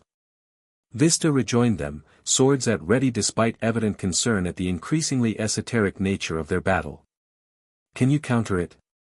Temporarily. But they're using the natural alignment to amplify their technology. As the boundary continues thinning, their extraction capability increases proportionally. Around them, Marines re-established defensive perimeter while scientists adjusted the triangular targeting system. Cazel monitored the process with focused attention, occasionally providing technical adjustments based on observed results. We need to disrupt their targeting matrix, Hancock assessed, studying the triangular configuration. Break the geometric alignment connecting their equipment. The tactical analysis was sound, but implementation presented challenge. The targeting devices were positioned at significant distance from each other, requiring coordinated strikes against all three simultaneously to prevent recalibration. "I can handle it," Naruto decided, forming cross-shaped hand seal. Shadow Clone Jutsu. Despite the ongoing dimensional pressure, he successfully created 3 shadow clones, each immediately moving toward separate targeting devices. The technique strained his already taxed chakra network, but provided optimal solution to their tactical problem. Cazell observed this development with scientific interest rather than alarm. Subject deploys energy duplicates despite extraction pressure. Remarkable adaptation capability. As the shadow clones approached their targets, however, marine defenders implemented countermeasures, specialized weapons discharging energy that disrupted clone stability. One disappeared in puff of smoke before reaching its objective, another moments after. "They've adapted to your clone technique," Vista observed grimly. "Countermeasures specifically designed against your abilities." The observation confirmed Cazell's extensive preparation for this encounter. The Vice Admiral had studied Naruto's techniques in detail, developing targeted responses to his most effective abilities. Before they could implement alternative approach, the astronomical alignment progressed, natural dimensional thinning intensifying as celestial bodies reached critical position. Even without instruments, Naruto could feel the boundary weakening around them, his dimensional sensitivity registering changes that normal perception missed. "Peak alignment approaches," Cazell announced, consulting specialized chronometer. "Extraction window opens in approximately 3 minutes." The timeline created urgent pressure. Without direct intervention, Cazell's extraction attempt might succeed despite their disruption of the primary apparatus. Naruto considered options rapidly, integrating combat assessment with dimensional knowledge from ancient training. One approach emerged, dangerous but potentially decisive. "I need to use the alignment rather than fighting it," he determined, recalling specific technique from the stone chamber training. Controlled dimensional resonance to disrupt their targeting matrix at fundamental level. Hancock grasped the implication immediately. "You propose amplifying your own dimensional signature when they're specifically attempting to extract it?" "Controlled amplification in specific pattern," Naruto clarified. "Creating dimensional interference that disrupts their calibration rather than reinforcing it." The approach carried significant risk, potentially accelerating the very process Cazell attempted if improperly executed. Yet it leveraged Naruto's growing control over his dimensional abilities rather than simply opposing superior technology with brute force. "What do you need from us?" Vista asked practically, accepting the specialized strategy without unnecessary debate. "Defensive perimeter while I implement the technique. It requires complete concentration, I'll be vulnerable during the process." Without hesitation, Hancock and Vista positioned themselves protectively around him, creating combat screen against approaching Marines. Their seamless coordination demonstrated professional respect transcending their limited joint experience.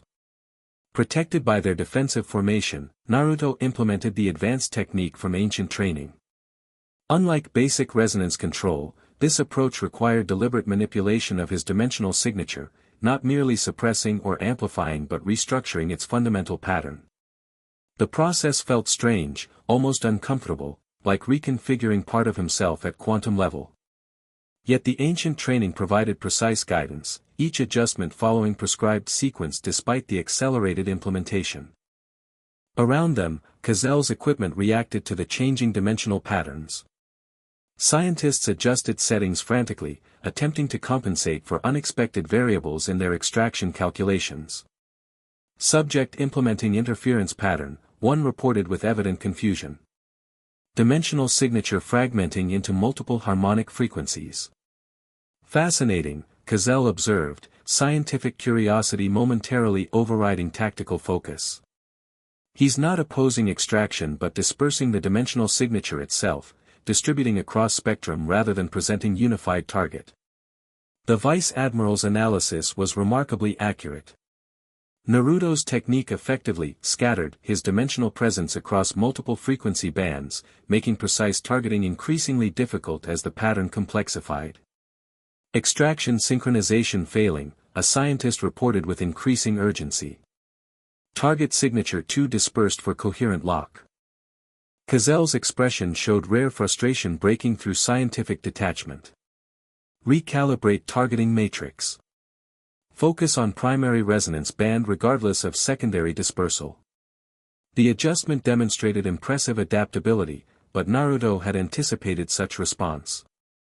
As Cazel's equipment shifted focus to his primary dimensional frequency, he implemented the technique's second phase, rapid harmonic shifting that moved his dominant signature across spectrum faster than their targeting systems could adjust.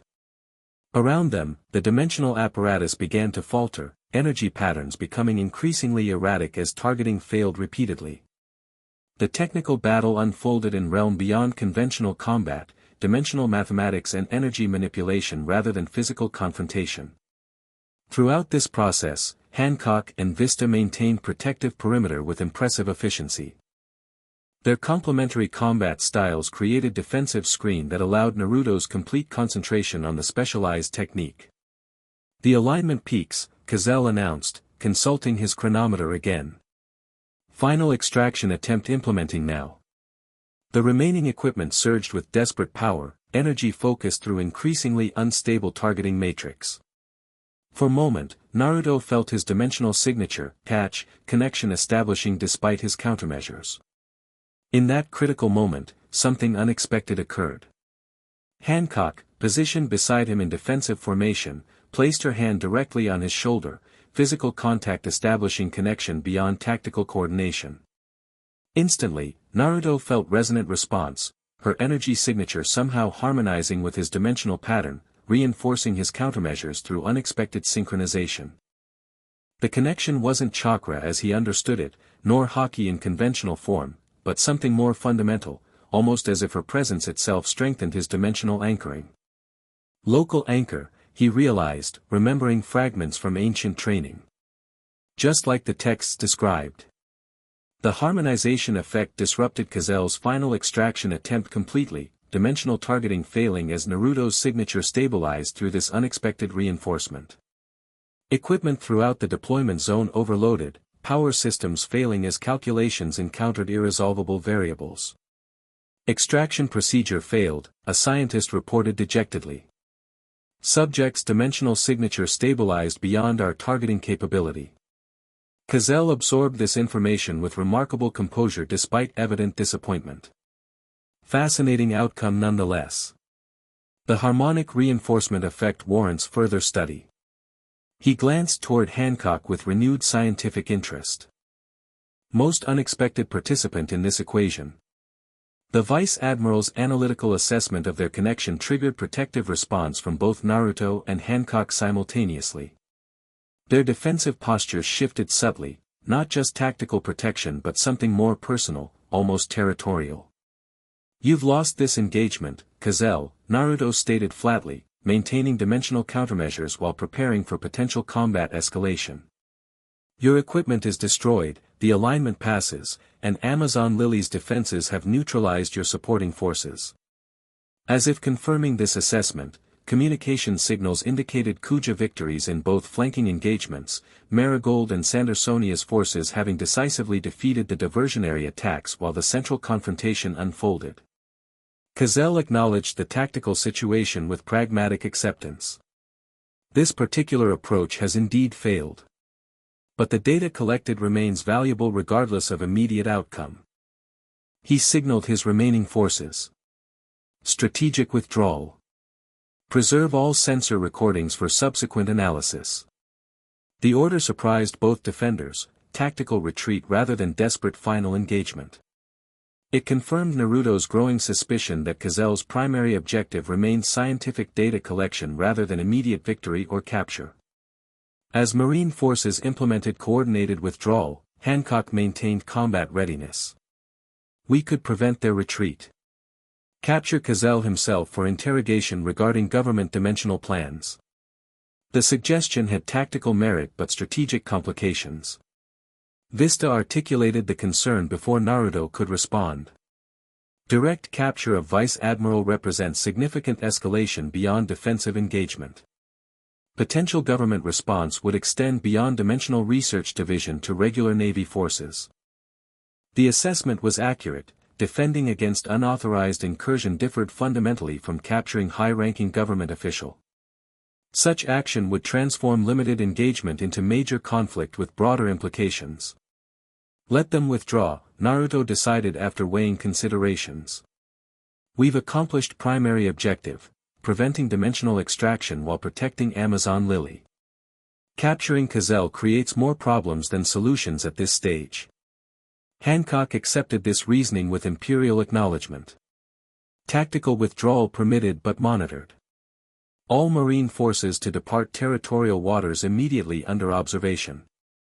As the engagement concluded, storm conditions began moderating, weather systems moving beyond the island as morning approached.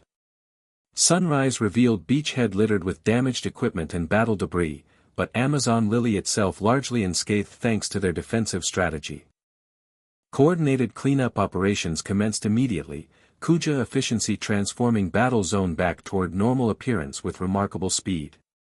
Naruto participated actively despite fatigue from dimensional techniques, creating shadow clones to accelerate the process while regular defensive patrols maintained vigilance against potential return engagement. By midday, tactical situation had normalized sufficiently for leadership conference at the palace. Hancock presided with characteristic authority, sisters providing comprehensive reports from all engagement zones while Vista contributed Whitebeard tactical assessment. Total outcome highly favorable, Sonia summarized. Enemy forces repelled with minimal Kuja casualties. No successful penetration of inner island defenses.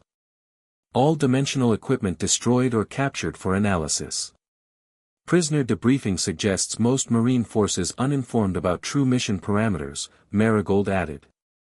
Only Colosal's immediate science team understood dimensional objectives. Standard forces believed conventional capture mission for bounty target. The compartmentalization matched Colosal's established operational security, limiting knowledge to prevent intelligence leakage while maintaining deniable connection to broader government policy. The critical question remains unanswered, Hancock observed, turning toward Naruto. What was Colosal's true objective? Capture seems insufficient explanation given resource commitment and technological deployment. Naruto had been considering this question throughout cleanup operations, integrating tactical observations with dimensional knowledge from ancient training. His conclusion proved troubling. The extraction technique wasn't designed for capture but study, he explained, recalling sensations during the attempted procedure. They weren't trying to remove me physically but isolate my dimensional signature for analysis. Essentially creating template they could potentially replicate. Vista frowned.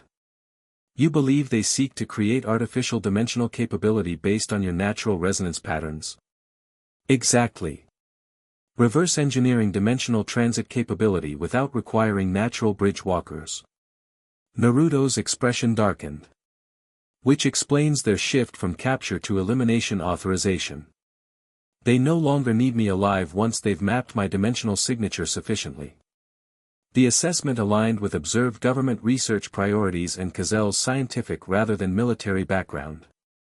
Technological replication of dimensional capabilities would provide strategic advantage without dependence on unpredictable individuals.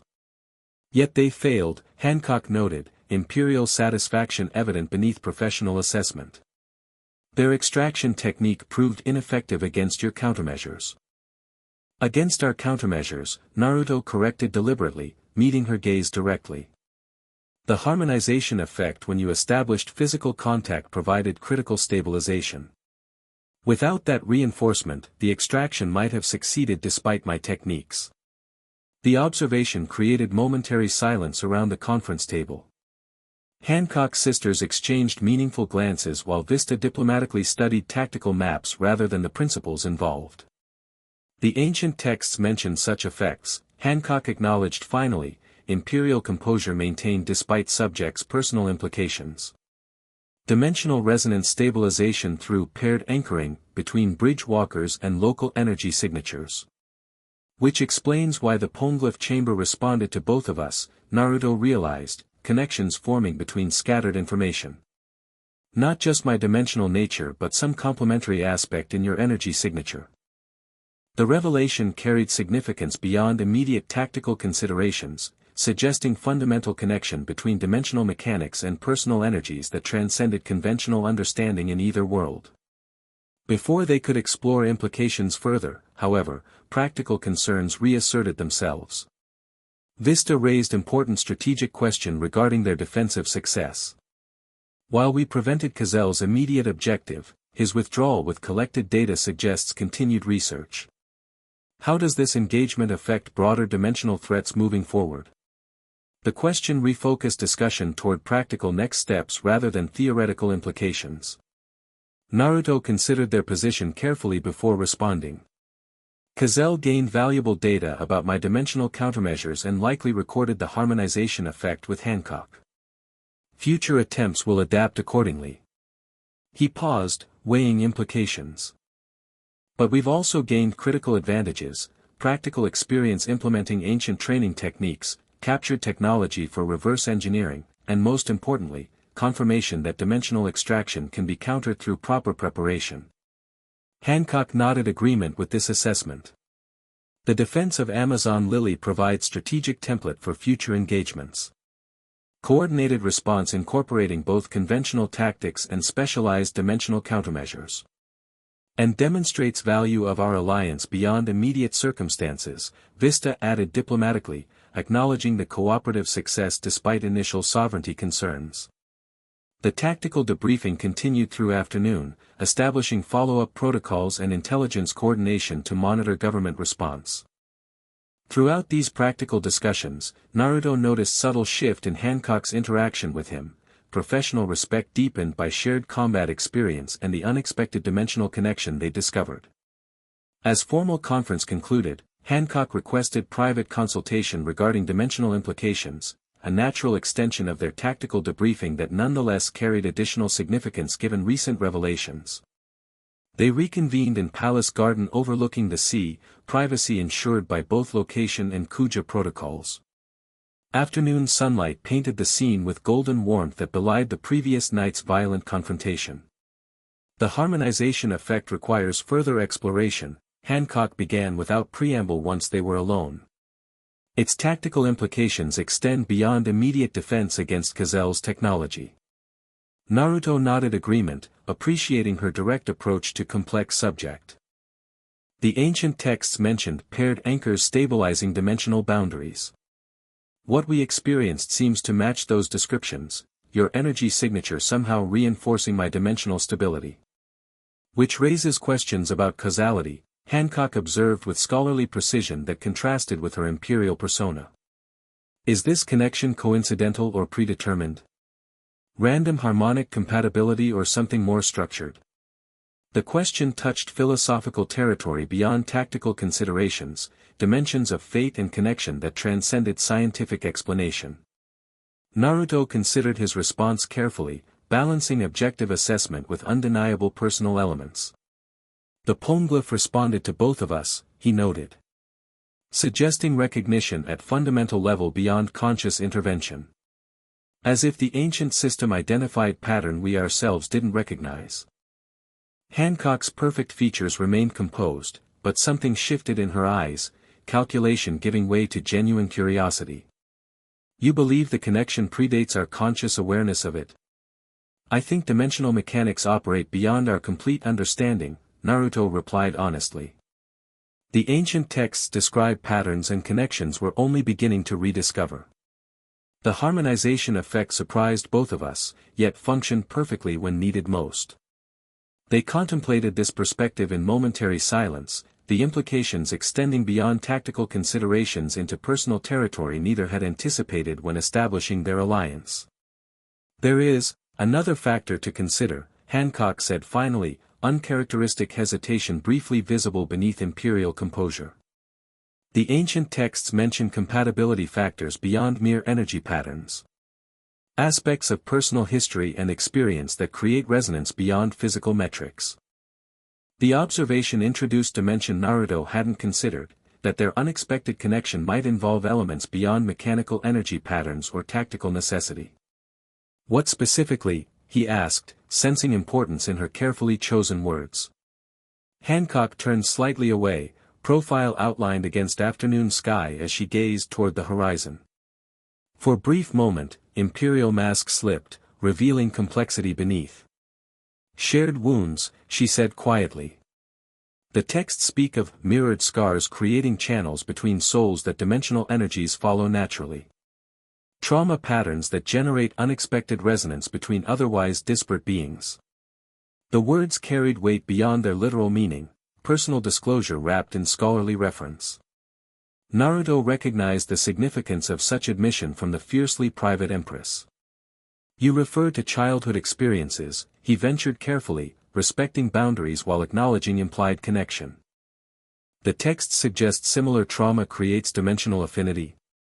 Similar wounds, similar healing, Hancock clarified, still facing away. Not just damage but recovery pattern.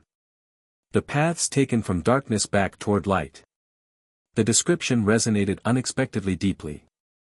Naruto's childhood isolation in Konoha, the hatred and fear directed toward the Ninetales Jinchuriki, mirrored in some unspoken way by Hancock's own past, something involving the hospitality of celestial dragons that Whitebeard had obliquely referenced months earlier.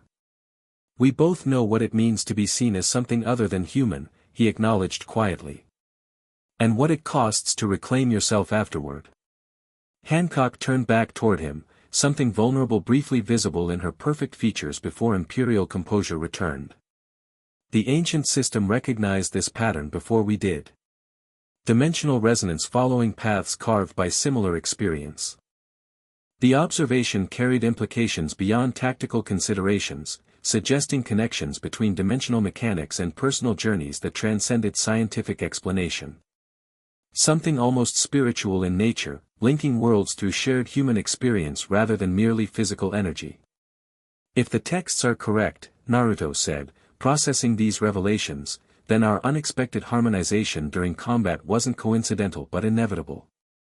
Recognized by ancient systems long before we became consciously aware of it. A troubling proposition, Hancock noted, imperial detachment reasserting itself. Suggesting predetermined connections beyond personal sovereignty or choice. The comment revealed core concern beneath scholarly discussion, the fiercely independent empress uncomfortable with implications of connection she hadn't consciously established or controlled. For someone whose past included forced submission, any suggestion of predetermined bonds would naturally trigger resistance. I see it differently, Naruto offered, respecting her concern while presenting alternative perspective. Not predetermined fate but natural affinity. Like compatible fighting styles that function effectively together without prior coordination. Recognition rather than compulsion. The distinction seemed to resonate, tension in Hancock's posture easing slightly. A more acceptable interpretation. Tactical compatibility rather than imposed destiny. Exactly. Useful alliance rather than fated bond. Naruto maintained this tactical framing while acknowledging deeper implications beneath. Though it does suggest continuing cooperation against dimensional threats would leverage natural advantages beyond conventional alliance benefits. The approach offered practical justification for continued connection while respecting Hancock's evident boundaries regarding more personal implications. Her slight nod acknowledged both the tactical wisdom and the diplomatic care in his presentation. A reasonable assessment, she agreed, imperial persona fully restored though perhaps less rigid than before. Tactical advantages warrant continued cooperation regarding dimensional matters specifically. With framework established, they turned toward practical next steps, intelligence sharing protocols, dimensional training refinement, technological analysis of captured equipment. The discussion proceeded with professional focus that nonetheless carried undercurrent of deeper understanding following their shared combat experience and subsequent revelations. As sunset approached, their consultation concluded with formal agreement regarding ongoing cooperation against dimensional threats. Vista joined for final protocols, diplomatic precision ensuring clarity regarding sovereign boundaries and mutual obligations. Whitebeard will be pleased with both tactical success and alliance reinforcement, the experienced commander noted as they prepared for departure the following morning. Your handling of both combat and diplomatic aspects demonstrates why he appointed you 2nd Division Commander. The praise was sincerely meant but also served as gentle reminder of broader responsibilities beyond Amazon Lily. Naruto acknowledged both aspects with appropriate respect for his senior colleague's guidance. The Kuja alliance provides strategic advantage beyond immediate dimensional concerns, he agreed. Especially given Hancock's unique knowledge of ancient systems and proven combat effectiveness. Vista's carefully neutral expression didn't quite conceal knowing assessment, but his response remained professionally focused. Indeed. Complementary capabilities creating tactical synergy beyond individual strengths. Most effective alliance model. Their departure preparations continued through evening, diplomatic protocols observed while practical logistics ensured smooth transition. Throughout these activities, Naruto noted subtle shifts in Kuja interactions, respect replacing suspicion, professional acknowledgement replacing wary tolerance. Most significant was Hancock's own behavioral adjustment, imperial distance maintained for formal functions but interspersed with moments of more direct communication when circumstances permitted. Not friendship in conventional sense but evolving respect beyond initial diplomatic necessity. The night before their scheduled departure, Naruto completed final review of captured dimensional technology with Kuja researchers. The session ran later than anticipated, analytical discussions extending as new insights emerged from collaborative examination. Returning to guest quarters well after midnight, he discovered unexpected message requesting his presence at private observation point on Palace's highest level. The location, reserved exclusively for Hancock's personal use, suggested significance beyond routine consultation. The observation platform provided breathtaking view of both Amazon Lily and surrounding seas, moonlight transforming the landscape into silver-touched dreamscape. Hancock stood alone at platform's edge, imperial regalia replaced by simpler attire that somehow emphasized rather than diminished her legendary beauty. "You requested consultation, Empress?" Naruto asked formally, respecting protocols despite unusual setting. "Not consultation. Conversation." Hancock turned from contemplating the view, moonlight illuminating perfect features with ethereal quality. "Before your departure, there are matters to address beyond formal alliance parameters." The distinction suggested personal rather than diplomatic content, unexpected territory given her carefully maintained boundaries throughout their interactions. Naruto acknowledged the shift with appropriate seriousness. "I'm listening," he replied simply, neither presuming nor retreating from whatever conversation she deemed necessary. Hancock studied him with uncharacteristic openness before speaking.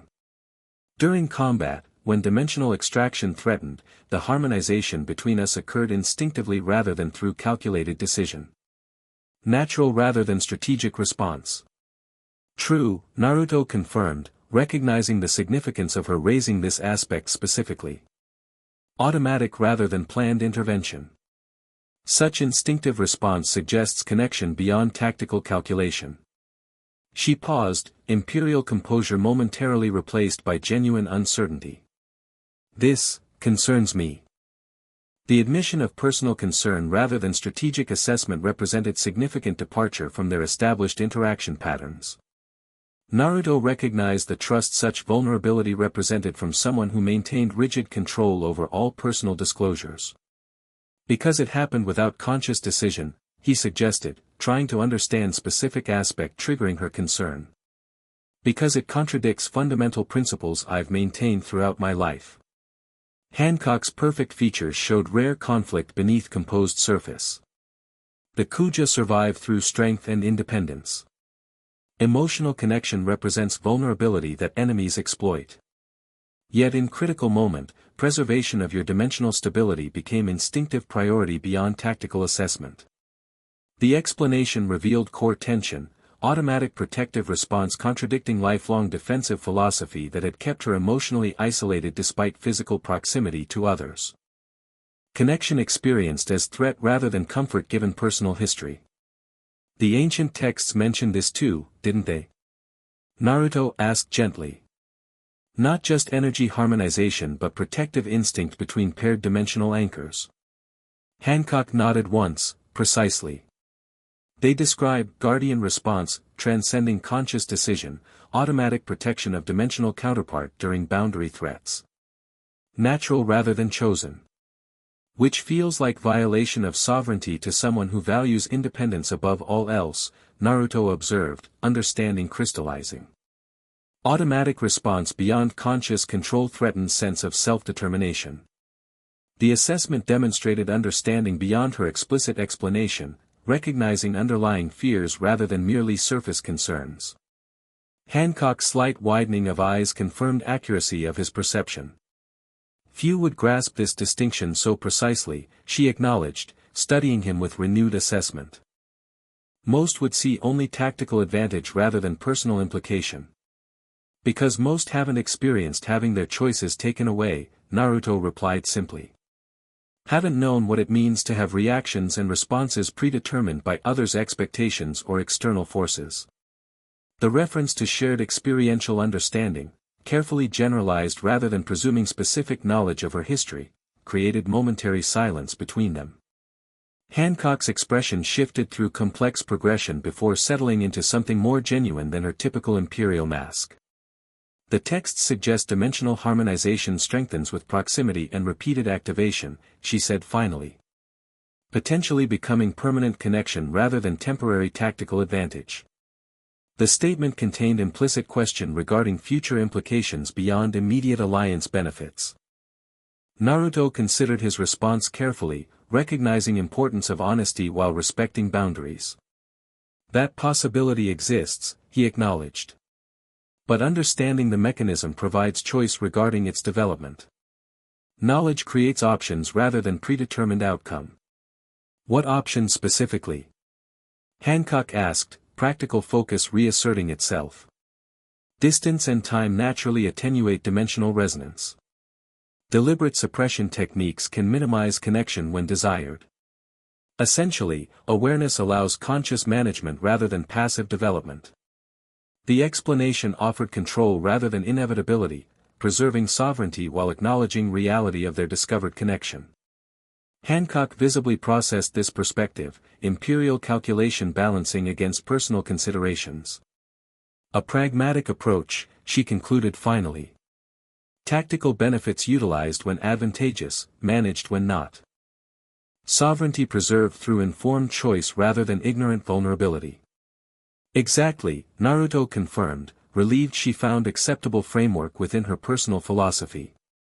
Alliance on your terms, with dimensional aspects handled according to your sovereign decision.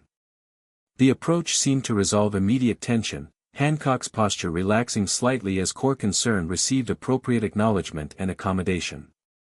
With fundamental issue addressed, conversation shifted toward more immediate practical matters regarding their departure and subsequent communication protocols. As discussion concluded, however, Hancock returned briefly to personal territory, final observation offered with rare directness beneath imperial formality. You understand boundaries others miss, she noted, studying him with uncharacteristic openness. Respect sovereignty where most would see only opportunity or advantage. This distinguishes you from other men I've encountered. The observation contained layers beyond its surface meaning, acknowledgement of personal distinction rather than merely tactical assessment. Naruto recognized significant concession from someone who typically regarded all men with generalized contempt rather than individual evaluation. Understanding boundaries comes naturally when you've had your own violated, he replied simply, offering personal insight without presuming equivalence of experience. Respect for sovereignty becomes fundamental principle rather than situational courtesy. Something shifted in Hancock's expression, recognition beyond words, acknowledgement of shared understanding that transcended their different worlds and experiences. For a brief moment, connection existed beyond tactical alliance or dimensional resonance, simple human recognition between souls who'd walked similar paths despite different origins. Safe journey, Commander Uzumaki, she said finally, imperial formality returning though perhaps softer at edges. Until dimensional matters require our continued cooperation. Until then, Empress, Naruto acknowledged with appropriate respect, recognizing conclusion of this unusual conversation and the boundaries it both explored and re-established.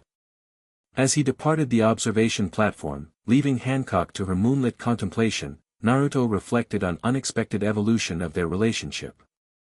What had begun as reluctant tactical cooperation had developed dimensions neither had anticipated, resonance beyond strategic calculation into territory where personal history and shared understanding created connections transcending conventional alliance parameters. The following morning brought formal departure procedures, diplomatic protocols observed with appropriate ceremony as Whitebeard delegation prepared to depart Amazon Lily.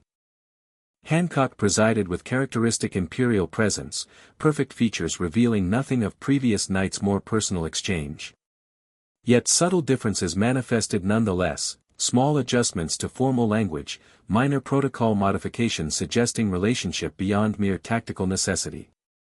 Nothing obvious enough for diplomatic observers to note specifically, but significant to participants who recognized intentional distinctions. As boarding commenced, Hancock approached for final formal exchange with Naruto specifically rather than delegation collectively. The distinction itself carried diplomatic significance, acknowledging specialized relationship regarding dimensional matters rather than general alliance parameters. Regular communication channels established as agreed, she confirmed, imperial tone carrying appropriate gravity for official observers. Dimensional intelligence sharing protocols implemented according to treaty specifications. Whitebeard appreciates Kuja cooperation regarding specialized concerns. Naruto responded with matching formality, maintaining diplomatic framework while acknowledging underlying realities. The second division remains available for consultation regarding matters discussed during this visit. The carefully worded exchange satisfied official requirements while containing additional meaning for principal participants, acknowledgement of both dimensional connection and sovereign boundaries regarding its management. As final farewells concluded and Whitebeard vessel departed Amazon Lily's protected harbor, Vista joined Naruto at stern railing watching the island recede into distance. Successful diplomatic engagement by any measure, the experienced commander observed with professional satisfaction. Alliance strengthened, dimensional threats countered, sovereign concerns respected throughout. Naruto nodded agreement with this assessment while recognizing dimensions beneath tactical success that remained appropriately private. Hancock proved exceptional ally against specialized threats. Her knowledge of ancient systems provided critical advantage against Cazel's technology. Indeed, Vista agreed with careful neutrality that nonetheless suggested awareness of developments beyond official reports. And the unexpected harmonization effect between your dimensional resonance and her energy signature warrants further exploration under appropriate circumstances. The deliberately diplomatic phrasing acknowledged reality while respecting privacy boundaries. Vista's decades of experience including recognition of when personal elements influence tactical relationships without requiring explicit discussion. When dimensional circumstances warrant, Naruto confirmed, accepting the tactful approach with appropriate seriousness. The tactical advantages justify specialized cooperation beyond general alliance framework. Vista nodded satisfaction with this appropriately professional framing, neither pressing for personal details nor pretending ignorance of underlying developments. His subsequent shift to routine departure procedures provided natural conclusion to potentially complicated conversation. As Amazon Lily disappeared below horizon, Naruto maintained position at stern railing slightly longer than strictly necessary. The mission had succeeded beyond tactical parameters, dimensional threats countered while alliance strengthened through shared combat and knowledge exchange. Yet beneath these official outcomes, something unexpected had developed, connection neither had anticipated when establishing formal cooperation. Not romance in conventional sense but recognition transcending diplomatic calculation or strategic advantage. Whatever dimensional resonance existed between them, its development would proceed according to sovereign choice rather than predetermined pattern. That commitment to mutual respect despite discovered connection perhaps represented most significant outcome beyond tactical victory or alliance reinforcement. With that understanding, Naruto turned from contemplating the now invisible island toward his immediate responsibilities. Vista awaited with departure reports requiring commander's review, crew anticipated leadership direction regarding return journey, and Whitebeard would expect comprehensive briefing upon their rendezvous with the Moby Dick. The 2nd Division commander resumed his duties with characteristic focus, dimensions of recent experience integrated rather than compartmentalized. Whatever personal developments had occurred alongside tactical success, they strengthened rather than complicated his effectiveness as both warrior and leader.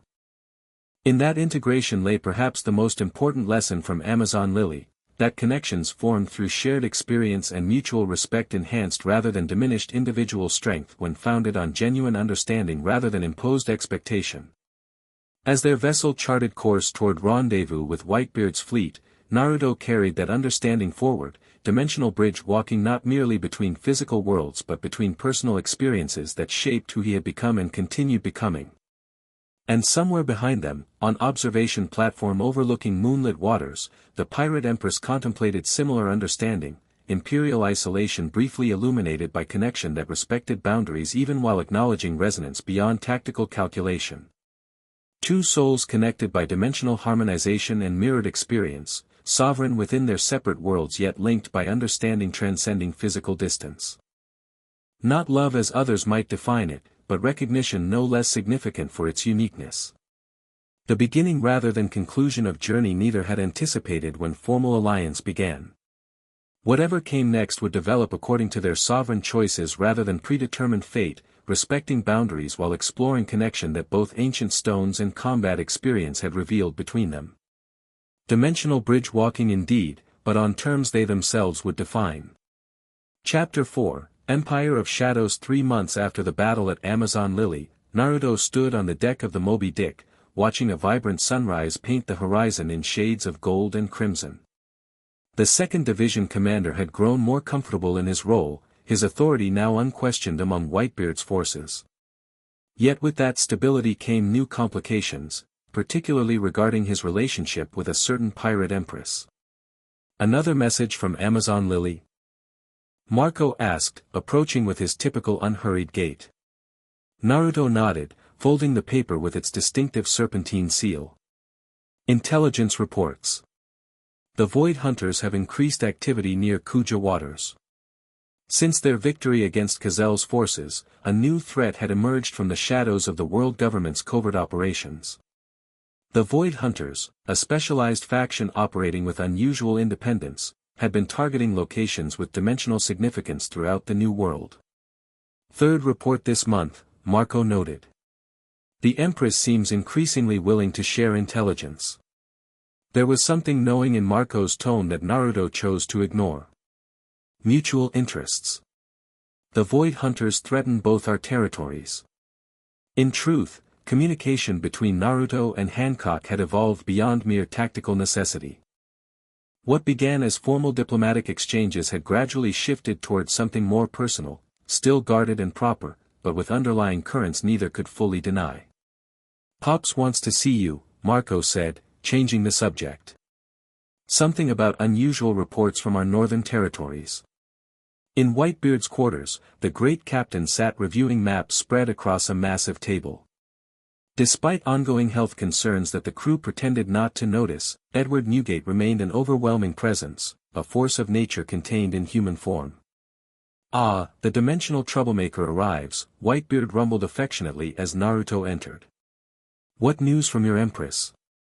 She's not my empress, Pops, Naruto replied automatically, though the protest had become more ritual than genuine denial over recent months. Whitebeard's knowing laugh shook the room. Of course, of course. What news from our allied sovereign, then? Naruto placed Hancock's intelligence report on the table. The Void Hunters are establishing forward bases in the archipelago nearest Amazon Lily. Appears to be preparation for major operation rather than immediate assault. Matching our own intelligence, Whitebeard confirmed, tapping a different map where similar markers indicated enemy movements near Whitebeard-protected islands. They're positioning around multiple territories simultaneously. Coordinated strategy rather than opportunistic raids. The pattern was concerning, systematic rather than reactive, suggesting long-term planning beyond typical government operations. Naruto studied the distribution of enemy positions, recognizing something familiar in their arrangement. They're forming a containment perimeter, he realized, tracing the pattern. Similar to dimensional stabilization arrays from the ancient texts. They're creating some kind of large-scale version around our combined territories. Whitebeard nodded grimly. My conclusion as well. The question remains, containment for what purpose? Defense against something escaping, or preparation for something arriving? The implications sent a chill through Naruto. His training with the ancient stones at Amazon Lily had revealed fragmentary warnings about dimensional weaponry, catastrophic tools that could tear reality itself if improperly handled. Either way, we need more information, Naruto said. These positions suggest they're building towards something significant, but we're missing their central objective. Which brings us to why I summoned you, Whitebeard replied, shifting maps to reveal a different chart, this one showing a remote island chain far from established territories. Our scouts reported unusual energy signatures here. Reminiscent of what our instruments detected during your dimensional events. Naruto studied the location with growing concern. That's neutral territory, unclaimed by any major power. Perfect for clandestine operations. Precisely. And recent shipping patterns suggest the Void Hunters are moving substantial resources there while maintaining their visible presence around our territories. Whitebeard fixed Naruto with a serious gaze. I'm sending you to investigate. Small team, maximum stealth. Find out what they're building and report back before engaging. The mission parameters made tactical sense, but Naruto hesitated. The timing is problematic. Amazon Lily has requested consultation regarding dimensional defenses against the Void Hunters' perimeter bases. Hancock expects me within the week. All the more reason to understand what we're facing, Whitebeard countered. Better to investigate the source than merely react to its extensions. Naruto knew his captain was right, but the commitment to Hancock carried personal weight beyond strategic considerations.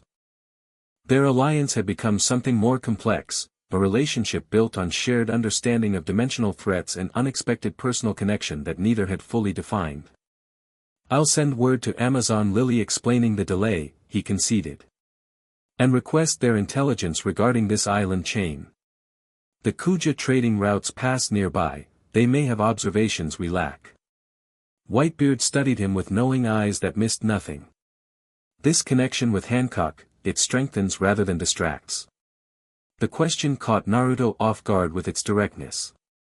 It's complicated, Pops. The dimensional resonance between us creates tactical advantages against these threats. Beyond that. He hesitated, still uncertain how to define their evolving relationship. Some complications bring clarity rather than confusion, Whitebeard observed with centuries of wisdom behind his words. I've watched you these past months, son. This connection grounds you between worlds rather than pulling you apart. The assessment touched something Naruto had felt but struggled to articulate. His relationship with Hancock, whatever its precise nature, somehow anchored him more firmly to this world rather than weakening his commitment to either dimension. We're still figuring it out, Naruto admitted. Neither of us expected this when the alliance began. Whitebeard's laugh rumbled like distant thunder. The best alliances often evolve beyond their original parameters. Just remember, respect her sovereignty as she respects yours. That foundation will serve you both regardless of where this connection leads. The advice held wisdom that transcended simple relationship guidance. For two people defined by boundaries others had violated, mutual respect for sovereignty represented fundamental principle rather than mere courtesy. I'll depart for the investigation tomorrow, Naruto said, returning to immediate practicalities. Small team as suggested, Vista and selected specialists from my division. Good. And Naruto, Whitebeard added as his commander turned to leave, when this mission concludes, perhaps it's time you visited Amazon Lily without crisis forcing the encounter. Some relationships deserve space to develop beyond tactical necessity. Naruto felt unexpected heat rise in his face, a reaction he thought he'd outgrown years ago. I'll consider it, Pops.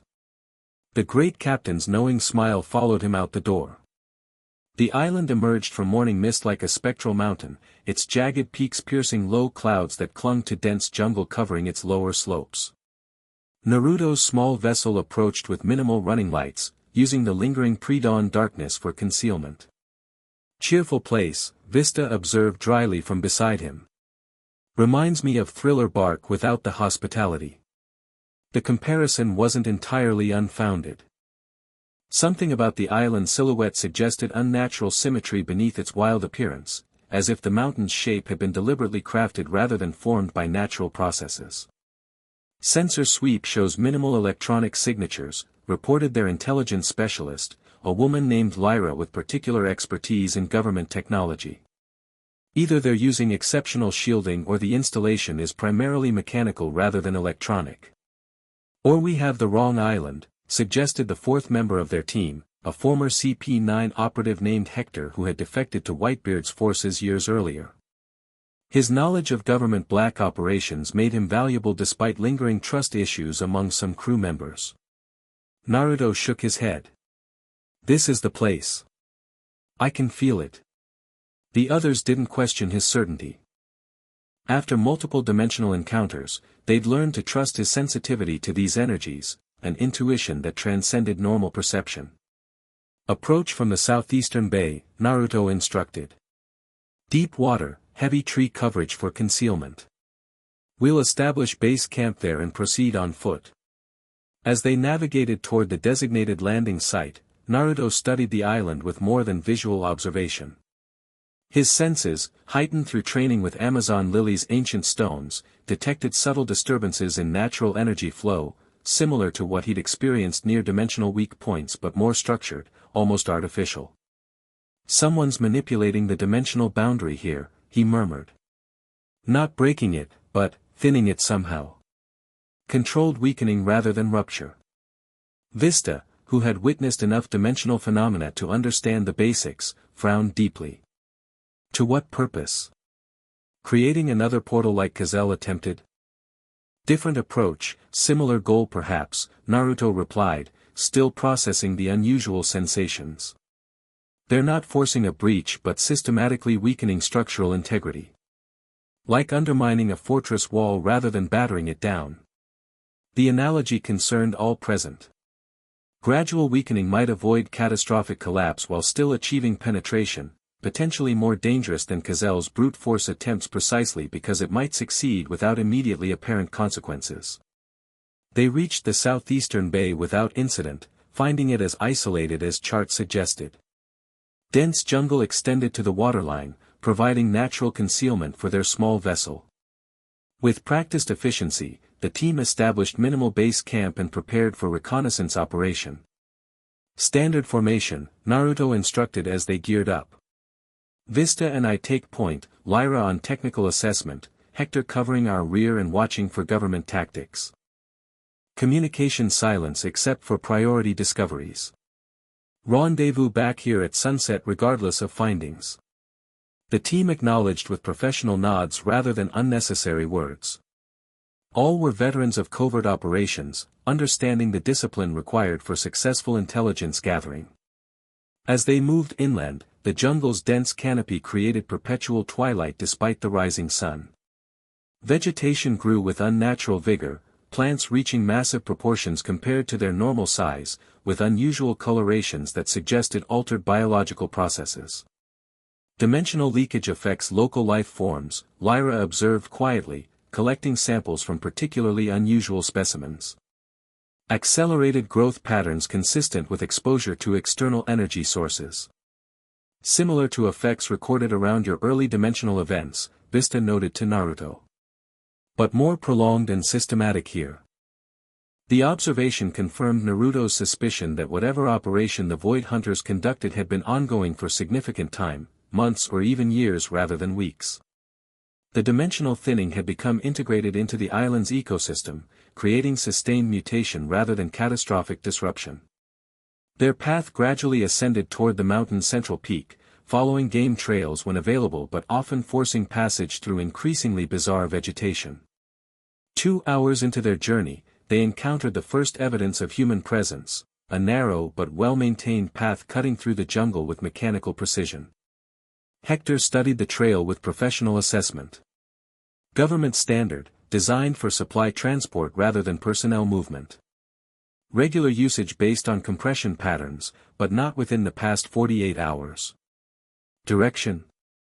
Naruto asked, already mapping potential facility locations in his mind. Circumferential rather than radial, Hector replied, indicating how the path curved around the mountain rather than leading directly upward or downward. Typical for perimeter security route rather than main access. The analysis matched Void Hunter operational patterns observed elsewhere, layered security with circular patrol routes protecting central facilities. With silent signals, Naruto directed the team to parallel the trail rather than follow it directly, maintaining concealment while using it for navigational reference. Another hour of careful movement brought them to the first artificial structure, a monitoring station disguised as natural rock formation but betrayed by subtle power emissions that Lyra's specialized equipment detected. Automated sensor array, she confirmed after careful observation.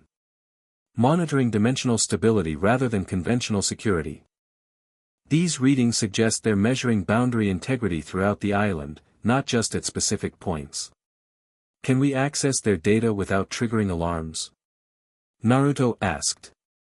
Lyra studied the station thoughtfully before shaking her head. Too risky without more information about their security protocols. But I can passive scan their transmission frequencies, might give us some insight into what they're monitoring specifically.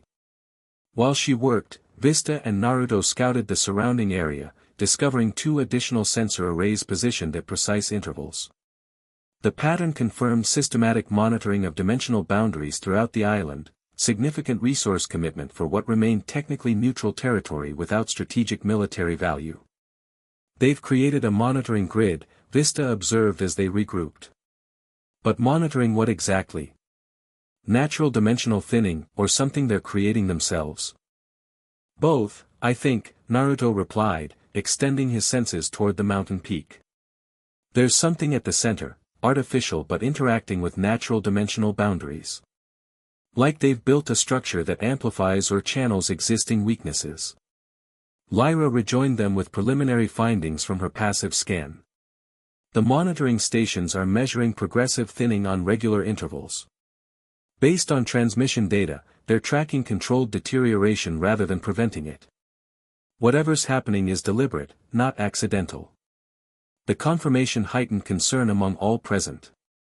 Intentional dimensional boundary weakening represented significant escalation beyond previous government experiments, systematic rather than opportunistic approach with potentially catastrophic implications.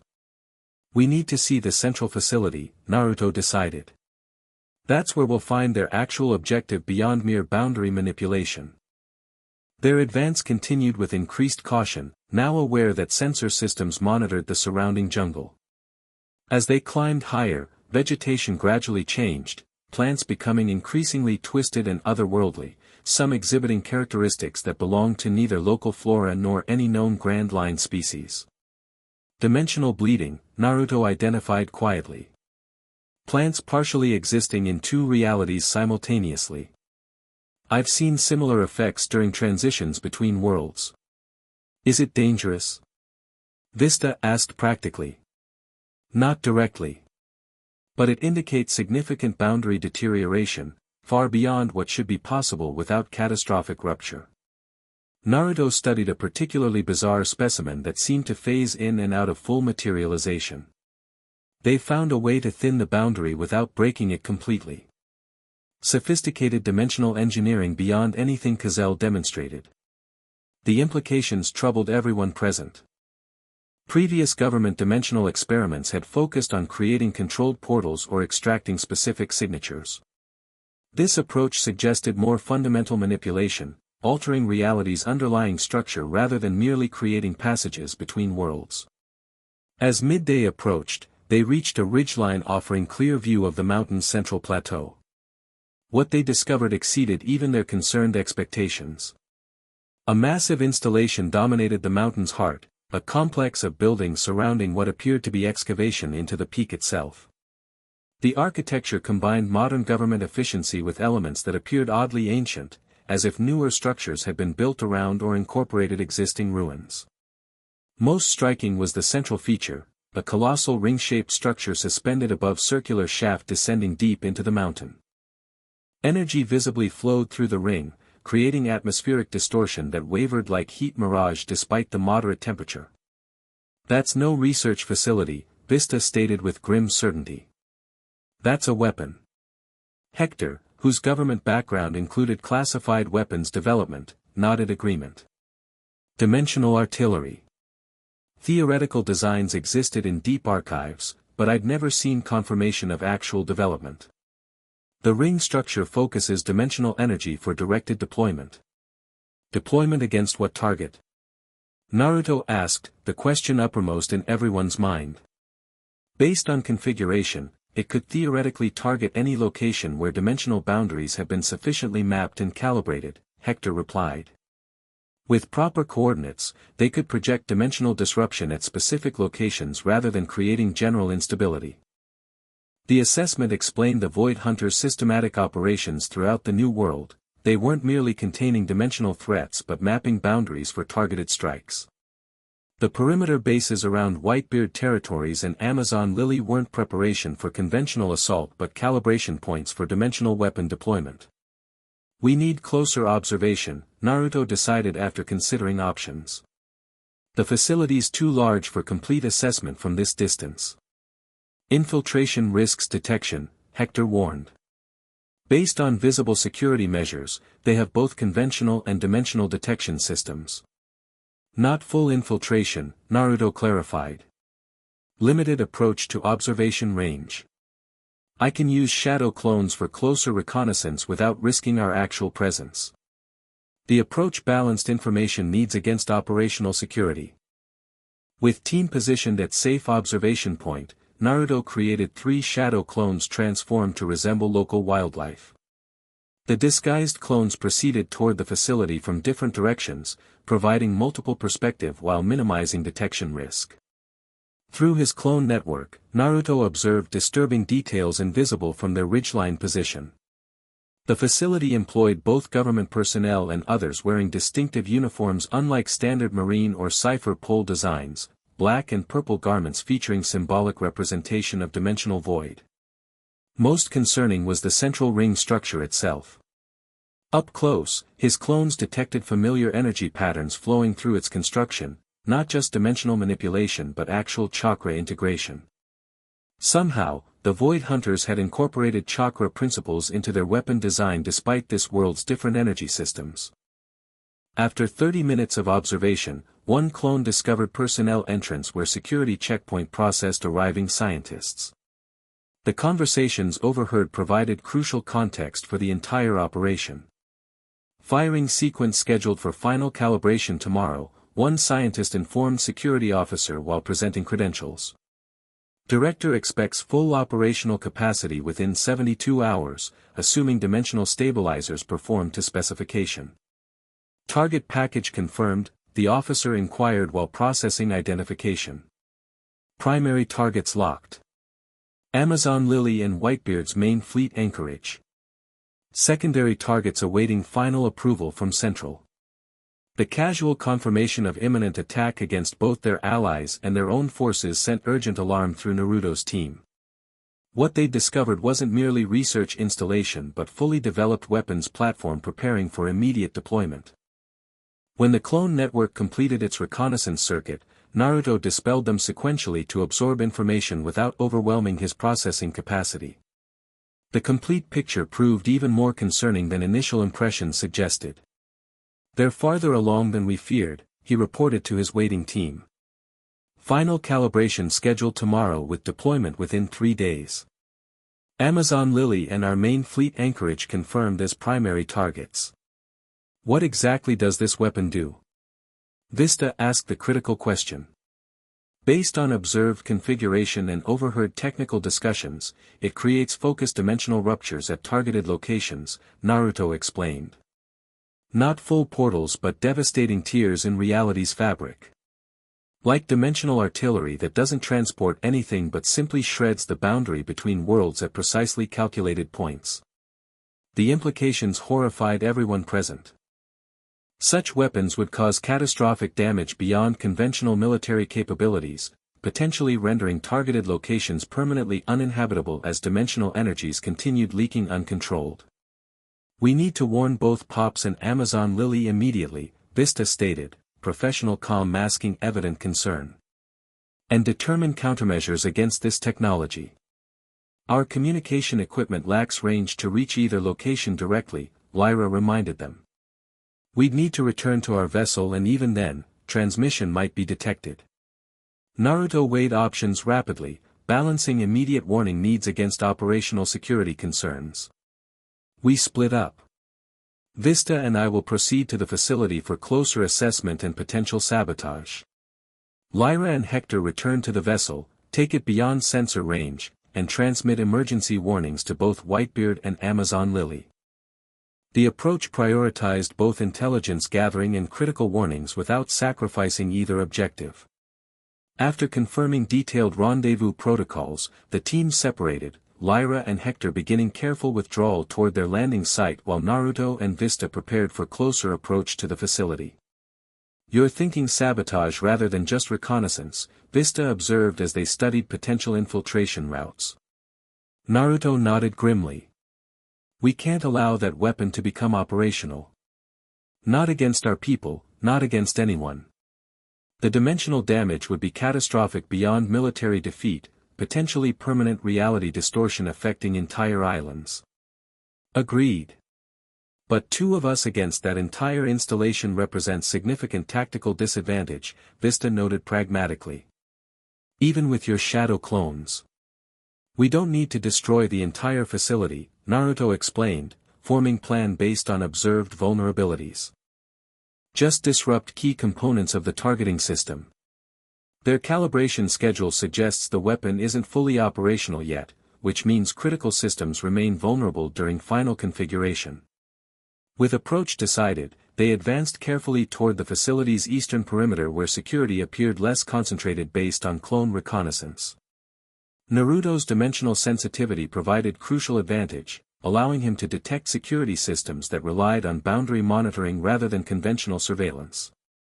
As afternoon sun began its downward arc, they reached observation position providing direct view of the facility's central section where the massive ring structure dominated surrounding buildings. Activity had increased noticeably since their initial observation, personnel moving with purpose that suggested accelerated preparation rather than routine operations. "Something's changed," Vista murmured, noting the increased urgency among facility staff. "They're operating ahead of schedule." The observation proved prescient.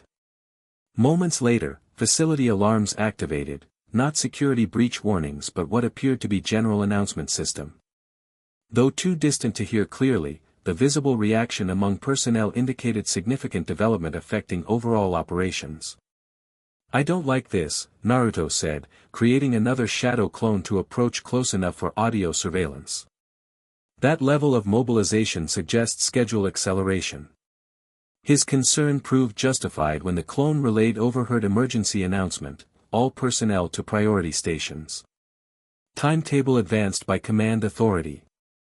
Preliminary firing sequence initiates at 1800 hours. This is not a drill." The implications sent cold certainty through both observers. "They're moving up the deployment," Vista stated the obvious conclusion. Something triggered acceleration of their entire operation. Naruto checked the position of the sun, estimating approximately 2 hours until the announced firing sequence. "We need to move now. No time for subtle approach, direct intervention before they can initialize the weapon." The tactical situation had transformed from reconnaissance to immediate prevention mission. Their two-person team faced overwhelming opposition, but allowing the dimensional weapon to deploy against either Amazon Lily or Whitebeard's fleet represented unacceptable outcome regardless of personal risk. Diversionary approach, Vista suggested, military experience informing tactical assessment. Multiple simultaneous disruptions to divide response while primary strike targets critical systems. The strategy maximized their limited resources against superior numbers. Naruto created 20 shadow clones, significant commitment of his chakra reserves but necessary given compressed timeframe. With silent efficiency, Vista outlined distraction targets while Naruto briefed his clones on specific objectives and timing. Synchronize on my mark, Naruto instructed, preparing initial diversionary explosive tags at strategic locations around the facility's perimeter. Primary objective remains targeting system disruption rather than personnel engagement. We disable the weapon, then withdraw for reinforcements. Vista nodded agreement, swords ready but still sheathed to maintain stealth until necessary. Both understood the mission's limitations. They couldn't hope to neutralize the entire facility permanently with available resources, but preventing immediate weapon deployment would protect their people until larger response could mobilize. 3, 2, 1, mark. The operation commenced with precisely timed explosions at multiple perimeter locations, not causing significant structural damage but creating sufficient chaos to draw security response away from central sections. Shadow clones transformed into facility personnel used resulting confusion to penetrate defensive perimeters, establishing infiltration routes toward critical systems. Meanwhile, Naruto and Vista approached the central ring structure directly, using shadow clone diversions to create periodic security gaps rather than engaging in direct confrontation when avoidable. Their advance proceeded more rapidly than anticipated. Facility personnel focused on perimeter threats rather than potential infiltrators already inside defensive lines. Primary power regulation systems located in that structure, Naruto identified, indicating building adjacent to the main ring based on clone reconnaissance. Targeting calibration nearby in the domed facility to the north. Split objectives or concentrated approach? Vista asked, assessing tactical options. Split. I'll take power systems, you handle targeting calibration. Greater chance of success with simultaneous strikes against both critical components. With approach decided, they separated at the next junction, Vista proceeding toward the northern targeting facility while Naruto advanced toward power regulation systems. Both moved with practiced stealth, avoiding unnecessary engagement while maintaining focus on primary objectives. Naruto reached the power regulation building with minimal resistance, facility personnel rushing toward perimeter alarms rather than maintaining internal security. Inside, he discovered extensive equipment surrounding central control station where engineers worked frantically to accelerate preparation sequences. Rather than direct confrontation, Naruto created additional shadow clone distraction in adjacent corridor, drawing security response away from the main control room. When personnel responded to the disturbance, he slipped inside, quickly assessing the complex array of equipment for critical vulnerabilities. The power system proved more sophisticated than anticipated, redundant circuits with multiple fail-safe mechanisms suggesting design specifically resistant to conventional sabotage. However, his dimensional sensitivity detected key components where energy flow concentrated before distribution to the main weapon ring. With practiced precision, Naruto placed specialized explosive tags at these junctures, not immediately detonating them but establishing synchronized charge network that could be activated remotely once Vista completed his objective. The approach would prevent partial weapon function through independently damaged components rather than allowing potential reconfiguration around single point of failure. As he finished placing the final charge, facility announcement system activated again, all personnel, firing sequence initialization commencing. Dimensional stabilizers at 70% capacity and rising. Targeting package loading complete. The announcement confirmed their mission's urgency while indicating Vista had not yet disrupted the targeting systems. Naruto completed his preparations and moved to extract, planning to rendezvous with Vista before synchronized detonation. He had nearly reached the exit when unexpected presence blocked his path, not standard security personnel but figure in distinctive Void Hunter command uniform, purple insignia indicating senior leadership. Fascinating, the figure observed with clinical detachment rather than alarm. Whitebeard sends his dimensional expert personally. More proactive response than our models predicted. Something about the man triggered immediate wariness beyond the obvious confrontation. His presence radiated unusual energy signature, not quite chakra but similarly structured, as if natural energy had been artificially modified to mimic chakra's properties. "You're too late to prevent initialization," the commander continued conversationally. "The weapon achieves minimum activation threshold in approximately 17 minutes. Your explosive tags, while cleverly placed, cannot disrupt the system quickly enough to prevent initial firing." The casual identification of Naruto's sabotage despite its concealed placement suggested either surveillance he'd missed or perceptive abilities beyond normal parameters.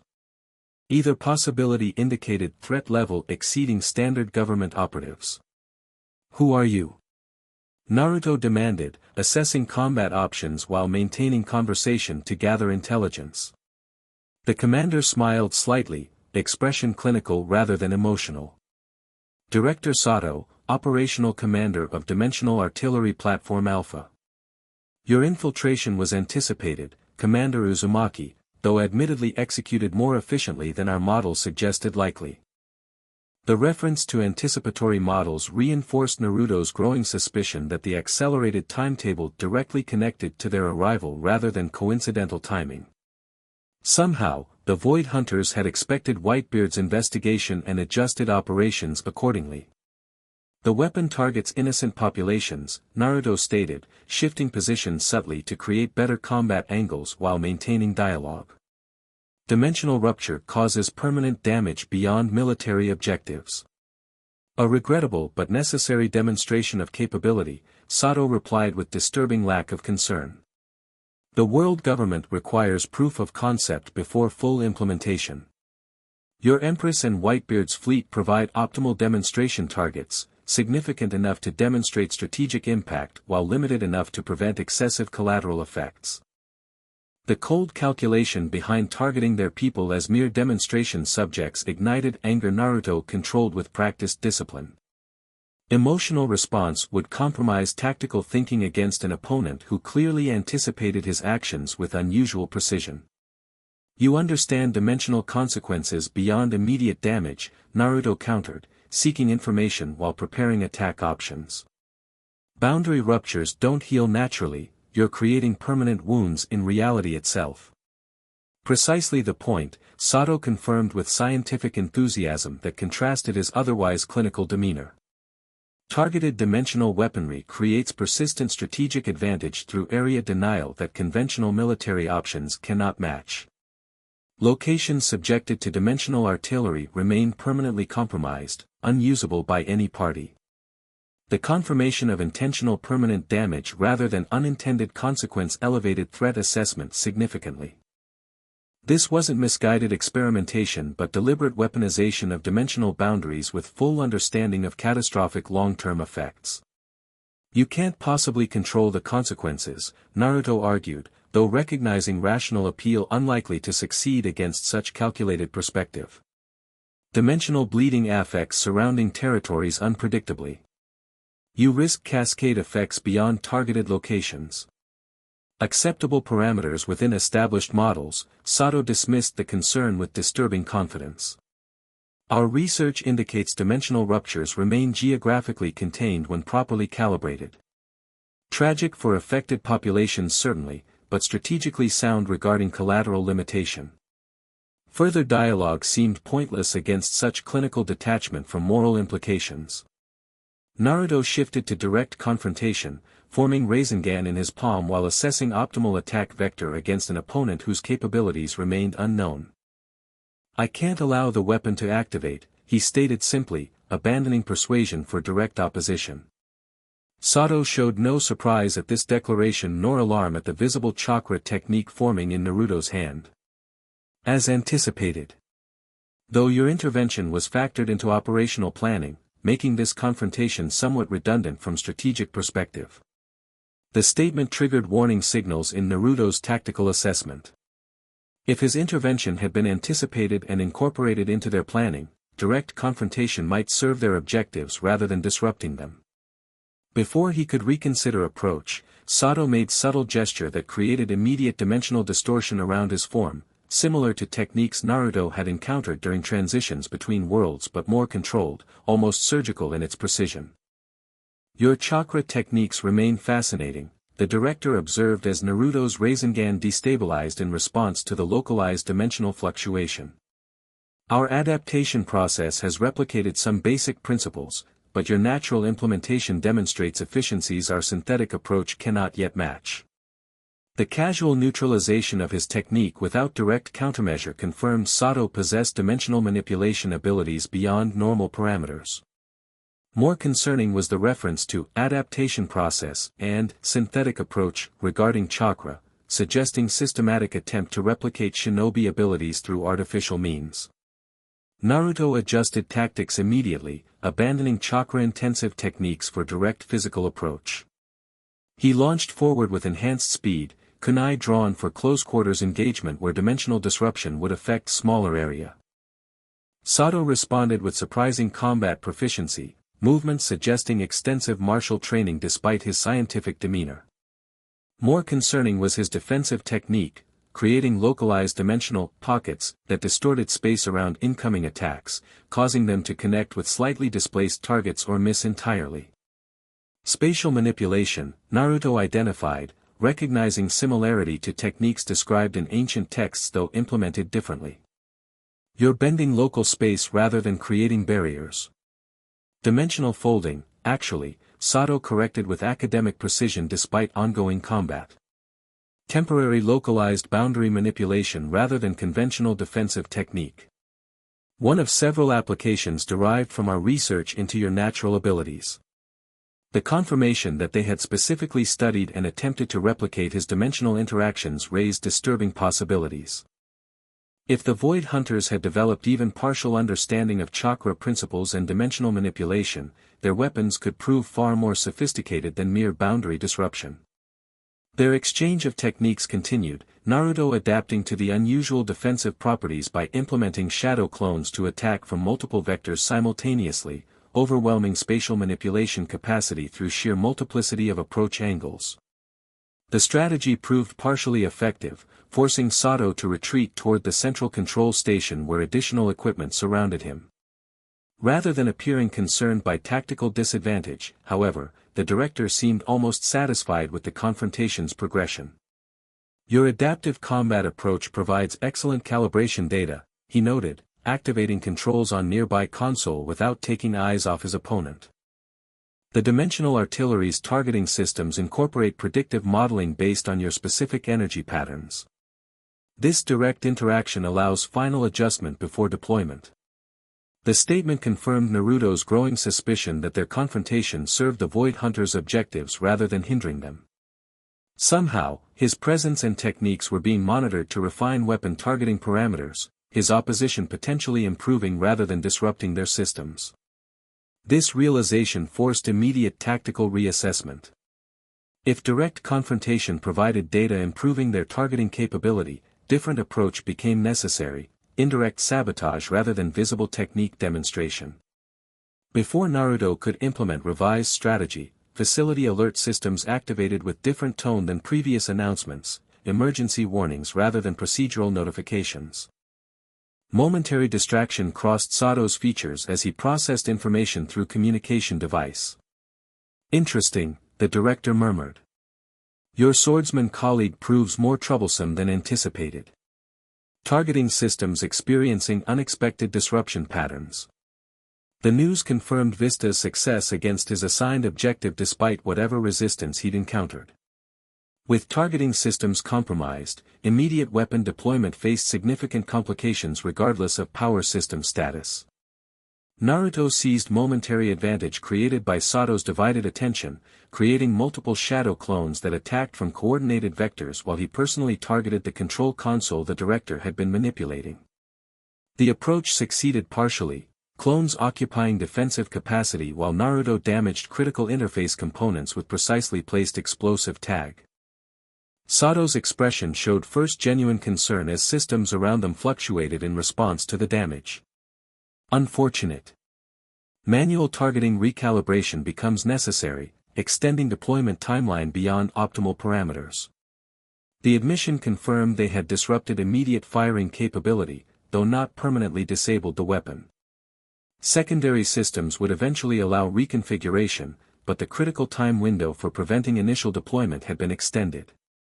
Facility alert systems intensified, now indicating multiple security breaches throughout the installation. Vista's diversionary approach apparently expanded beyond targeting systems to create widespread disruption, dividing security response and preventing concentrated counterattack against either infiltrator. Your intervention achieves temporary delay only, Sato stated, professional composure returning despite tactical setback. Secondary systems activate within 30 minutes, dimensional artillery deploys shortly thereafter. You've extended the timeline but not altered the strategic outcome. 30 minutes is sufficient, Naruto countered, creating additional shadow clones to secure exit routes while maintaining pressure against the director. Your weapon never fires. Not against Amazon Lily, not against Whitebeard's fleet, not against anyone. For first time, genuine curiosity replaced clinical detachment in Sato's expression. Your confidence suggests resources beyond observed capabilities. Fascinating tactical variable. Rather than elaborating, Naruto pressed his advantage while the director's attention split between immediate confrontation and broader strategic assessment. Multiple shadow clones coordinated attack patterns that exploited gaps in dimensional defense coverage, gradually forcing Sato away from remaining functional control systems. The director adapted with impressive tactical flexibility, but prioritized protecting equipment over personal safety, confirming the control system's critical importance to weapon functionality. This prioritization created exploitable vulnerability that Naruto leveraged through concentrated clone attacks against Sato personally while his true self focused on placing additional explosive charges on secondary systems. You misunderstand our objective, Commander, Sato stated during momentary disengagement as both combatants reassessed positions. This facility represents prototype implementation only. The dimensional artillery program extends beyond single installation or weapon system. Explaining your evil plan? Naruto responded, using conversational opening to position final explosive tags while shadow clones maintained diversionary pressure. Bit cliché, even for government operations. Something resembling genuine amusement briefly crossed Sato's features. Not explanation, clarification. Your current intervention, while tactically sound, addresses symptom rather than cause. The dimensional principles we've harnessed exist independently of this specific implementation. Then we'll find and stop those too, Naruto replied with simple determination that contrasted the director's complexity. Sato studied him with renewed assessment. Your certainty despite impossible tactical parameters suggests psychological profile inconsistent with rational probability assessment. Fascinating adaptive trait from evolutionary perspective. Before their exchange could continue, facility systems indicated new development, external communication suddenly activating despite apparent security protocols. Announcement system broadcast unexpected message throughout installation, attention all Void Hunter personnel. This is Vice Admiral Cazell. Emergency evacuation order authorized under Protocol Omega. Repeat, immediate evacuation of all personnel.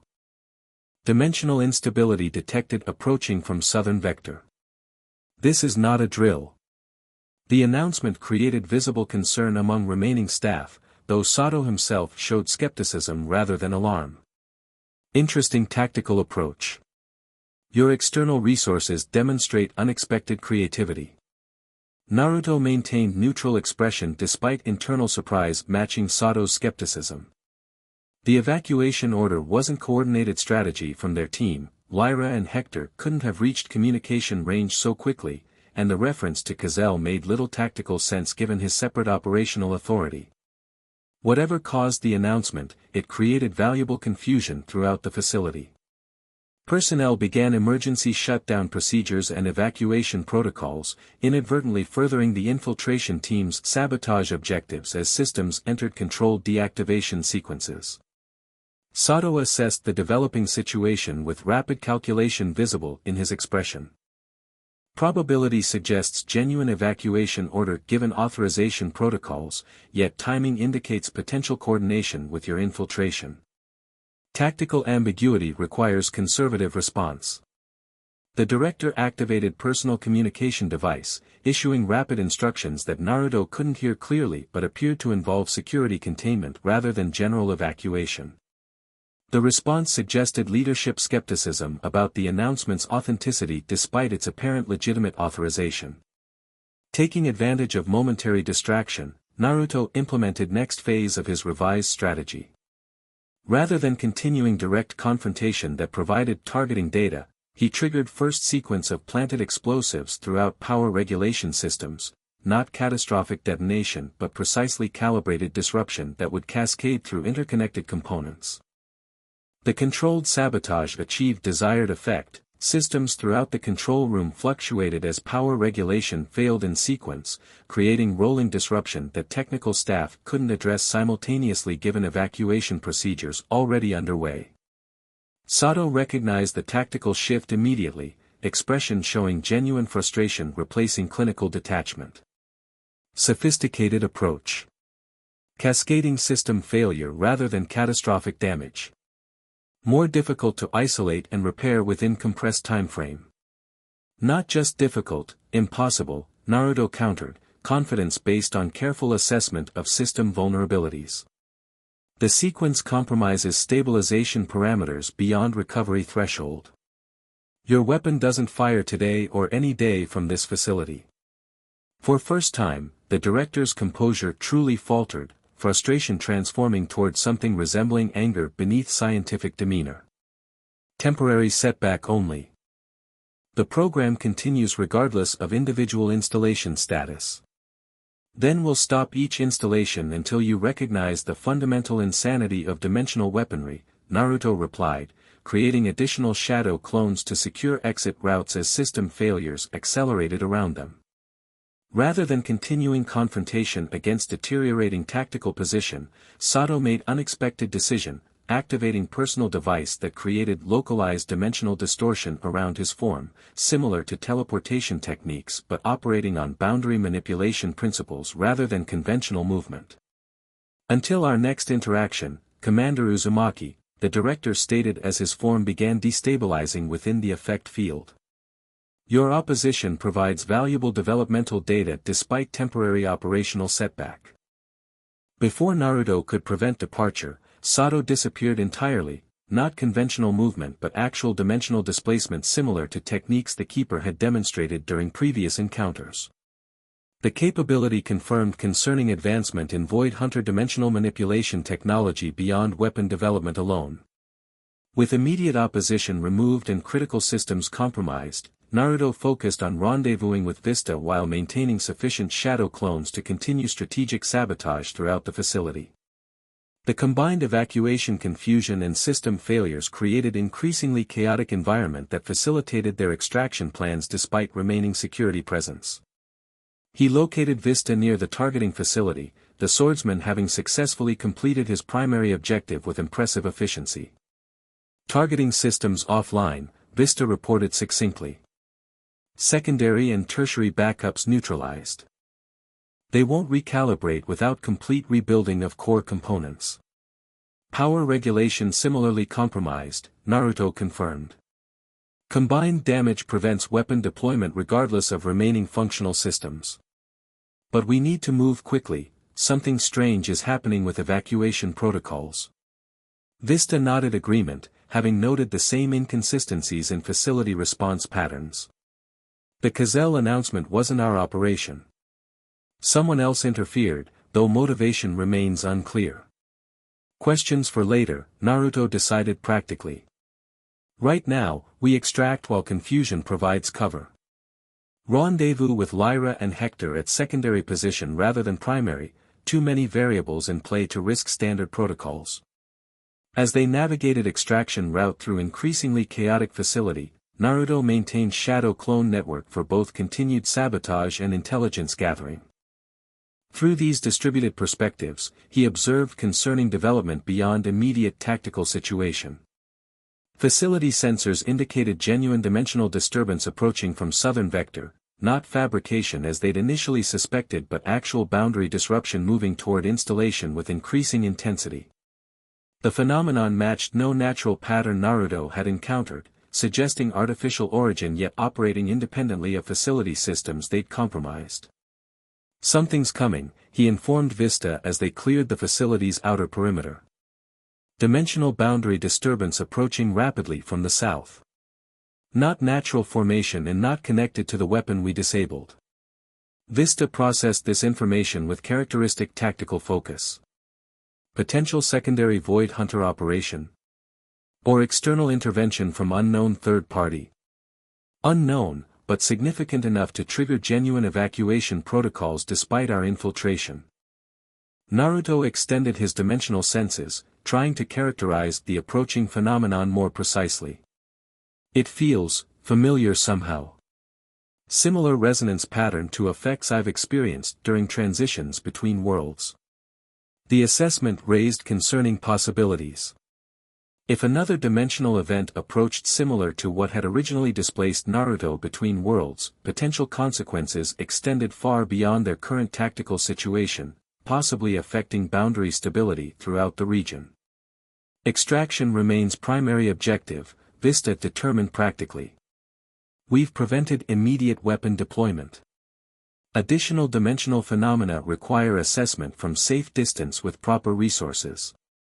The logic was sound despite Naruto's curiosity about the approaching disturbance. They proceeded toward designated extraction point, maintaining vigilance against both pursuing void hunters and unpredictable dimensional effects as distance increased between themselves and the compromised facility. Lyra and Hector awaited at secondary rendezvous position, having successfully transmitted warning messages before returning to provide extraction support. Their small vessel remained concealed in natural cove different from original landing site, engines ready for immediate departure once team reconsolidated. Messages confirmed received by both Whitebeard and Amazon Lily, Lyra reported as they boarded. Response indicates defensive preparations implemented at both locations. The Empress specifically requested direct communication with Commander Uzumaki once secure transmission possible. The personal request from Hancock suggested information beyond tactical response, potentially connecting to dimensional aspects requiring his specific expertise rather than general military coordination. The possibility raised both professional concern and personal anticipation that Naruto compartmentalized for later consideration. "We withdraw to minimum safe distance, then establish secure communication with both commands," he instructed as their vessel began carefully navigating from concealed position. "The weapon is neutralized temporarily but the Void Hunter's overall program continues. We need coordinated response beyond this single installation." As they cleared the island's coastal waters, all aboard observed disturbing phenomenon developing above the facility they'd infiltrated. The sky itself seemed to distort, colors shifting through spectrum not normally visible in natural atmosphere. The effect centered directly above the mountain peak, expanding outward in pulsating rhythm that suggested controlled manifestation rather than chaotic occurrence. Dimensional rupture forming despite weapon deactivation? Vista questioned, concern evident despite professional composure. Naruto extended his senses toward the phenomenon, assessing its nature with specialized perception developed through training with ancient stones. What he detected contradicted initial assumptions about its origin and purpose. Not weapon discharge, he determined with growing certainty. Incoming transit signature rather than outgoing attack pattern. Something approaching from external dimension rather than deployment from this side. The assessment transformed their tactical understanding completely. Whatever manifested above the island represented arrival rather than attack, dimensional traveler or entity rather than weapon discharge. The implications extended beyond immediate security concerns into unknown territory regarding what might emerge from such transition. Tactical withdrawal recommended, Hector suggested with professional caution born from government intelligence training. Unknown dimensional manifestation exceeds our operational parameters and resource capabilities. The assessment was technically correct from military perspective, yet Naruto felt compelling interest beyond tactical considerations. The dimensional signature approaching through the disturbance resonated with his own energy patterns in ways suggesting potential connection to his original world rather than random dimensional phenomenon. Maintain position at safe distance, he decided after weighing competing priorities. We observe manifestation to identify threat profile before determining withdrawal parameters. Though not directly contradicting their security experts' recommendation, the approach prioritized intelligence gathering over immediate extraction. Vista supported the decision with silent nod, recognizing Naruto's specialized authority regarding dimensional phenomena despite conventional tactical doctrine suggesting otherwise. As their vessel maintained position at maximum observation range, the dimensional distortion intensified, energy patterns becoming visible even to normal perception as reality itself seemed to fold around central convergence point. The phenomenon reached critical threshold, light bending impossibly as something pushed through boundary between dimensions. What emerged defied immediate classification. Humanoid but obscured by swirling energy that prevented clear identification, the figure descended toward the facility with deliberate movements suggesting purpose rather than accidental transition. As atmospheric interference cleared, details became more visible, revealing form that triggered immediate recognition from Naruto. "Impossible," he murmured, extending senses to confirm what visual observation suggested. "That's Colossal." But how? The figure approaching the facility indeed appeared to be Vice Admiral Colossal, the same government official who had pursued Naruto's dimensional abilities through multiple previous encounters. Yet something about his presence felt wrong, energy signature displaying characteristics inconsistent with previous interactions. Dimensional duplicate? Vista suggested, having witnessed enough dimensional phenomena to consider possibilities beyond conventional explanation. Alternative version from parallel world perhaps. The hypothesis aligned with certain observations yet contradicted others. Naruto studied the manifesting figure with growing concern, recognizing familiar yet disturbingly altered chakra pattern beneath surface appearance. Not duplicate, he determined with increasing certainty. Modified original. His chakra signature has been artificially altered, restructured to resemble dimensional entity rather than normal human pattern. The assessment suggested disturbing advancement in government dimensional research, not merely studying dimensional travelers but actively modifying their own operatives to exhibit similar characteristics. If Colossal had undergone such transformation, the Void Hunter's capabilities extended far beyond weapon development into fundamental alteration of human energy patterns. As the transformed Vice Admiral completed his dimensional transition, facility personnel emerged to meet him, not fleeing as evacuation protocols would dictate but approaching with evident purpose suggesting coordinated operation rather than response to unexpected arrival. They anticipated this, Vista observed with professional assessment. The evacuation announcement was cover for specialized reception protocol, not genuine emergency response. The observation aligned with tactical inconsistencies they'd noted during extraction. What appeared as confused evacuation actually represented controlled procedure for receiving dimensionally transformed operative, using apparent emergency to clear non-essential personnel while maintaining critical reception team. Distance prevented clear audio observation, but body language indicated significant information exchange between arrived Colossal and facility personnel. Most concerning was apparent deference shown by Director Sato himself, who had emerged to personally greet the arrival despite previous evacuation from immediate confrontation area. The command structure is inverted from what appearances suggested, Naruto realized, integrating observed interactions with previous encounter. Sato isn't ultimate authority despite director title. Colossal represents higher command level within Void Hunter hierarchy.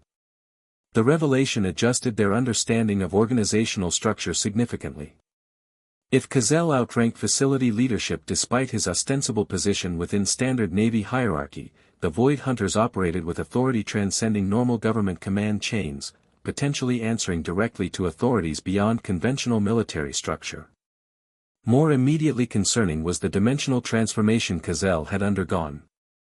The Vice Admiral radiated energy patterns similar to what Naruto had experienced during transitions between worlds, yet artificially structured rather than natural development. They found way to induce dimensional resonance artificially, he explained to his team, translating specialized observation into tactical assessment they could integrate. Created synthetic version of natural dimensional attunement through technological intervention rather than inherent ability. To what purpose? Lyra asked the critical question. Why transform their own operatives rather than simply developing weapons? Because weapons can be captured or destroyed, Naruto replied grimly. Transformed operatives carry capabilities internally, living weapons rather than external technology. Much harder to neutralize permanently. The strategic implication troubled everyone aboard their vessel. If the government had developed methodology to artificially create dimensional operators, their capability extended beyond isolated installations or specific weapon systems. They could potentially field entire divisions of dimensionally enhanced forces, each carrying destructive potential previously limited to rare natural dimensional travelers. We need to report this development immediately, Vista determined with appropriate urgency. Both Whitebeard and the Empress require updated threat assessment beyond weapon neutralization. The priority was clear, yet Naruto felt compelling need for additional information before withdrawal. Maintain position 3 more minutes. I need better assessment of Cazel's transformed capabilities to provide accurate threat profile. Though stretching security parameters, the request received team support given specialized nature of observed phenomenon. They maintained observation position while Naruto extended his dimensional senses toward the transformed Vice Admiral, carefully assessing energy patterns without revealing their continued presence near the island. What he discovered exceeded concerning expectations. Cazel's energy signature displayed characteristics suggesting controlled dimensional phasing, partial existence across multiple realities simultaneously rather than complete presence in single dimension. The capability would provide significant combat advantages including potential immunity to conventional attacks that couldn't affect his partially phased state. More troubling was apparent stabilization of this condition. Unlike natural dimensional travelers who struggled maintaining connection between worlds, Cazel's artificially induced state appeared deliberately calibrated for sustained operation, permanent enhancement rather than temporary condition requiring constant maintenance. They've achieved stable dimensional hybridization, Naruto reported with growing concern. Created operative who exists partially between dimensions without destabilization effects that normally limit such condition. He's essentially weaponized the transitional state itself. The assessment represented significant escalation beyond previous understanding of Void Hunter capabilities. If they could create stable dimensional hybrids from normal humans, potential force multiplication extended beyond conventional military parameters into entirely new domain of conflict. Withdrawal now strongly recommended, Hector emphasized with increased urgency. Continued observation risks detection by enhanced sensory capabilities that likely accompany dimensional transformation. The security assessment aligned with Naruto's own conclusion that further observation created diminishing information returns against increasing detection risk. With reluctant nod, he authorized immediate departure from observation position, their vessel accelerating smoothly to minimize wake signature while establishing maximum distance from facility. Once safely beyond detection range, they established secure communication with both command authorities, transmitting compressed data package containing both weapon neutralization confirmation and disturbing intelligence regarding Cazel's dimensional transformation. Whitebeard's response came through Marco, the first commander acknowledging information with typical efficiency while confirming fleet redeployment to defensive configuration despite immediate threat reduction. More personal communication followed addressed specifically to Naruto. Pop says good work on weapon neutralization, but concerned about transformation intelligence. Return for direct briefing when extraction complete. Also, message from Amazon Lily arrived during your operation, marked personal priority for you specifically. Transmitted separately on secure channel. The reference to personal communication from Hancock sparked immediate interest beyond professional responsibility. Since establishing their alliance, their exchanges had gradually evolved beyond formal diplomatic necessity into something neither had fully defined but both recognized as significant. When secure channel activated moments later, Hancock's message proved both professionally relevant and personally meaningful. Dimensional disturbances detected throughout Kuja territories following patterns matching your resonance signature. Ancient stones reacting similarly to your presence despite physical absence. Consultation required immediately, both tactical and regarding matters discussed during observation platform conversation. Amazon Lily grants priority clearance for your arrival separate from general delegation requirements. The dual nature of the message confirmed evolution in their relationship, addressing legitimate tactical concerns while simultaneously creating space for personal interaction beneath diplomatic framework.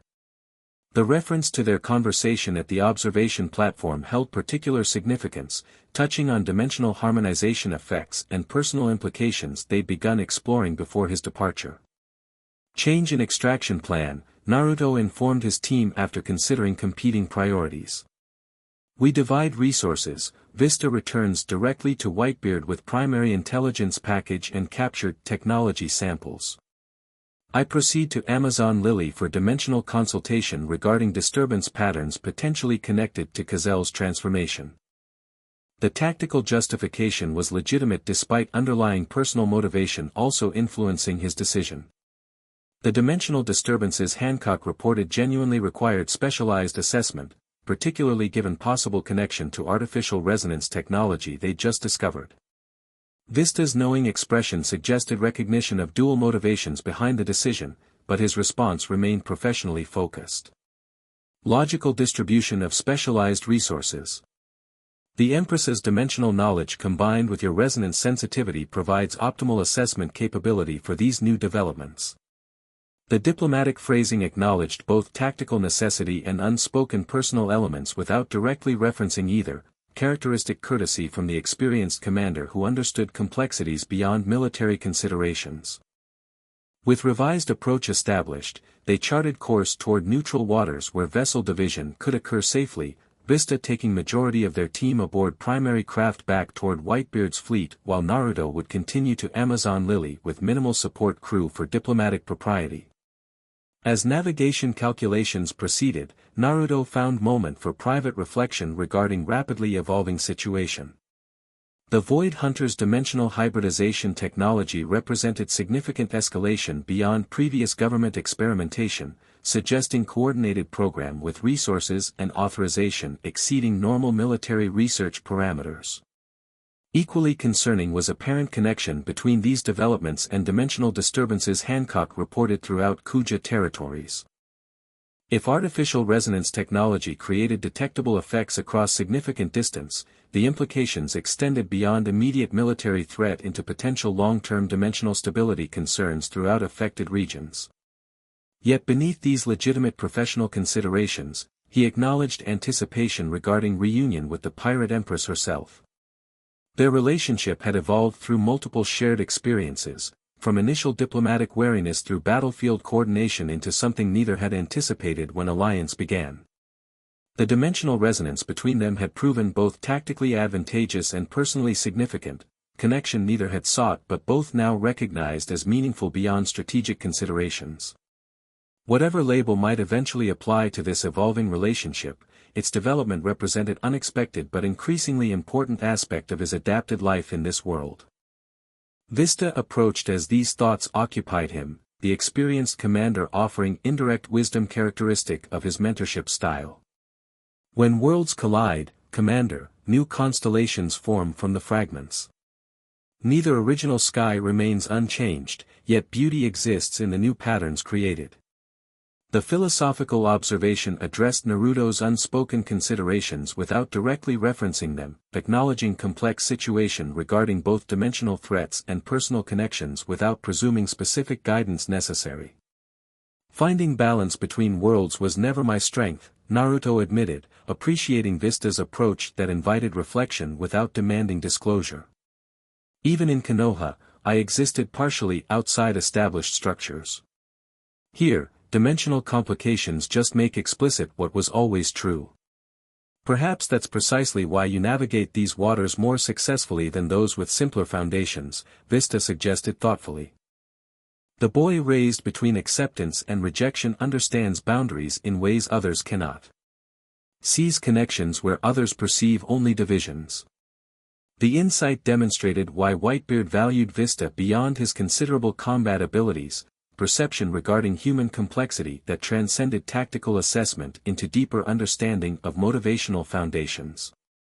Connections and divisions, Naruto repeated thoughtfully. The Void Hunters manipulate boundaries between dimensions while failing to understand connections between people that give those boundaries meaning. Precisely, Vista confirmed with satisfaction at the philosophical development. They see power in separation while missing strength found in connection. Technical capability without wisdom regarding its application. The conversation provided valuable perspective transcending immediate tactical concerns, contextualizing dimensional conflicts within broader philosophical framework regarding separation versus connection as competing principles. Whatever technological advancement the Void Hunters achieved through artificial dimensional manipulation, they fundamentally misunderstood the connective principles that natural dimensional resonance embodied. As their vessel approached division point where separate journeys would commence, Naruto recognized significance in how different his perspective had become since arriving in this world. No longer trapped between competing loyalties but increasingly integrated through connections transcending dimensional boundaries, finding strength in bridges rather than separation. With that understanding, he prepared for consultation with the one person who perhaps understood this perspective most directly. Whatever tactical challenges the Void Hunters presented through their dimensional hybridization technology, the response would emerge through connection rather than isolation, alliance transcending boundaries rather than barriers enforcing separation. Hancock awaited, and with her, possibilities extending beyond either world alone into new constellation neither had imagined when their paths first crossed.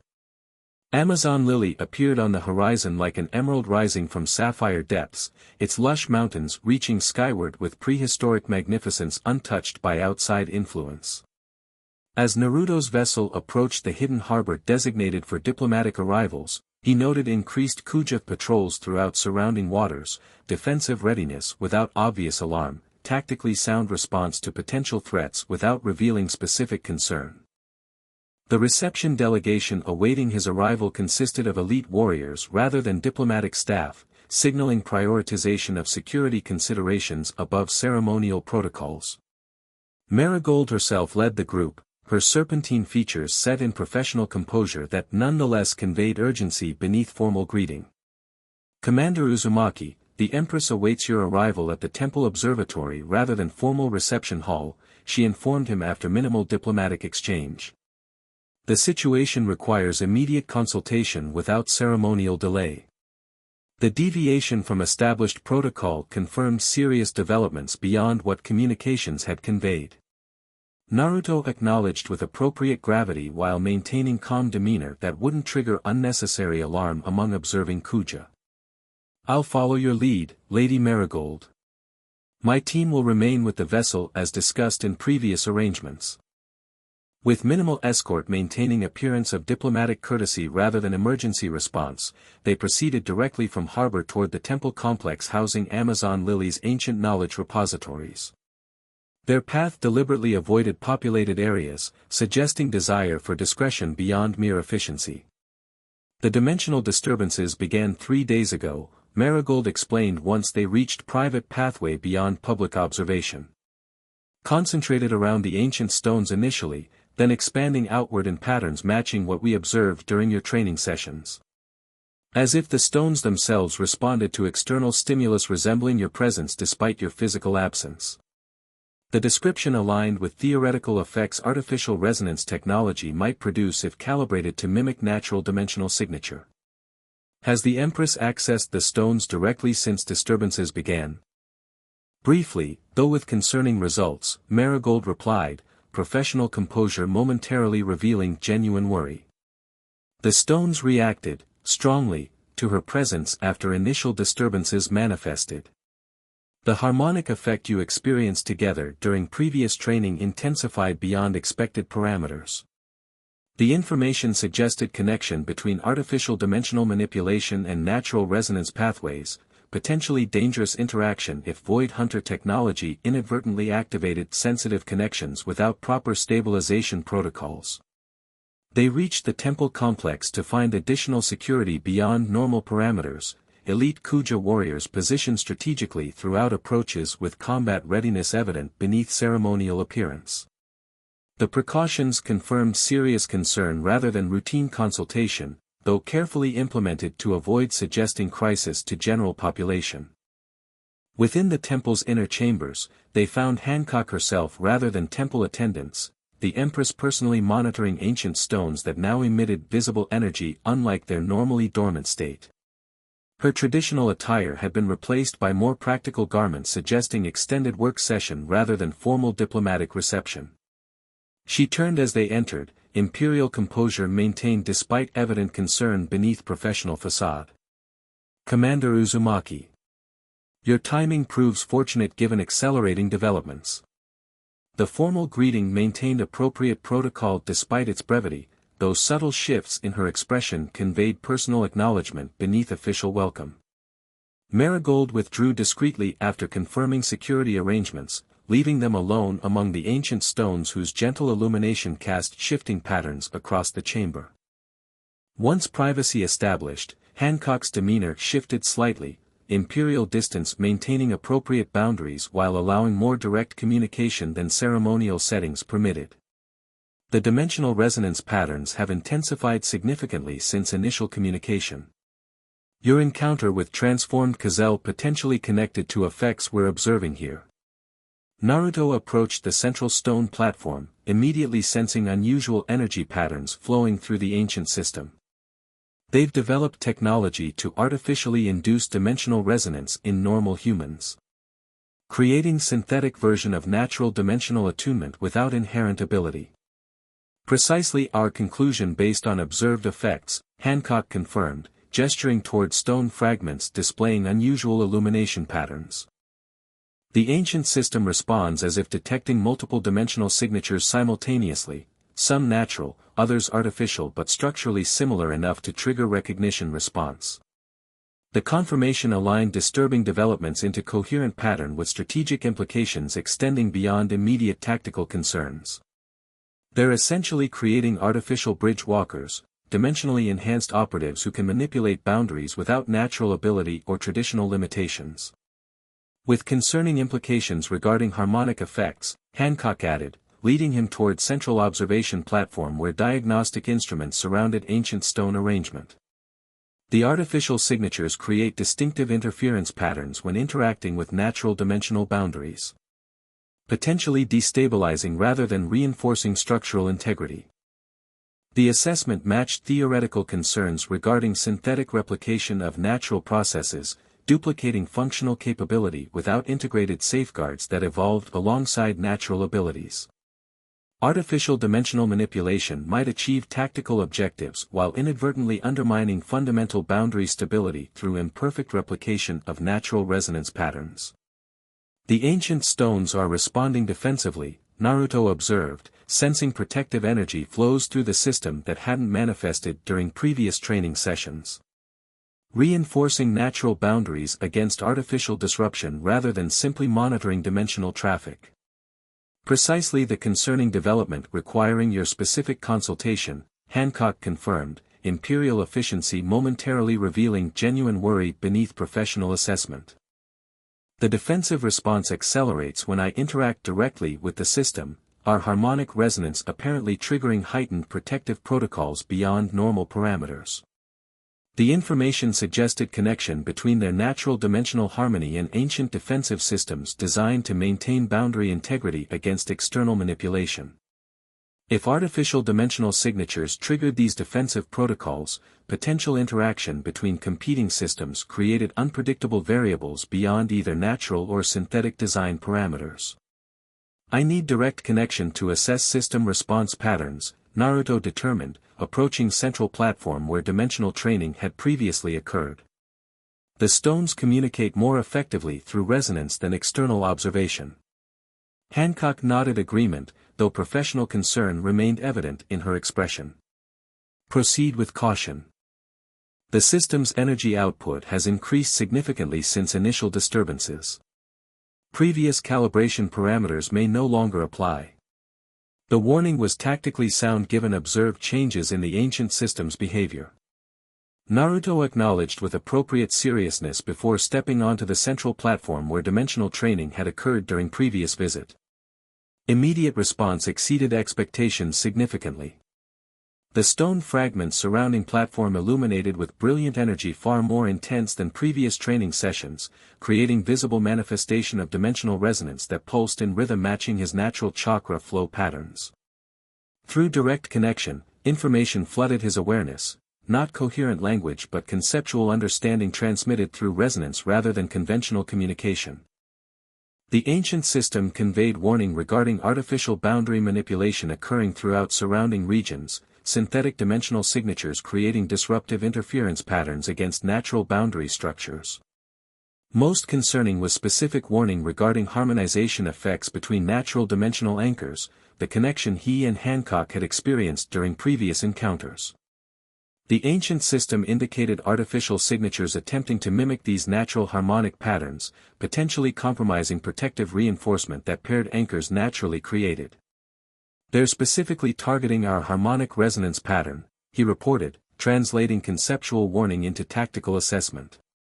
"The artificial signatures attempt to replicate connection between natural anchors, potentially to neutralize protective effect we generate together." Hancock absorbed this intelligence with characteristic composure despite its personal implications. Tactical targeting of specialized defensive capability. Logical approach from strategic perspective if they've identified dimensional harmonization as specific threat to their operations. The professional analysis maintained appropriate distance from personal elements inherent in the situation, addressing tactical implications while acknowledging without directly referencing underlying connection between them that transcended military considerations. The ancient system recommends synchronized reinforcement response, Naruto continued, translating additional information from direct connection. Coordinated harmonic resonance to establish stabilization field beyond what individual signatures can maintain separately. Though tactically stated, the recommendation contained unavoidable personal implications, suggesting direct interaction between their dimensional signatures beyond previous encounters. Hancock's momentary hesitation revealed recognition of these implications despite her maintained composure. The harmonic synchronization during previous defensive engagement occurred instinctively rather than through deliberate implementation, she noted, referring to their contact during Cazel's attack months earlier. Controlled application represents significant escalation beyond incidental activation. The observation acknowledged legitimate tactical uncertainty while potentially reflecting personal consideration regarding implications of deliberately deepening connection they'd previously experienced only through circumstantial necessity. The ancient system provides structural framework for controlled implementation, Naruto explained, indicating how surrounding stones created guided pathways for dimensional energy rather than requiring purely instinctive interaction. Established parameters rather than undefined resonance. Potentially more stable than incidental activation despite increased intensity. The distinction addressed both tactical concerns and unspoken personal considerations, offering structured approach that respected boundaries while acknowledging necessary depth of connection required for effective response against artificial dimensional manipulation. After brief consideration balancing multiple factors, Hancock made characteristic decisive determination. Proceed with system recommendation.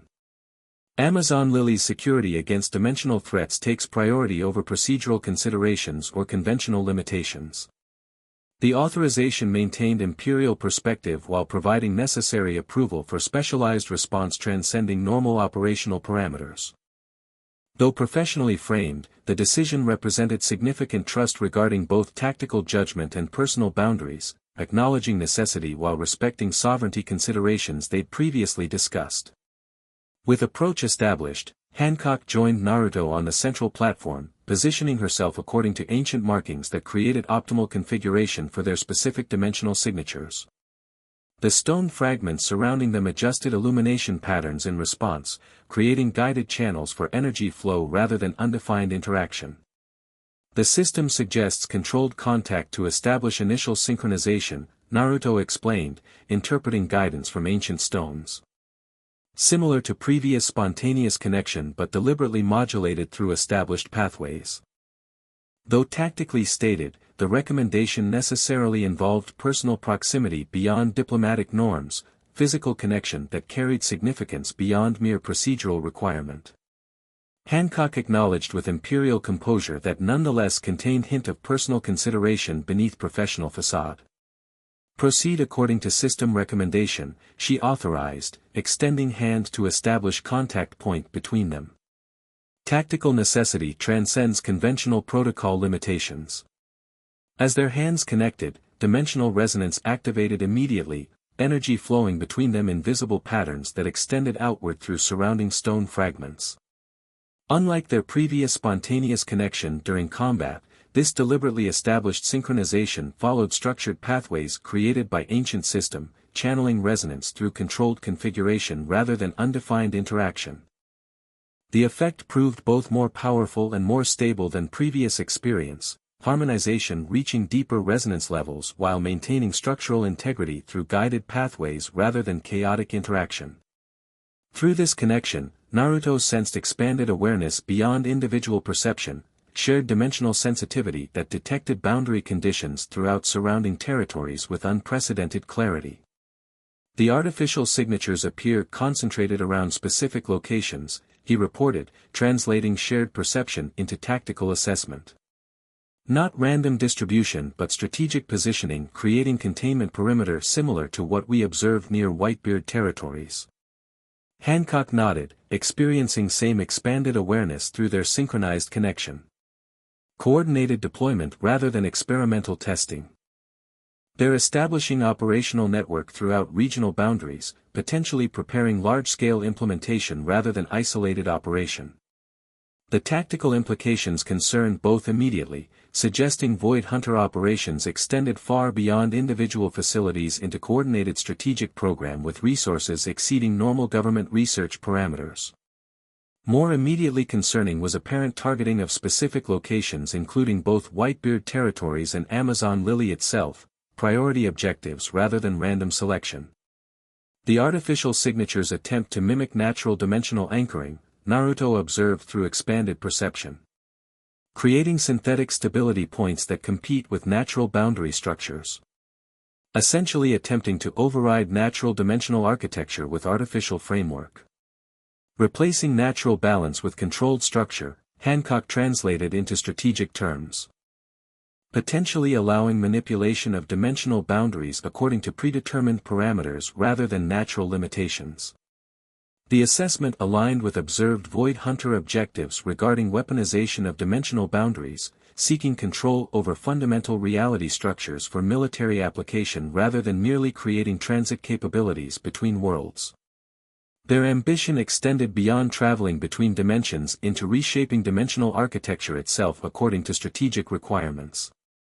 Through sustained harmonic connection, they continued mapping artificial signature distribution throughout surrounding regions, gradually constructing comprehensive tactical assessment regarding Void Hunter deployment patterns and apparent strategic objectives. The expanded perception provided unprecedented intelligence regarding operations that conventional observation could never detect, revealing coordinated program far exceeding initial concerns. As their synchronized assessment continued, however, unexpected development manifested within ancient stone system itself. The guided pathways originally facilitating their controlled connection began evolving beyond initial parameters, energy patterns shifting toward configuration neither had anticipated when initiating synchronization. The system is adapting beyond established protocols, Hancock observed, professional assessment momentarily revealing uncertainty beneath imperial composure. Reconfiguring our harmonic pattern towards something the ancient texts described as permanent synchronization rather than temporary connection. The development carried implications beyond immediate tactical situation, potentially affecting fundamental nature of their dimensional relationship rather than merely facilitating temporary cooperation. Naruto sensed same evolutionary pattern through shared perception, recognizing significance beyond current circumstances. The ancient system responds to compatibility factors beyond conscious implementation, he confirmed, recalling fragmented warnings from previous training sessions. Natural harmonic patterns seeking stabilization beyond temporary alignment. Though tactically stated, the observation acknowledged personal implications neither could ignore despite professional focus. Their dimensional compatibility apparently transcended deliberate limitations they'd established, natural resonance patterns drawing them toward deeper connection than consciously intended when initiating controlled synchronization. Hancock's expression revealed complex consideration beneath maintained composure, balancing tactical necessity against personal sovereignty concerns they'd previously discussed regarding dimensional harmony between them. After brief internal deliberation visible only through subtle shifts in her dimensional signature, she made characteristic decisive determination. Disengage synchronization sequence, she instructed with imperial clarity that nonetheless contained hint of regret beneath professional facade. Tactical assessment complete without requiring evolutionary progression beyond established parameters. The decision respected boundaries they'd previously discussed regarding their dimensional connection, maintaining sovereignty over progression rate rather than allowing natural resonance patterns to accelerate relationship beyond consciously chosen parameters. Though tactically justified through completed intelligence gathering, the choice reflected personal considerations regarding control over their evolving connection. Naruto implemented controlled disengagement, gradually unwinding harmonic patterns through ancient systems-guided pathways rather than abrupt separation that might create disruptive feedback. The process required precise modulation of dimensional energies, maintaining stability while reducing connection intensity until sustainable disengagement achieved without systemic disruption. As synchronization concluded, both experienced momentary adjustment period, individual perception seeming strangely limited after expanded awareness they'd shared through harmonic connection. The transition created natural space for reflection regarding both tactical information gathered and personal implications of their deepening dimensional resonance. The intelligence confirms coordinated strategy beyond isolated experimentation, Hancock stated, returning to professional assessment while maintaining dignified distance that acknowledged preceding intimacy without directly referencing it. The Void Hunters establish artificial dimensional framework throughout regional boundaries, potentially preparing large-scale implementation of whatever capabilities Cazel's transformation represents. Strategic containment preparation rather than immediate offensive deployment, Naruto agreed, matching her professional focus while similarly respecting unaddressed personal elements. Creating structured network before activating whatever operational capability their dimensional hybridization technology enables. The tactical analysis provided necessary transition from intimate connection back toward professional consultation, establishing appropriate boundaries while addressing legitimate security concerns their synchronized assessment had revealed. Both recognized necessity of this conversational shift despite unspoken acknowledgement of deeper connection they'd briefly shared. Amazon Lily must implement comprehensive countermeasures against artificial dimensional signatures throughout our territories, Hancock determined, imperial authority naturally reasserting after temporary vulnerability inherent in their synchronized connection. The ancient system provides detection capability, but neutralization requires specialized approach beyond conventional defensive measures. Dimensional disruption techniques rather than physical countermeasures, Naruto suggested, tactical focus helping re-establish comfortable professional dynamic between them. Targeted resonance patterns that destabilize artificial signatures without affecting natural boundary structures. The approach addressed legitimate tactical requirements while providing necessary conversational direction away from personal implications neither was prepared to address directly following unexpected intensity of their harmonic connection. Hancock accepted this professional redirection with evident appreciation, imperial composure fully returning as tactical planning replaced intimate synchronization. They proceeded developing comprehensive countermeasure strategy, integrating intelligence gathered through their synchronized assessment with practical defensive capabilities available to both Amazon Lily and Whitebeard's forces. The collaborative planning created natural transition from personal vulnerability back toward comfortable alliance parameters, though underlying awareness remained regarding evolution in their dimensional connection that transcended tactical considerations. As evening approached, practical implementation discussions concluded with comprehensive response strategy established against Void Hunter dimensional network. The plan incorporated both immediate countermeasures and longer-term monitoring systems, creating defensive framework adaptable to evolving threat parameters as additional intelligence became available. Your vessel should remain overnight given advanced hour, Hancock stated with imperial practicality that nonetheless contained subtle invitation beneath official recommendation. Continuation discussions regarding implementation specifics can proceed tomorrow with appropriate delegation members. The suggestion maintained diplomatic propriety while creating space for potential personal conversation beyond official consultation requirements. Naruto acknowledged with appropriate professional acceptance that similarly contained recognition of opportunity for more private discussion following day's intensity. Sensible arrangement given comprehensive nature of required coordination, he agreed, matching her diplomatic framing while accepting underlying invitation.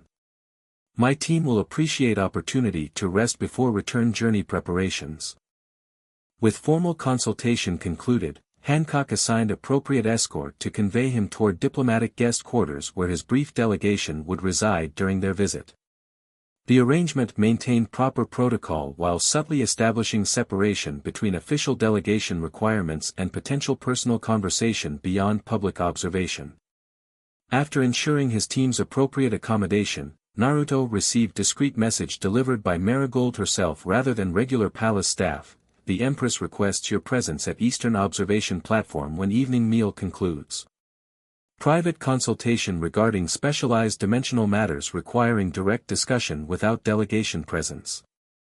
The formal phrasing maintained diplomatic appearance while creating opportunity for conversation beyond official requirements, balanced approach respecting both public protocols and private connection developing between them. Naruto acknowledged with appropriate seriousness that similarly maintained proper appearance while accepting underlying invitation.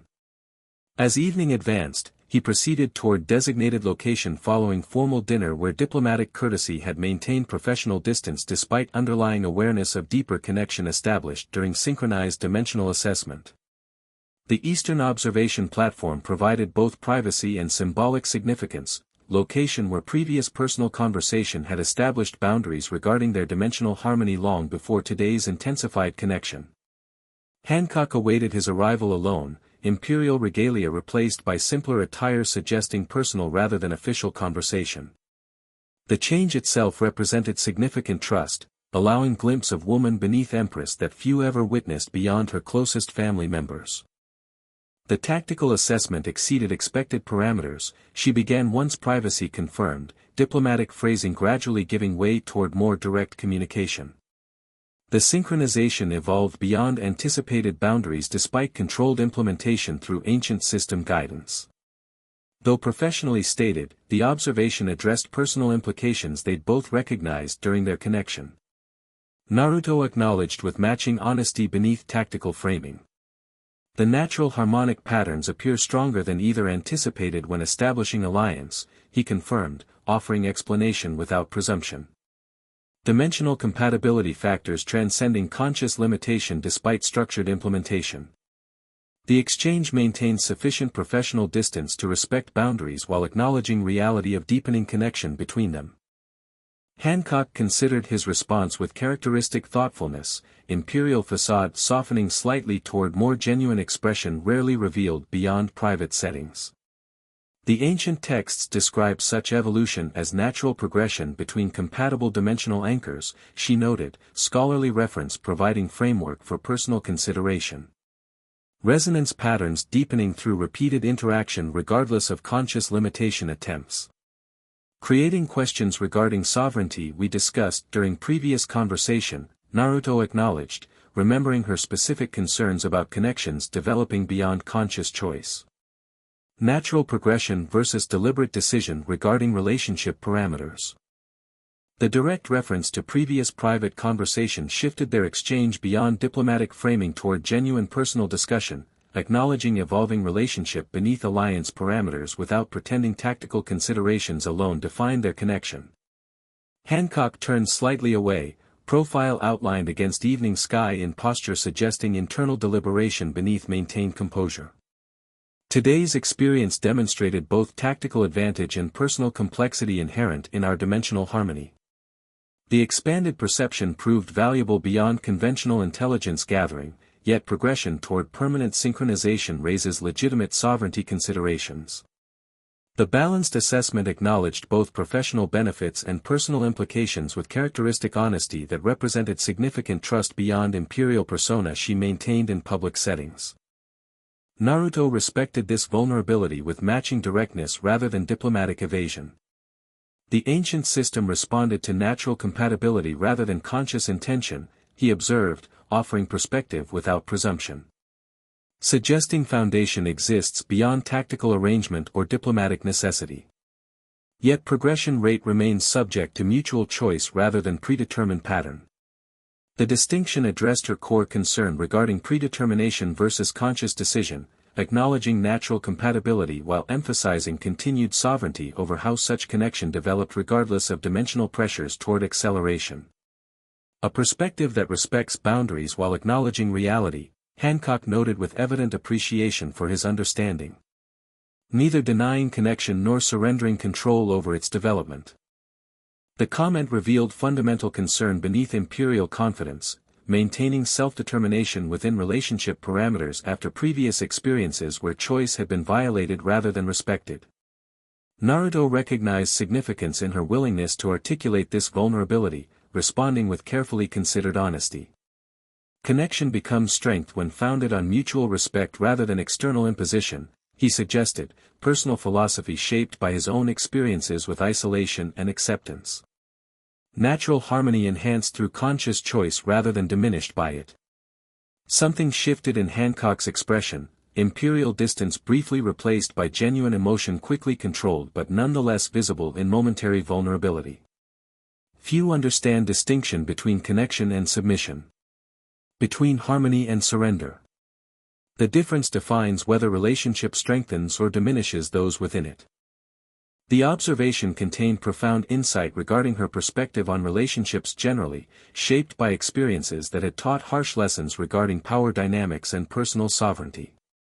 That she would share such perspective represented trust transcending alliance parameters or diplomatic necessity. In Konoha, I learned difference between acknowledgement and acceptance, Naruto shared in return, offering personal experience that paralleled without presuming equivalence. Between being seen and being understood. The space between shapes everything that follows. The exchange transcended tactical considerations entirely, two individuals sharing perspectives shaped by different yet resonant experiences with isolation and connection. Their dimensional harmony perhaps reflected deeper compatibility regarding fundamental values beneath obvious differences in background and position. The tactical situation requires accelerated response regardless of personal considerations, Hancock noted after thoughtful silence, returning toward practical matters though with different quality than formal diplomatic discussion. The Void Hunter's dimensional network represents immediate threat requiring coordinated countermeasures from both our forces. Agreed. Their artificial framework establishes foundation for whatever strategic capability Cazel's transformation represents, Naruto confirmed, accepting transition while maintaining personal connection established through preceding conversation. Coordinated response between Whitebeard's forces and Amazon Lily provides optimal counter-strategy against distributed network. The discussion proceeded developing implementation specifics regarding defensive measures against artificial dimensional signatures, yet maintained different quality than formal tactical planning, genuine collaboration between individuals with personal trust transcending alliance requirements rather than merely diplomatic coordination between representatives. As midnight approached, their conversation reached natural conclusion with comprehensive response strategy established against immediate dimensional threat. The plan incorporated both individual territorial defenses and coordinated operations where boundaries overlapped, creating effective countermeasure framework against Void Hunter network throughout surrounding regions. Tomorrow's formal delegation meeting will establish official implementation protocols, Hancock noted as conversation concluded, imperial efficiency returning those softened by personal connection established through private discussion. Your insights regarding dimensional disruption techniques provide critical advantage against artificial signature deployment. Your ancient knowledge regarding boundary stabilization proves equally valuable, Naruto acknowledged, respecting mutual contribution toward shared objective. The combined approach creates more effective response than either could implement independently. The exchange maintained appropriate professional acknowledgement while containing personal appreciation beneath tactical assessment. As conversation reached natural conclusion, however, Hancock offered unexpected observation that transcended immediate circumstances.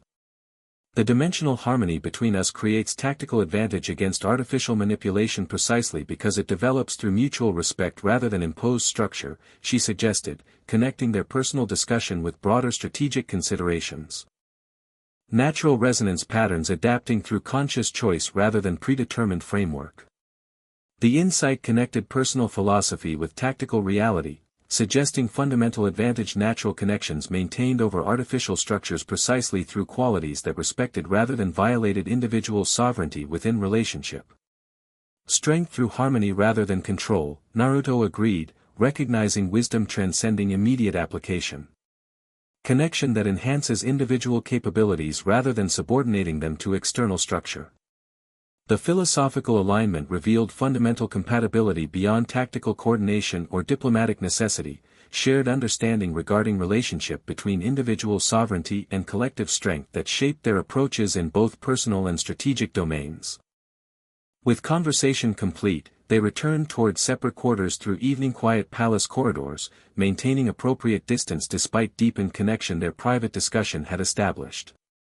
No formal farewell seemed necessary between individuals whose awareness transcended physical proximity, dimensional harmony creating subtle connection regardless of spatial separation. As Naruto reached guest quarters where his delegation resided, he received unexpected messenger, not Kuja attendant but small snake bearing folded paper with distinctive seal. The unusual communication method suggested message beyond official channels, personal rather than diplomatic correspondence despite formal appearance. The brief message contained coordinates rather than extensive communication, specific location within Amazon Lily's protected territories accompanied by precise time indication for following day. No explanation accompanied these details, yet context implied invitation beyond delegation requirements or formal consultation protocols.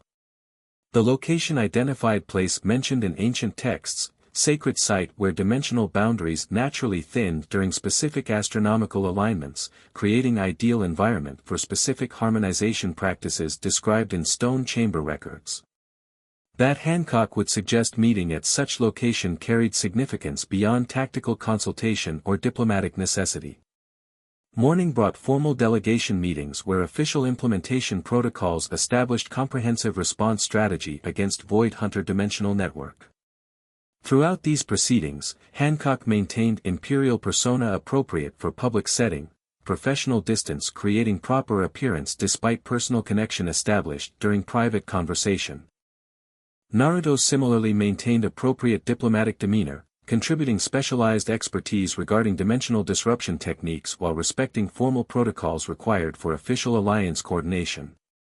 The structured interaction created necessary public framework while both recognized deeper understanding beneath visible proceedings.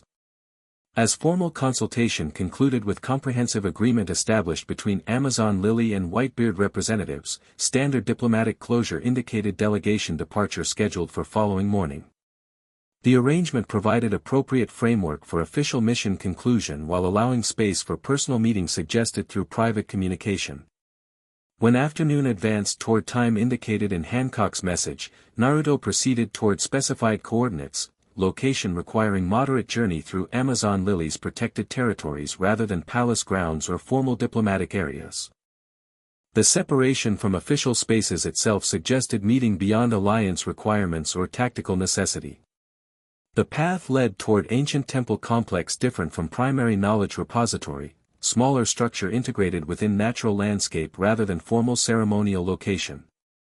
According to limited references in stone chamber records, this site represented specialized harmonization location where dimensional boundaries naturally thinned during specific astronomical alignments, creating ideal environment for advanced dimensional techniques beyond basic training exercises.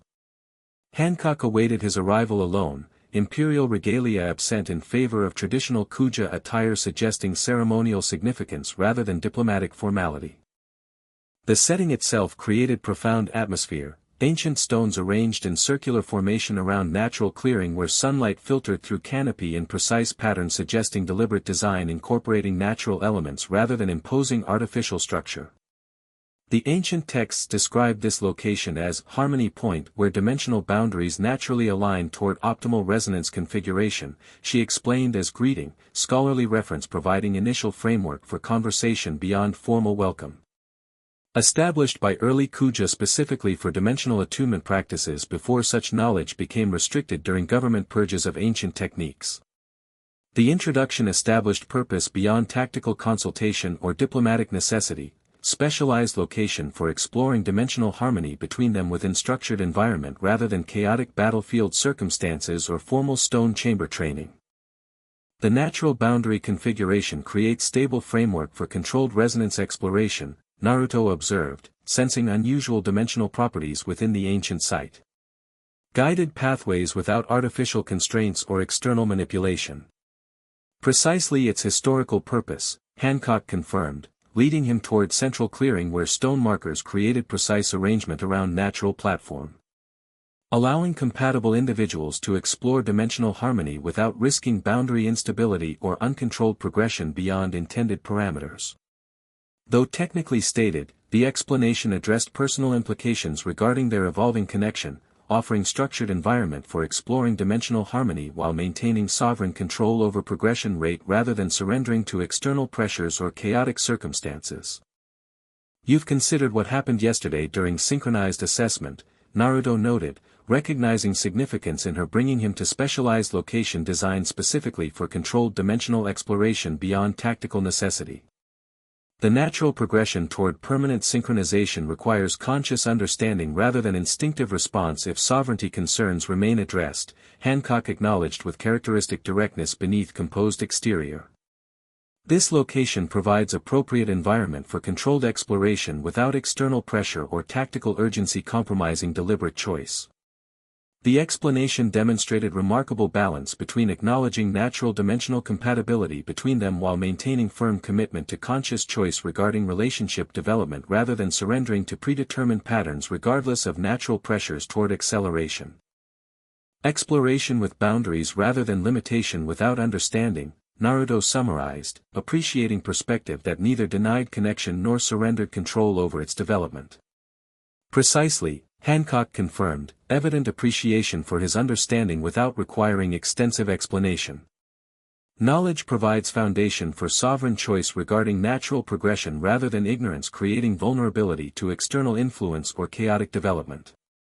With approach established, they proceeded toward central platform where natural energies converged through ancient stone arrangement creating ideal environment for dimensional harmonization beyond basic training exercises. The setting provided both structure and freedom, guided pathways without imposed limitations, supporting exploration while respecting individual boundaries. The harmonization begins with conscious synchronization rather than instinctive response, Hancock explained, indicating position within stone arrangement designed for initial alignment. Deliberate rather than reactive connection establishing foundation for controlled exploration beyond previous experiences. The approach emphasized conscious choice throughout process rather than surrendering to natural pressures or external circumstances, maintaining sovereignty while acknowledging connection developing between them. Naruto appreciated this balanced perspective that neither denied reality nor compromised fundamental values regarding mutual respect and individual choice.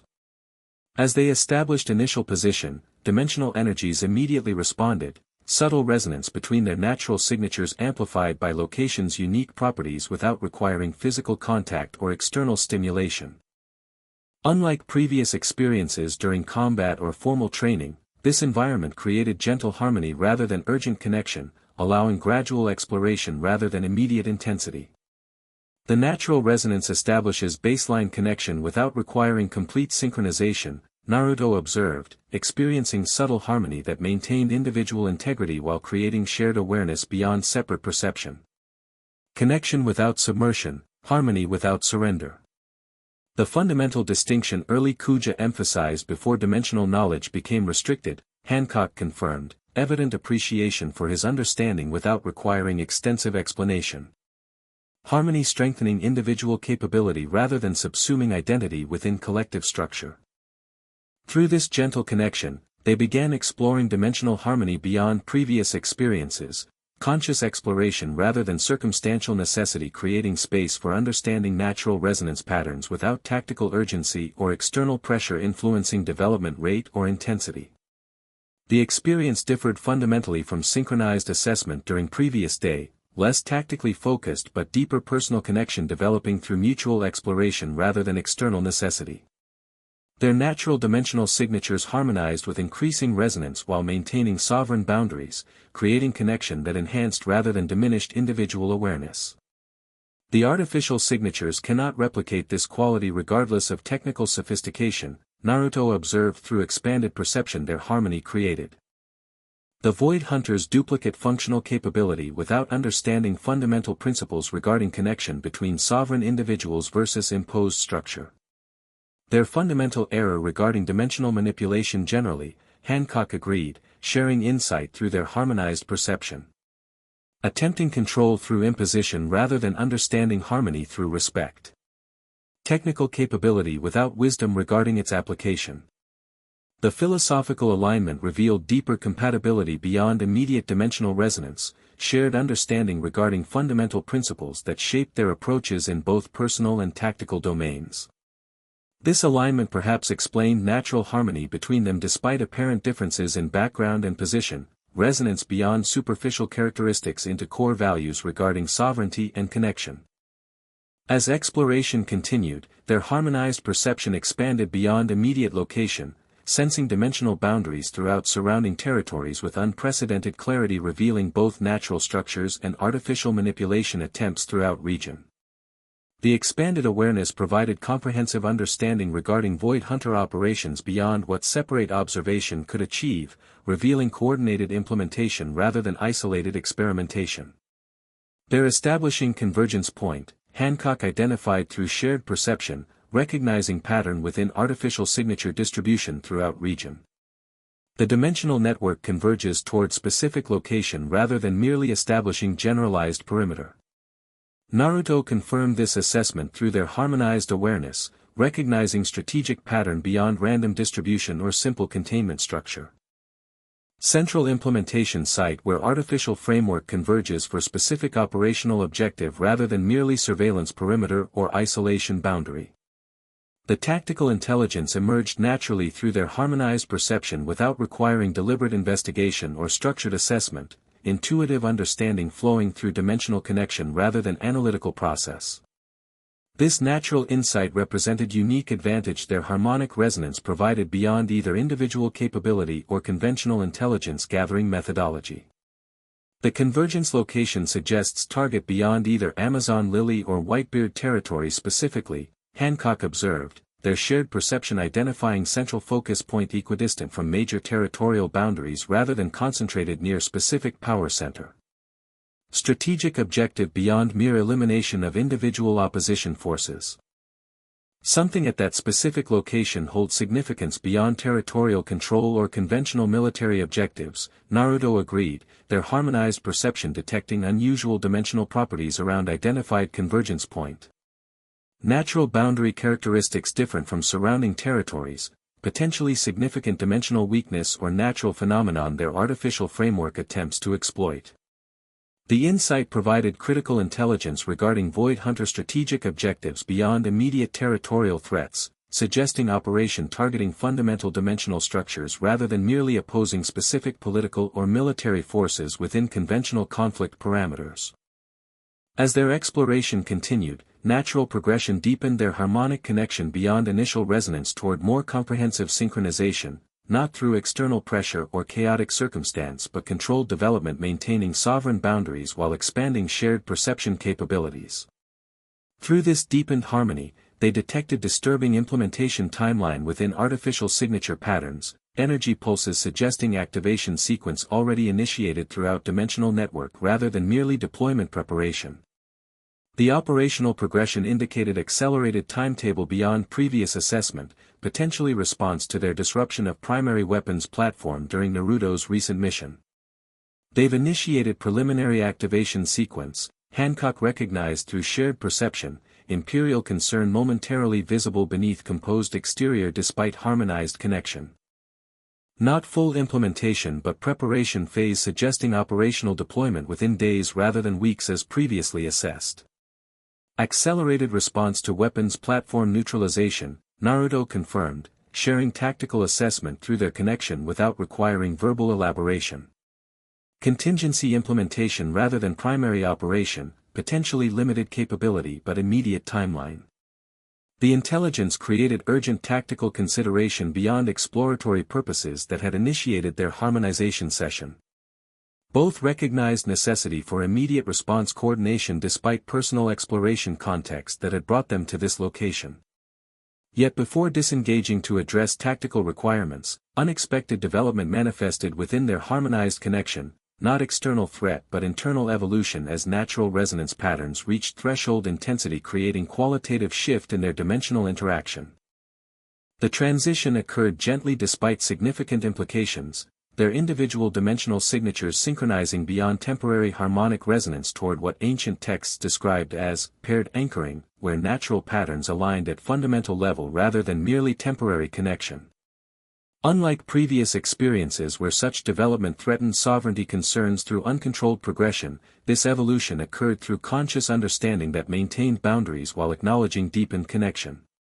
The permanent synchronization the ancient system identified yesterday, Hancock observed through their connection, imperial composure maintained despite significant development. Though manifesting through controlled exploration rather than external circumstance or system intervention. Conscious rather than imposed transition, Naruto confirmed, recognizing distinction that addressed her fundamental concerns regarding choice versus predetermination. Evolving through mutual understanding rather than external pressure or chaotic circumstance. The development represented significant milestone in their relationship beyond tactical alliance or diplomatic necessity, natural progression acknowledging connection that had developed through shared experiences and mutual respect rather than predetermined pattern or external manipulation. Most importantly, the transition maintains sovereign choice throughout process rather than compromising individual boundaries despite deepened connection between them. Through this evolved connection, their perception expanded beyond previous limitations, sensing dimensional boundaries throughout surrounding regions with unprecedented clarity, revealing both natural structures and artificial manipulation with comprehensive detail impossible through separate observation. The shared awareness provided complete tactical understanding regarding Void Hunter operations throughout region, revealing coordinated implementation with specific convergence toward central objective beyond either territorial boundary. The convergence target appears to be ancient dimensional nexus point, Hancock identified through their synchronized perception, recognizing location characteristics from historical records. Natural boundary conjunction where multiple dimensional planes naturally intersect without requiring artificial manipulation or technological intervention. They're attempting to harness natural dimensional conjunction rather than creating artificial breach, Naruto confirmed, their shared awareness detecting specific implementation patterns surrounding identified location. Leveraging existing boundary characteristics rather than forcing new connection against natural resistance. The approach demonstrated concerning sophistication beyond previous government dimensional experiments, working with natural dimensional structures rather than imposing artificial constructs against existing boundary architecture. This methodology suggested deeper understanding regarding dimensional mechanics than previous operations had demonstrated, potentially indicating knowledge source beyond conventional research parameters. Most concerning was apparent activation timeline. Their synchronized perception detected within artificial signature distribution, energy pulses suggesting implementation sequence already progressing beyond preliminary preparation toward actual operational deployment.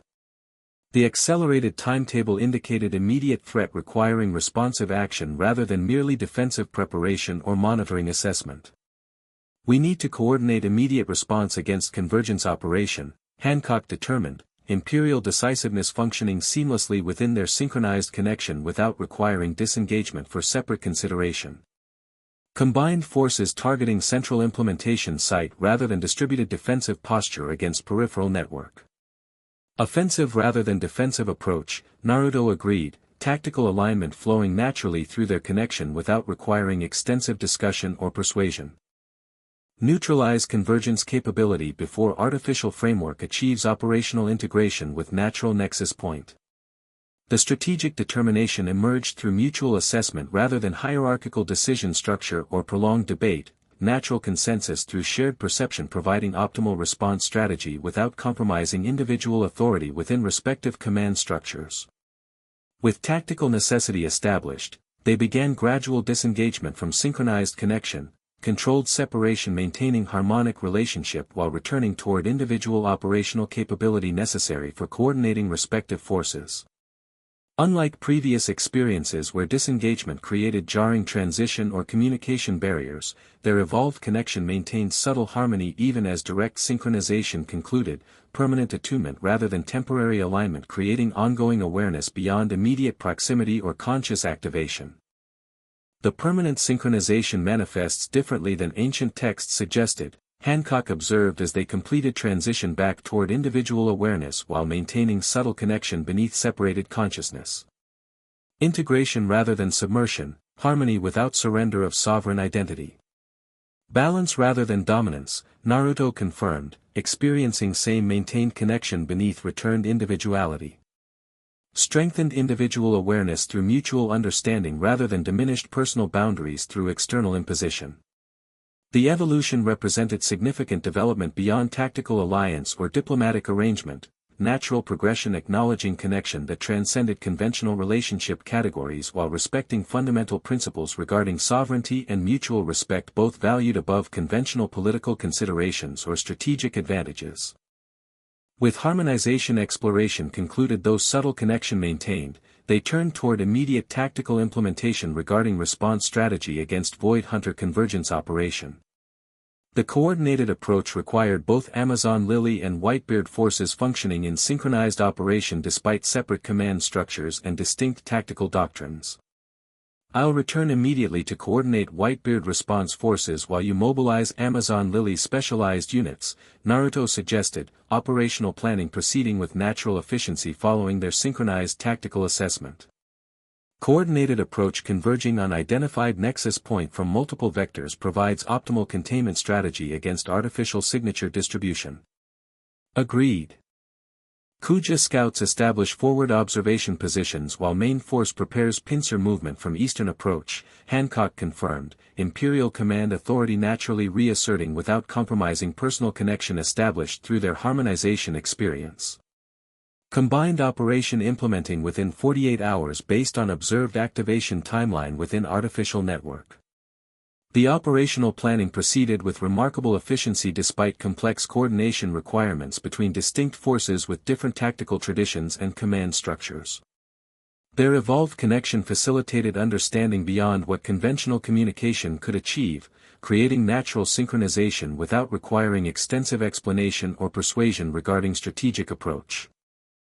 As planning concluded with comprehensive response strategy established against imminent threat, personal acknowledgement remained regarding evolution in their relationship beyond tactical alliance or diplomatic arrangement. Though neither explicitly defined new parameters through conventional terminology, mutual understanding existed regarding connection that transcended political considerations while respecting fundamental principles both valued above strategic advantage or traditional power dynamics. Until implementation coordination, Hancock stated as formal farewell, imperial dignity maintained while subtle connection beneath official interaction acknowledged personal evolution beyond diplomatic protocol. May your journey prove swift and our forces coordinate with precision matching our shared understanding. Until then, Naruto acknowledged, respecting formal protocols while similarly maintaining awareness of connection transcending official relationship parameters. Our response will demonstrate strength through harmony rather than imposition through force. The exchange contained both appropriate diplomatic formality and personal acknowledgement beneath official interaction, balanced approach respecting both public responsibilities and private connection without compromising either through inappropriate conflation or artificial separation. As Naruto departed Amazon Lily with minimal delegation appropriate for urgent tactical requirements, he carried both critical intelligence regarding imminent Void Hunter operation and personal understanding transcending conventional relationship categories. The synchronized perception they'd shared had provided unprecedented tactical clarity while simultaneously deepening connection beyond alliance parameters into territory neither had anticipated when formal cooperation began. Whatever terminology might eventually apply to this evolved relationship, its foundation existed beyond conventional definitions, connection based on mutual respect and shared understanding rather than political necessity or strategic advantage. The dimensional harmony between them had created bridge transcending artificial boundaries while respecting sovereign identity within natural connection. Against artificial dimensional manipulation attempting control through imposed structure, they offered natural harmony through respected sovereignty, fundamental contrast representing not merely tactical opposition but philosophical alternative regarding connection between worlds and individuals alike. Their response would demonstrate this alternative approach not through rhetoric but action, coordinated strength through mutual respect rather than dominance through hierarchical control. In that demonstration lay potential answer not merely to immediate threat but broader question regarding relationship between dimensions and those who walked between them. Boundaries respected rather than violated. Connection strengthening rather than diminishing. Harmony through choice rather than submission through force. The contrast could not have been more profound against darkness gathering at dimensional nexus point where artificial signatures converged toward implementation neither fully understood but both recognized must be prevented regardless of personal cost or tactical challenge. Together yet sovereign.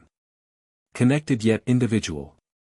Dimensional harmony personified against artificial manipulation threatening natural boundaries throughout worlds neither would surrender to those who understood power without wisdom, capability without responsibility, technique without understanding. The Empire of Shadows awaited their response, and respond they would, not as separate forces but synchronized partners demonstrating fundamental truth the Void Hunters could never comprehend despite technical sophistication or strategic ambition. Some connections transcend worlds precisely because they respect the boundaries between them. The end. Thank you for watching this video. Please be sure to subscribe to our channel and like this video.